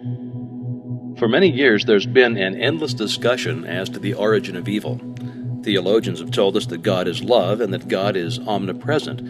If this is true, there is no place where God is not. Where then is evil? Satan and hell? Well, let us see. God is spirit. Spirit is the creative principle of the universe. Man is made in the image and likeness of God. Man is therefore a spiritual being. The only activity which spirit possesses is the power to think. Thinking is therefore a creative process. All form is therefore the result of the thinking process. The destruction of form must also be a result of the thinking process. Fictitious representations of form are the result of the creative power of thought, as in hypnotism. Apparent representations of form are the result of the creative power of thought, as in spiritualism. Invention, organization, and constructive work of all kinds are the result of the creative power of thought, as in concentration. When the creative power of thought is manifested for the benefit of humanity, we call the result good. When the creative power of thought is manifested in a destructive or evil manner, we call the result evil. This indicates the origin of both good and evil. They are simply words which have been coined in order to indicate the nature of the result of the thinking or the creative process. Thought necessarily precedes and predetermines action. Action precedes and predetermines conditions. Part 20 will throw more light upon this important subject. The spirit of a thing is that thing. It is necessarily fixed, changeless, and eternal. The spirit of you is you. Without the spirit, you'd be nothing. It becomes active through your recognition of it and its possibilities. You may have all of the wealth in Christendom, but unless you recognize it and make use of it, you will have no value. So with your spiritual wealth, unless you recognize it and use it, it will have no value. The one and only condition of spiritual power is use or recognition. All great things come through recognition. The scepter of power is consciousness, and thought is its messenger. And this messenger is constantly molding the realities of the invisible world into the conditions and environments of your objective world. Thinking is the true business of life. Power is the result. You are at times dealing with the magical power of thought and consciousness. What results can you expect so long as you remain oblivious to the power which has been placed within your control? So long as you do, you will limit yourself to superficial conditions and make of yourself a beast of burden for those who think, those who recognize their power, and those who know that unless we're willing to think, we shall have to work, and the less we think, the more we shall have to work, and the less we shall get for our work. The secret of power is a perfect understanding of the principles, forces, methods, and combinations of mind, and a perfect understanding of our relationship to the universal mind. It is well to remember that this principle is unchangeable. If this were not so, it would not be reliable. All principles are changeless. This stability is your opportunity. You are its active attribute, the channel for its activity. The universal can act only through the individual. When you begin to perceive that the essence of the universal is within yourself, is you begin to do things. You begin to feel your power. It's the fuel which fires the imagination, which lights the torch of inspiration, which gives vitality to thought, which enables you to connect with all the invisible forces of the universe. It is this power which will enable you to plan fearlessly and to execute masterfully. But perception will come only in the silence. This seems to be the condition required for all great purposes. You are a visualizing entity. Imagination is your workshop. It's here that your ideal is to be visualized. As a perfect understanding of the nature of this power is a primary condition for its manifestation, visualize the entire method over and over and over again so that you may use it whenever occasion requires. The infinity of wisdom is to follow the method whereby we may have the inspiration of the omnipotent universal mind on demand at any time. We can fail to recognize the world within and so exclude it from our consciousness, but it will still be the basic fact of all existence, and when we learn to recognize it, not only in ourselves but in all persons, events, things, and circumstances, we shall have found the kingdom of heaven, which we are told is within us. Our failures are a result of the operation of exactly the same principle. The principle is unchangeable. Its operation is exact. There is no deviation. If we think lack, limitation, discord, we shall find their fruits on every hand. If we think poverty, unhappiness, or disease, the thought messengers will carry this summons as readily as any other kind of thought, and the result is going to be just as certain. If we fear a coming calamity, we shall be able to say with Job, "The thing I feared has come upon me." If we think unkindly or ignorantly, we shall thus attract to ourselves the results of our ignorance. This power of thought, if understood and correctly used, is the greatest labor-saving device ever dreamed of. But if not understood or improperly used, the result will in all probability be disastrous, as we've already seen. By the help of this power, you can confidently undertake things that are seemingly impossible, because this power is the secret of all inspiration, and it's the secret of all genius. To become inspired means to get out of the beaten path, out of the rut, because extraordinary results require extraordinary means. When we come into a recognition of the unity of all things, and that the source of all power is within, we tap the source of inspiration. Inspiration is the art of imbibing, the art of self-realization, the art of adjusting the individual mind to that of the universal mind, the art of attaching the proper mechanism to the source of all power, and it's the art of differentiating the formless into form, the art of becoming a channel for the flow of infinite wisdom, the art of visualizing perfection, the art of realizing the omnipresence of omnipotence. An understanding and appreciation of the fact that the infinite power is omnipresent and is therefore in the infinitely small as well as the infinitely large will enable us to absorb its essence. A further understanding of the fact that this power is spirit and therefore indivisible will enable us to appreciate its presence at all points. An understanding of these facts, first intellectually and then emotionally, will enable us to drink deeply from this ocean of infinite power. An intellectual understanding will be of no assistance. The emotions must be brought into action. Thought without feeling is cold. The required combination is thought and feeling. Inspiration is from within. The silence is necessary. The senses must be stilled, the muscles relaxed. Repose must be cultivated. When you have thus come into possession of a sense of poise and power, you'll be ready to receive the information or inspiration or wisdom which may be necessary for the development of your purpose. Now, don't confuse these methods with those of the clairvoyant. They have nothing in common. Inspiration is the art of receiving and makes for all that is best in life. Your business in life is to understand and command these invisible forces instead of letting them command and rule you. Power implies service. Inspiration implies power. To understand and apply the method of inspiration is to become a Superman. We can live more abundantly every time we breathe if we consciously breathe with that intention. The if is a very important condition in this case. As the intention governs the attention, and without the attention you can secure only the results which everyone else secures, that is, a supply equal to the demand. In order to secure the larger supply, your demand must be increased, and as you consciously increase the demand, the supply will follow. You'll find yourself coming into a larger and larger supply of life, energy, and vitality. The reason for this is not difficult to understand, but it is another of the vital mysteries of life which does not seem to be generally appreciated. If you make it your own, you will find it one of the greatest realities of life. We are told that in Him we live and move and have our being, and we are told that He is a spirit, and again that He is love, so that every time we breathe this life, love, and spirit. This pranic energy, or pranic ether, we could not exist a moment without it. It's the cosmic energy. It is the life of the solar plexus. Every time we breathe, we fill our lungs with air and at the same time vitalize our body with this pranic ether, which is life itself, so that we have the opportunity of making a conscious connection with all life, all intelligence, and all substance. A knowledge of your relation and oneness with this principle that governs the universe, and the simple method whereby you can consciously identify yourself with it, gives you a scientific understanding of a law whereby you may free yourself from disease, from lack or limitation of any kind. In fact, it enables you to breathe the breath of life into your own nostrils. This breath of life is a superconscious reality. It is the essence of the I Am. It is pure being, or universal substance, and our conscious unity with it enables us to localize it and thus exercise the powers of this creative energy.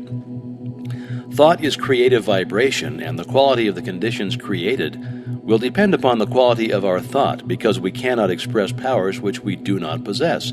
We must be before we can. And we can do only to the extent to which we are.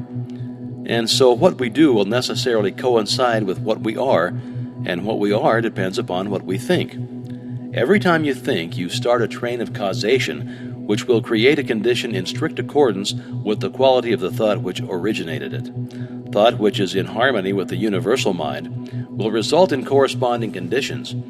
Thought which is destructive or discordant will produce corresponding results. You may use thought constructively or destructively, but the immutable law will not allow you to plant a thought of one kind and reap the fruit of another. You are free to use this marvelous creative power as you will, but you must take the consequences. This is the danger from what is called willpower. There are those who seem to think that by force of will they can coerce this law, but they can sow seed of one kind and by willpower make it bear fruit of another. But the fundamental principle of creative power is in the universal, and therefore the idea of forcing a compliance with our wishes by the power of the individual will is an inverted conception which may appear to succeed for a while, but is eventually doomed to failure because it antagonizes the very power which it is seeking to use. It is the individual attempting to coerce the universal, the finite in conflict with the infinite. Our permanent well-being will be best conserved by a conscious cooperation with the continuous forward movement of the great whole. Now, for your exercise this week, go into the silence and concentrate on the fact that in Him we live and move and have our being is literally and scientifically exact, that you are because He is, that if He is omnipresent, He must be in you, that if He is all in all, you must be in Him, that He is spirit and you are made in His image and likeness, and that the only difference between His spirit and your spirit is one of degree, that a part must be the same in kind and quality as the whole. When you can realize this clearly, you will have found the secret of the creative power of thought. You will have found the origin of both good and evil. You will have found the secret of the wonderful power of concentration. You will have found the key to the solution of every problem, whether physical, financial, or environmental. The power to think consecutively and deeply and clearly is an avowed and deadly enemy to mistakes and blunders, superstitions, unscientific theories, irrational beliefs, unbridled enthusiasm, and fanaticism. Haddock. It is my privilege now to enclose part 21. In paragraph 7, you'll find that one of the secrets of success, one of the methods of organizing victory, one of the accomplishments of the master mind is to think big thoughts. In paragraph 8, you'll find that everything which we hold in our consciousness for any length of time becomes impressed upon our subconsciousness, and so becomes a pattern which the creative energy will wave into our life and environment. This is the secret of the wonderful power of prayer. We know that the universe is governed by law, that for every effect there must be a cause, and that the same cause, under the same conditions, will invariably produce the same effect. Consequently, if prayer has ever been answered, it will always be answered, if the proper conditions are complied with. This must necessarily be true, otherwise the universe would be a chaos instead of a cosmos. The answer to prayer is therefore subject to law, and this law is definite, exact, and scientific, just as are the laws governing gravitation and electricity. An understanding of this law takes the foundation of Christianity out of the realm of superstition and credulity and places it upon the firm rock of scientific understanding. But unfortunately, there are comparatively few persons who know how to pray. They understand that there are laws governing electricity, mathematics, and chemistry, but for some inexplicable reason, it never seems to occur to them that there also are spiritual laws, and that these laws are also definite, scientific, exact, and they operate with immutable precision. So here's part 21. The real secret of power is consciousness of power. The universal mind is unconditional. Therefore, the more conscious we become of our unity with this mind, the less conscious we shall become of conditions and limitations. And as we become emancipated or freed from conditions, we come into a realization of the unconditional that we have become free. As soon as we become conscious of the inexhaustible power in the world within, we begin to draw on this power and apply and develop the greater possibilities which this discernment has realized, because whatever we become conscious of is invariably manifested in the objective world, is brought forth into tangible expression. This is because the infinite mind, which is the source from which all things proceed, is one and indivisible, and each individual is a channel whereby this energy that is eternal is being manifested. Our ability to think is our ability to act upon this universal substance, and what we think is what is created or produced in the objective world. The result of this discovery is nothing less than marvelous, and it means that mind is extraordinary in quality, limitless in quantity, and it contains possibilities without number. To become conscious of this power is to become a live wire. It has the same effect as placing an ordinary wire in contact with a wire that is charged.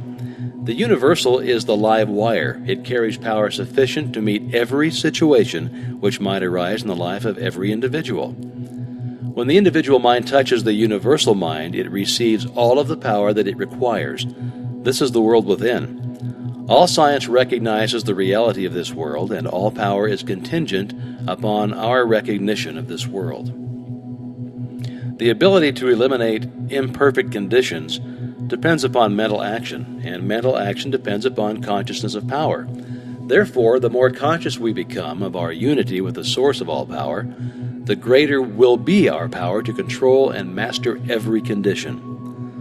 Large ideas have a tendency to eliminate all smaller ideas, so that it is well to hold ideas large enough to counteract and destroy all small or undesirable tendencies. This will remove innumerable petty and annoying obstacles from your path. You also become conscious of a larger world of thought, thereby increasing your mental capacity as well as placing yourself in position to accomplish something of value. This is one of the secrets of success, one of the methods of organizing victory, one of the accomplishments of the master mind. He thinks big thoughts. The creative energies of mind find no more difficulty in handling large situations than in handling small ones. Mind is just as much present in the infinitely large as in the infinitely small. When we realize these facts concerning mind, we understand how we may bring ourselves any condition by creating the corresponding conditions in our consciousness, because everything which is held for any length of time in the consciousness eventually becomes impressed upon the subconscious, and thus becomes a pattern which the creative energy will wave into the life and environment of the individual. In this way, conditions are produced, and we find that our lives are simply the reflection of our own predominant thoughts, our mental attitude.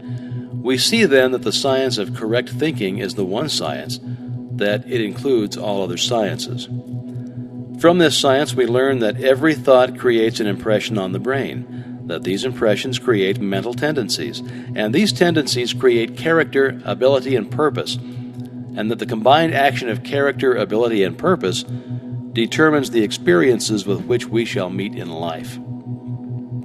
These experiences come to us through the law of attraction. Through the action of this law, we meet in the world without the experiences which corresponds to our world within. The predominant thought or the mental attitude is the magnet, and the law is that like attracts like. Consequently, the mental attitude will invariably attract such conditions as corresponds to its very nature. This mental attitude is our personality and is composed of the thoughts which we have been creating in our own mind. Therefore, if we wish a change in conditions, all that is necessary is to change our thought. This will in turn change our mental attitude, which will in turn change our personality, which will in turn change the persons, things, and conditions, or the experiences with which we meet in life.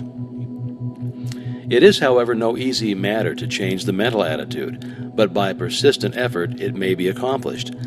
The mental attitude is patterned after the mental pictures which have been photographed on the brain. If you don't like the pictures, destroy the negatives and create new pictures. This is the art of visualization. Now, as soon as you've done this, you'll begin to attract new things, and the new things will correspond to the new pictures. To do this, impress on the mind a perfect picture of the desire which you wish to have objectified, and continue to hold the picture in mind until results are obtained. If the desire is one which requires determination, ability, talent, courage, power, or any other spiritual power, these are necessary essentials for your picture. Build them in. They are the vital part of the picture. They're the feeling which combines with thought and creates the irresistible magnetic power which draws the things you require to you. They give your picture life, and life means growth, and as soon as it belongs to grow, the result is practically assured.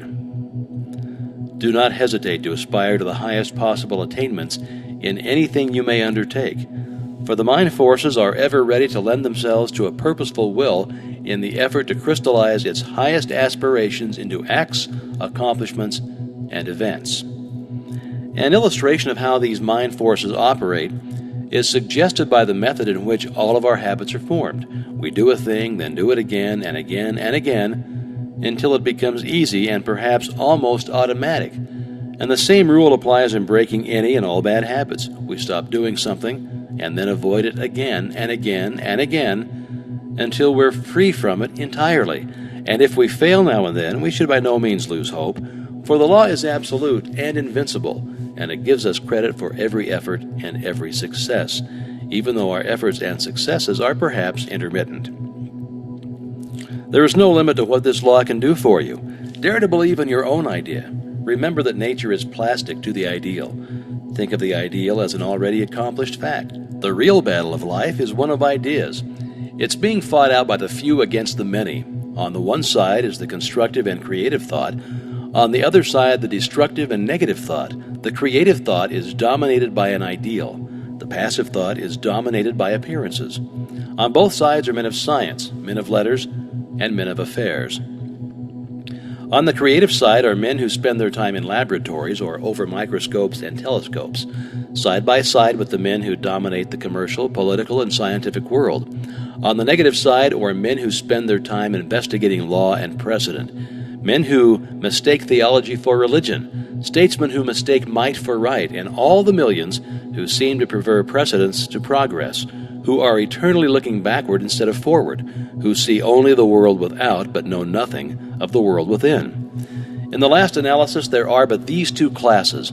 All men will have to take their place on one side or the other. They will have to go forward or go back. There is no standing still in a world where all is motion. It is this attempt to stand still that gives sanction and force to arbitrary and unequal codes of law. That we are in a period of transition is evidenced by the unrest which is everywhere apparent. The complaint of humanity is as a roll of heaven's artillery, commencing with low and threatening notes and increasing until the sound is sent from cloud to cloud and the lightning splits the air and the earth. The sentries who patrol the most advanced outpost of the industrial, political, and religious world are calling anxiously to each other. What of the night? The danger and insecurity of the position they occupy and attempt to hold is becoming more apparent every single hour. The dawn of a new era necessarily declares that the existing order of things cannot much longer be. Now, the issue between the old regime and the new, the crux of the social problem, is entirely a question of conviction in the minds of the people as to the nature of the universe. When they realize that the transcendent force of spirit or mind of the cosmos is within each individual, it will be possible to frame laws that shall consider the liberties and rights of the many instead of the privileges of the few. As long as the people regard the cosmic power as a power non-human and alien to humanity, so long will it be comparatively easy for a supposed privileged class to rule by divine right in spite of every protest of social sentiment. The real interest of democracy is therefore to exalt, emancipate, and recognize the divinity of the human spirit, to recognize that all power is from within, that no human being has any more power than any other human being, except such as may willingly be delegated to him. The old regime would have us believe that the law was superior to the lawmakers. Herein is the gist of the social crime of every form of privilege and personal inequality, the institutionalizing of the fatalistic doctrine of divine election. The divine mind is the universal mind. It makes no exceptions. It plays no favorites. It does not act through sheer caprice or from anger, jealousy, or wrath. Neither can it be flattered, cajoled, or moved by sympathy or petition to supply man with some need which he thinks necessary for his happiness or even his existence. The divine mind makes no exceptions in favor of any individual, but when the individual understands and realizes his unity with the universal principle, he will appear to be favored because he will have found the source of all health, all wealth, and all power. For your exercise this week, concentrate on the truth. Try to realize that the truth shall make you free. That is, nothing can permanently stand in the way of your perfect success when you learn to apply the scientifically correct thought methods and principles. Realize that you are externalizing in your environment your inherent soul potencies. Realize that the silence offers an ever-available and almost unlimited opportunity for awakening the highest conception of truth. Try to comprehend that omnipotence itself is absolute silence. All else is change, activity, and limitation. Silent thought concentration is therefore the true method of reaching, awakening, and then expressing the wonderful potential power of the world within. Now remember these words from Marden. The possibilities of thought training are infinite, its consequence eternal, and yet few take the pains to direct their thinking into channels that will do them good, but instead leave all to chance. In Part 22, you'll find that thoughts are spiritual seeds, which, when planted in the subconscious mind, have a tendency to sprout and grow, but unfortunately the fruit is frequently not to our liking. The various forms of inflammation, paralysis, nervousness, and diseased conditions generally are the manifestation of fear, worry, care, anxiety, jealousy, hatred, and similar other thought. The life processes are carried on by two distinct methods. First, the taking up and making use of nutritive material, which is necessary for constructing cells. Secondly, breaking down and excreting the waste material. All life is based upon these constructive and destructive activities, and as food and water and air are the only requisites necessary for the construction of cells, it would seem that the problem of prolonging life indefinitely would not be a very difficult one. Now, however strange it may seem, it's the second or destructive activity that is, with rare exception, the cause of all disease. The waste material accumulates and saturates the tissues, which causes auto-intoxication. This may be partial or general. In the first case, the disturbance will be local. In the second place, it will affect the whole system. The problem then before us is in the healing of disease is to increase the inflow and distribution of vital energy throughout the system, and this can only be done by eliminating thoughts of fear, worry, care, anxiety, jealousy, hatred, and every other destructive thought which tend to tear down and destroy the nerves and glands which control the excretion and elimination of poisonous and waste matter. Nourishing foods and strengthening tonics can't bestow life because these are but secondary manifestations to life. The primary manifestation of life and how you may get in touch with it is explained in the part which I have the privilege of enclosing herewith, Part 22. Knowledge is of priceless value because by applying knowledge we can make our future what we wish it to be. When we realize that our present character, our present environment, our present ability, our present physical condition are all the result of past methods of thinking, then we shall begin to have some conception of the value of knowledge. If the state of our health is not all that could be desired, let us examine our method of thinking. Let's remember that every thought produces an impression on the mind. Every impression is a seed which will sink into the subconscious and form a tendency. The tendency will be to attract other similar thoughts, and before we know it, we shall have a crop which then must be harvested. If these thoughts contain disease germs, the harvest will be sickness, decay, weakness, and failure. The question is, what are we thinking? What are we creating? What is the harvest to be? If there is any physical condition which it makes necessary to change, the law governing visualization will be found effective. Make a mental image of physical perfection. Hold it in the mind until it is absorbed by the consciousness. Many have eliminated chronic ailments in a few weeks by this method, and thousands have overcome and destroyed all manner of ordinary physical disturbances also by this method in only a few days, sometimes in a few minutes. It is through the law of vibration that the mind exercises this control over the body. We know that every mental action is a vibration, and we know that all form is simply a mode of motion, a rate of vibration. Therefore, any given vibration immediately modifies every atom in the body. Every life cell is affected, and an entire chemical change is made in every group of life cells. Everything in the universe is what it is by virtue of its rate of vibration. Change the rate of vibration and you change the nature, quality, and form. The vast panorama of nature, both visible and invisible, is being constantly changed by simply changing the rate of vibration. And as thought is a vibration, we can also exercise this power. We can change the vibration and thus produce any condition which we desire to manifest in our bodies. We're all using this power every minute. The trouble is, most of us are using it unconsciously and thus producing undesirable results. The problem is to use it intelligently and produce only desirable results. Now, this should not be difficult because we all have had sufficient experience to know what produces pleasant vibration in the body, and we also know the causes which produce the unpleasant and disagreeable sensations.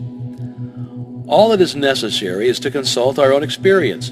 When our thought has been uplifted, progressive, constructive, courageous, noble, kind, or in any other way desirable, we have set in motion vibrations which brought about certain results. When our thought has been filled with envy, hatred, jealousy, criticism, or any of the other 1,001 forms of discord, certain vibrations were set in motion which brought about certain other results of a different nature, and each of these rates of vibration, if kept up, crystallized in form. In the first case, the result was mental, moral, and physical health, and in the second case, discord, inharmony, and disease. We can understand then something of the power which the mind possesses over the body. The objective mind has certain effects on the body which are readily recognized. Someone says something to you which strikes you as ludicrous, and you laugh, possibly until your whole body shakes, which shows that thought has control over the muscles of your body. Or someone says something which excites your symphony, and your eyes fill with tears, which shows that thought controls the glands of your body. Or someone says something which makes you angry, and the blood mounts to your cheek, which shows that thought controls the circulation of your blood. But as these experiences are all the results of the action of your objective mind over the body, the results are of a temporary nature. They soon pass away, and they leave the situation just as it was before. Now let's see how the action of the subconscious mind over the body differs. You receive a wound, thousands of cells being the work of healing at once. In a few days or a few weeks, the work is complete. You may even break a bone. No surgeon on earth can weld the parts together, and I'm not referring to the insertion of rods or other devices to strengthen or replace bones. Now he may set the bone for you, and the subjective mind will immediately begin the process of welding the parts together, and in a short time the bone is as solid as it ever was. You may swallow poison. The subjective mind will immediately discover the danger and make violent efforts to eliminate it. You might become infected with a dangerous germ. The subjective will at once commence to build a wall around the infected area and destroy the infection by absorbing it in the white blood corpuscles, which it supplies for exactly that purpose. These processes of the subconscious mind usually proceed without our personal knowledge or direction, and so long as we don't interfere, the result is perfect. But as these millions of repair cells are all intelligent and respond to our thought, they are often paralyzed and rendered impotent by our thoughts of fear, doubt, and anxiety. They're like an army of workmen ready to start an important piece of work, but every time they get started on the undertaking, a strike is called, or plans changed, until they finally get discouraged and give up. The way to health is founded on the laws of vibration, which is the basis of all science, and this law is brought into operation by the mind, by the world within. It's a matter of individual effort and practice. Our world of power is within. If we are wise, we shall not waste time and effort in trying to deal with effects as we find them in the world without, which is only an external reflection. We shall always find cause in the world within. By changing the cause, we can then change the effect. Every cell in your body is intelligent and will respond to your direction. The cells are all creators and will create the exact pattern which you give them. Therefore, when perfect images are placed before the subjective, the creative energies will build a perfect body. Brain cells are constructed in the same way. The quality of the brain is governed by the state of mind or mental attitude, so that if undesirable mental attitudes are conveyed to the subjective, they will in turn be transferred to the body. We can therefore readily see that if we wish the body to manifest health, strength, and vitality, this must be the predominant thought. We know then that every element of the human body is the result of a rate of vibration. We know that mental action is a rate of vibration. We know that a higher rate of vibration governs, modifies, controls, changes, or destroys a lower rate of vibration. We know that the rate of vibration is governed by the character of brain cells, and finally, we know how to create these brain cells. Therefore, we know how to make any physical change in the body we desire, and having secured a working knowledge of the power of the mind to this extent, we've come to know that there is practically no limitation which can be placed upon our ability to place ourselves in harmony with natural law, which is omnipotent. This influence or control over the body by mind is coming to be more and more generally understood, and many physicians are now giving the matter their earnest attention. Dr. Albert T. Schofield, who has written several important books on the subject, says the subject of mental therapeutics is still ignored in medical works generally. In our physiologies, no reference is made to the central controlling power that rules the body for its good, and the power of the mind over the body is seldom spoken of. Well, no doubt many physicians treat nervous diseases of functional origin wisely and well, but what we contend is that the knowledge they display was taught at no school, was learned from no book, but it is intuitive and empirical. This is not as it should be. The power of mental therapeutics should be the subject of careful, special, and scientific teaching in every medical school. We might pursue the subject of maltreatment or want of treatment, further in detail and describe the disastrous results of neglected cases, but the task is an invidious one. There can be no doubt that few patients are aware how much they can do for themselves. What the patient can do for himself, the forces he can set in motion, are as yet unknown. We're inclined to believe that they're far greater than most imagine and will undoubtedly be used more and more. Mental therapeutics may be directed by the patient himself to calming the mind in excitement by arousing feelings of joy, hope, faith, and love, by suggesting motives for exertion, by regular mental work, by diverting the thoughts from the malady. So for your exercise this week, concentrate on Tennyson's beautiful lines. Speak to him, thou, for he hears, and spirit with spirit can meet. Closer is he than breathing, and nearer than hands and feet. Then try to realize that when you do speak to him, you are in touch with omnipotence. This realization and recognition of the omnipresent power will quickly destroy any and every form of sickness or suffering and will substitute harmony and perfection. Then remember, there are those who seem to think that sickness and suffering are sent by God. If so, every physician, every surgeon, and every Red Cross nurse is defying the will of God. And hospitals and sanitariums are places of rebellion instead of houses of mercy. Now, of course, this quickly reasons itself into an absurdity, but there are many who still cherish that strange idea. Then let the thought rest on the fact that until recently, theology has been trying to teach an impossible creator, one who created beings capable of sinning, and then allowed them to be eternally punished for such sins. Of course, the necessary outcome of such extraordinary ignorance was to create fear instead of love, and so, after 2,000 years of this kind of propaganda, theology is now busily engaged in apologizing for Christianity. You'll then more readily appreciate the ideal man, the man made in the image and likeness of God, and you will more readily appreciate the all-originating mind that forms, upholds, sustains, originates, and creates all that there is. All are but parts of one stupendous whole, whose body nature is, and God the soul. Opportunity follows perception. Action follows inspiration. Growth follows knowledge. Eminence flows progress. Always the spiritual first, and then the transformation into the infinite and the illimitable possibilities of achievement.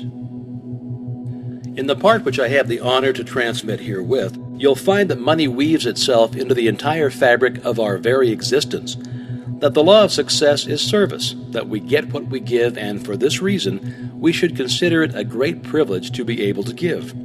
We have found that thought is the creative activity behind every constructive enterprise. We can therefore give nothing of more practical value than our thought.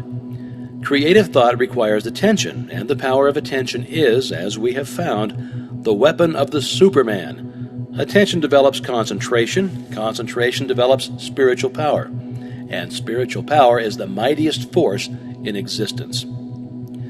This is the science which embraces all sciences. It is the art which, above all arts, is relevant to human life.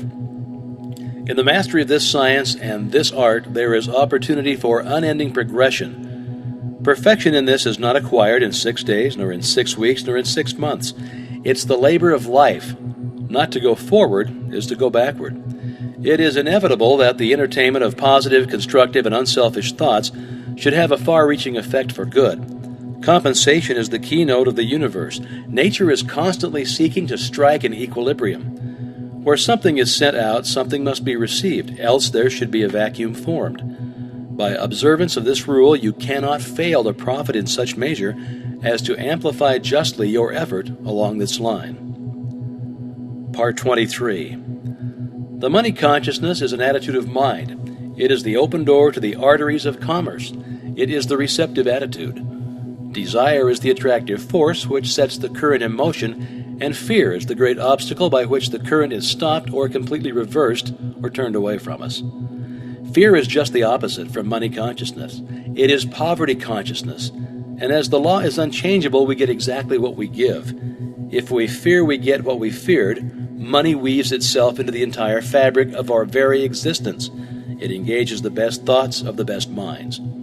We make money by making friends, and we enlarge our circle of friends by making money for them, by helping them, by being of service to them. The first law of success, then, is service, and this, in turn, is built on integrity and justice.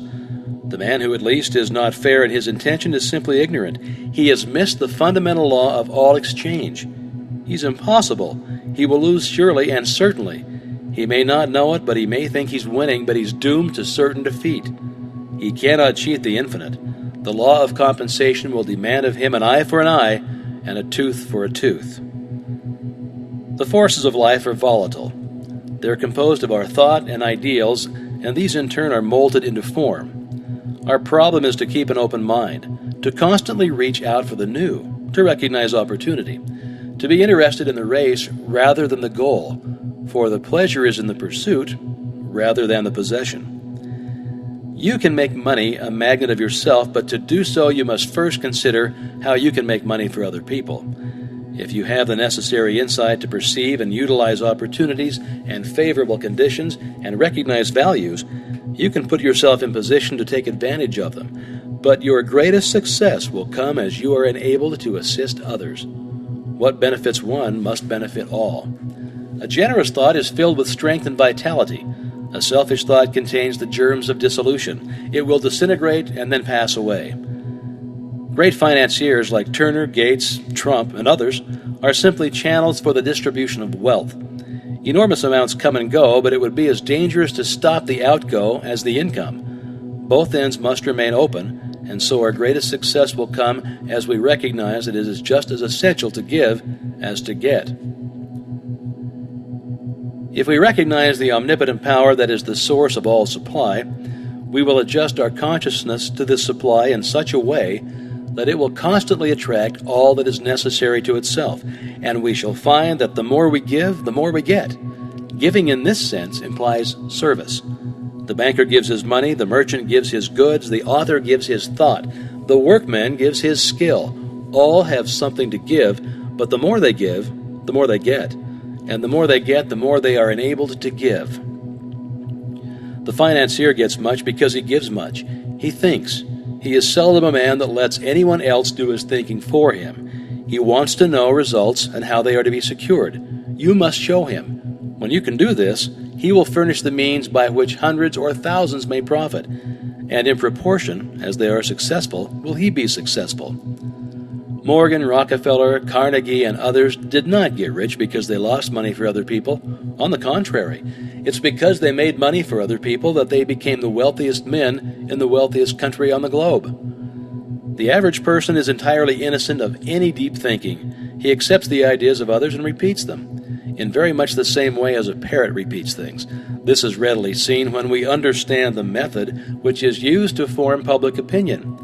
And this docile attitude on the part of a large majority who seem perfectly willing to let a few persons do all of their thinking for them is what enables a few men in a great many countries to usurp all the avenues of power and hold the millions in subjugation. The power of attention is called concentration. This power is directed by the will. For this reason, we must refuse to concentrate or think of anything except the things we desire. Many are constantly concentrating upon sorrow, loss, and discord of every kind. As thought is creative, it necessarily follows that this concentration inevitably leads to more loss, more sorrow, and more discord. How could it be otherwise? On the other hand, when we meet with success, gain, or any other desirable condition, we naturally concentrate upon the effects of these things, and thereby create more, and so it follows that much leads to more. How an understanding of this principle can be utilized in the business world is well told by an associate of mine. Spirit, whatever else it may or may not be, must be considered as the essence of consciousness, the substance of mind, the reality underlying thought, and as all ideas are phases of the activity of consciousness, mind, or thought, it follows that in spirit and in it alone is to be found the ultimate fact, the real thing, or the idea. Now, this being admitted, does it not seem reasonable to hold that a true understanding of spirit and its laws of manifestation would be about the most practical thing that a practical person can hope to find? Does it not seem certain that if the practical men of the world could but realize this fact, they would fall all over themselves in getting to the place in which they might obtain such knowledge of spiritual things and laws? These men are not fools. They need only to grasp the fundamental fact in order to move in the direction of that which is the essence of all achievement. Let me give you a concrete example. I know a man in Chicago whom I had always considered to be quite materialistic. He had made several successes in life and also several failures. The last time I had a talk with him, he was practically down and out as compared with his former business condition. It looked as if he had indeed reached the end of his rope, for he was well advanced into the stage of middle age, and new ideas came more slowly and less frequently to him than in former years. He said to me in substance, "I know that all things that work out in business are the result of thought. Any fool knows that. Just now I seem to be short on thoughts and good ideas. But if this all-mind teaching is correct, it should be possible for the individual to attain a direct connection with infinite mind, and in infinite mind, there must be the possibility of all kinds of good ideas which a man of my courage and experience could put to practical use in the business world. Not only that, but make a big success of it. It looks good to me, and I'm going to look into it. That was several years ago.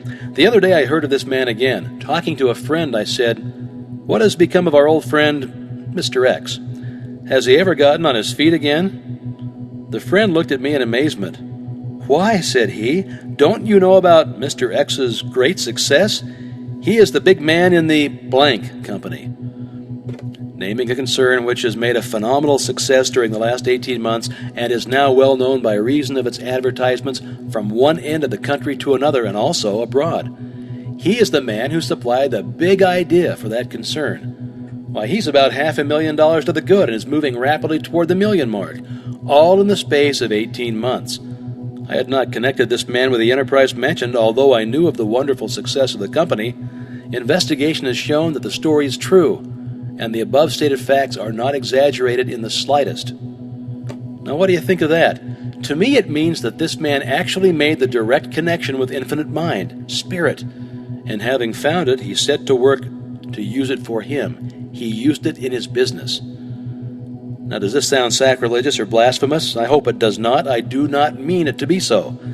Take away the implication of personality or magnified human nature from the conception of the infinite, and you have left the conception of an infinite presence power, the quintessence of which is consciousness.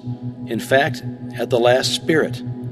As this man also, at the last, must be considered as a manifestation of spirit, there is nothing sacrilegious in the idea that he, being spirit, should so harmonize himself with his origin and source that he would be able to manifest at least a minor degree of its power. All of us do this, more or less, when we use our minds in the direction of creative thought. This man did more. He went about it in an intensely practical manner. I've not consulted him about his method of procedure, though I intend doing so at the first opportunity, but he not only drew upon the infinite supply for the ideas which he needed, and which formed the seed of his success, but they also used the creative power of thought in building up for himself an idealistic pattern of that which he hoped to manifest in material form, adding thereto, changing, improving its detail, from time to time, proceeding from the general outline to the finished detail. I judge this to be the facts of the case, not alone from my recollection of the conversation only a few years ago, but also because I have found the same thing to be true in the cases of other prominent men who have made similar manifestation of creative thought. Those who may shrink from this idea of employing the infinite powers to aid one in his work in the material world should remember that if the infinite objected in the least to such a procedure, that thing could never happen. The infinite is quite able to take care of itself. Spirituality is quite practical. It's very practical, intensely practical. It teaches that spirit is the real thing, the whole thing, and that matter is but plastic stuff which spirit is able to create, mold, manipulate, and fashion to its will. Spirituality is the most practical thing in the world, the only really and absolutely practical thing that there is. This week concentrate on the fact that man is not a body with a spirit, but a spirit with a body, and that it is for this reason that his desires are incapable of any permanent satisfaction in anything not spiritual. Money is therefore of no value except to bring about the conditions which we desire, and these conditions are necessarily harmonious. Harmonious conditions necessitate sufficient supply, so that if there appears to be any lack, we should realize that the idea or soul of money is service, and as this thought takes form, channels of supply will be opened, and you'll have the satisfaction of knowing that spiritual methods are entirely practical. It was Francis Larimer Warner who said, "We have discovered that premeditated, orderly thinking for a purpose matures that purpose into fixed form, so that we may be absolutely sure of the result of our dynamic experiment." Enclosed you'll find part 24, which is your final lesson of this course. If you've practiced each of the exercises a few minutes every day as suggested, you will have found that you can get out of life exactly what you wish by first putting into life that which you wish, and you will probably agree with the student who said, "The thought is almost overwhelming, so vast, so available, so definite, so reasonable, and so usable." The fruit of this knowledge is, as it were, a gift of the gods. It is the truth that makes men free, not only free from every lack and limitation, but free from sorrow, worry, and care. And is it not wonderful to realize that this law is no respecter of persons, that it makes no difference what your habit of thought may be, the way has been prepared. If you're inclined to be religious, the greatest religious teacher the world has ever known made the way so plain that all may follow. If your mental bias is toward physical science, the law will operate with mathematical certainty. If you are inclined to be philosophical, Plato or Emerson may be your teacher, but in either case you may reach degrees of power to which it is impossible to assign any limit. An understanding of this principle, I believe, is the secret for which the ancient alchemists vainly sought, because it explains how gold in the mind may be transmuted into gold in the heart and in the hand. So here's part 24. When the scientists first put the sun in the center of the solar system and sent the Earth spinning around it, there was immense surprise and consternation. The whole idea was self-evidently false. Nothing was more certain than the movement of the sun across the sky, and anyone could see it descend behind the western hills and sink into the sea. Scholars raged, and scientists rejected the idea as absurd, yet the evidence has finally carried conviction in the minds of all. We speak of a bell as a sounding body, yet we know that all the bell can do is to produce vibrations in the air. When these vibrations come at the rate of 16 per second, they cause a sound to be heard in the mind. It is also possible for the mind to hear vibrations up to the rate of 38,000 vibrations per second. When the number increases beyond this, all is silence again, so that we know that the sound is not in the bell, it is our own minds.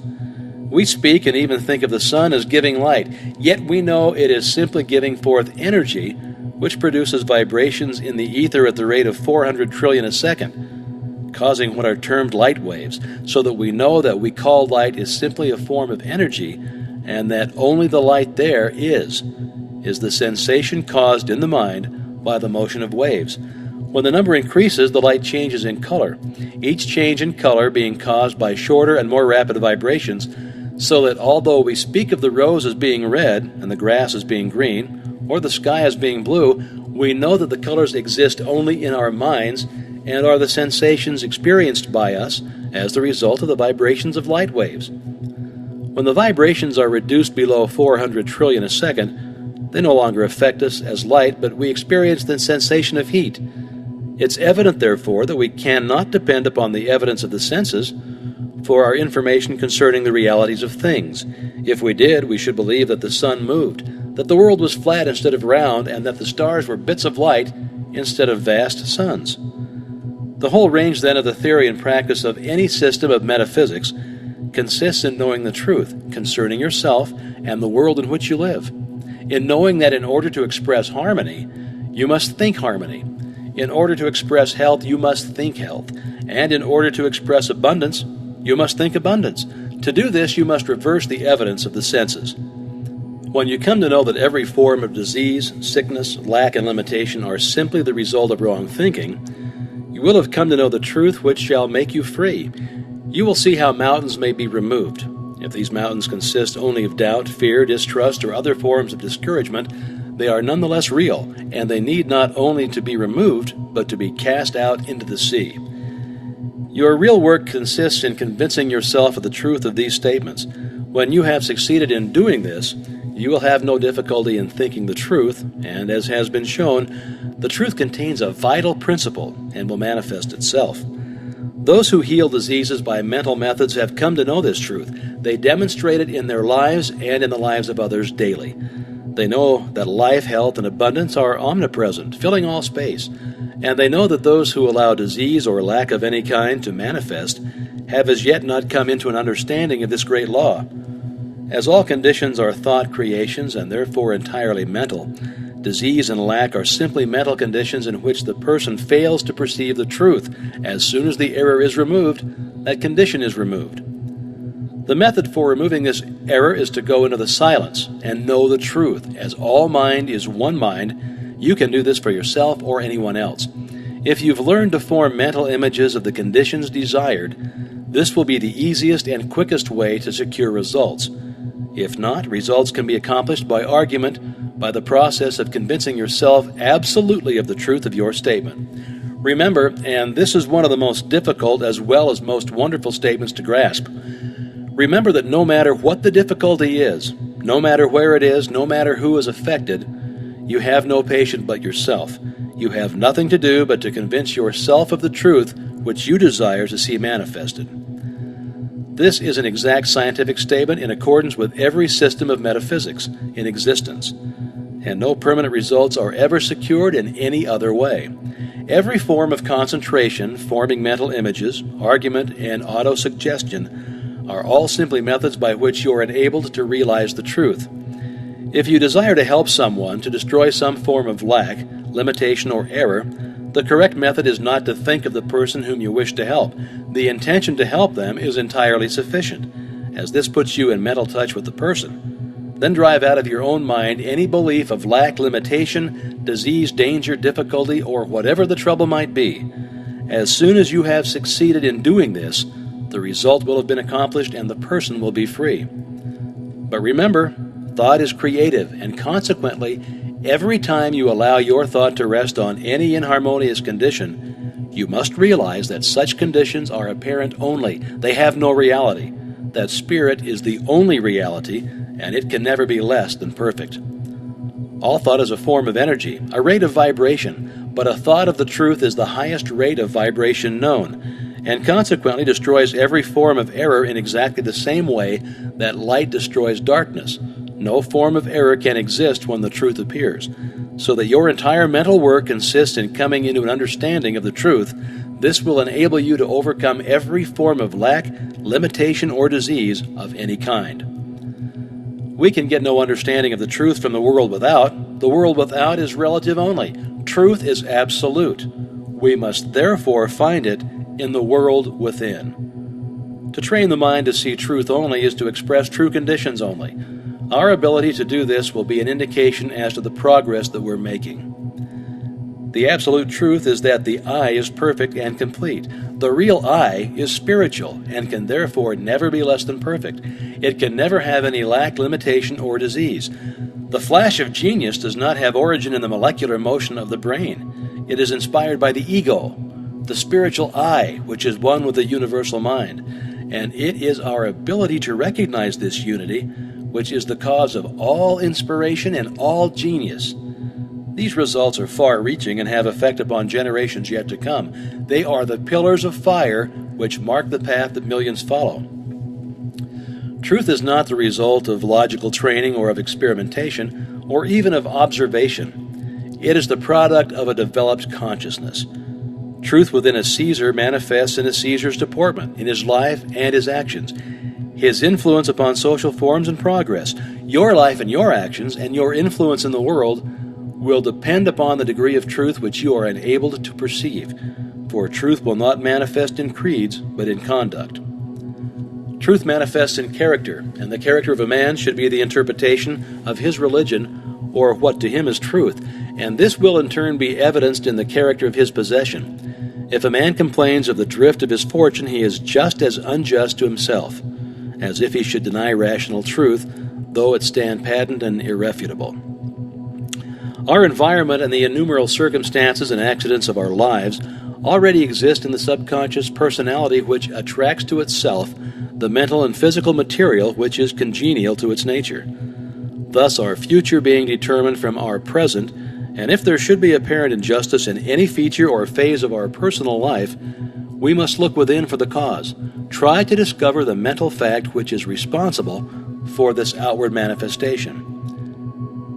It is this truth which makes you free, and it is the conscious knowledge of this truth which will enable you to overcome every difficulty.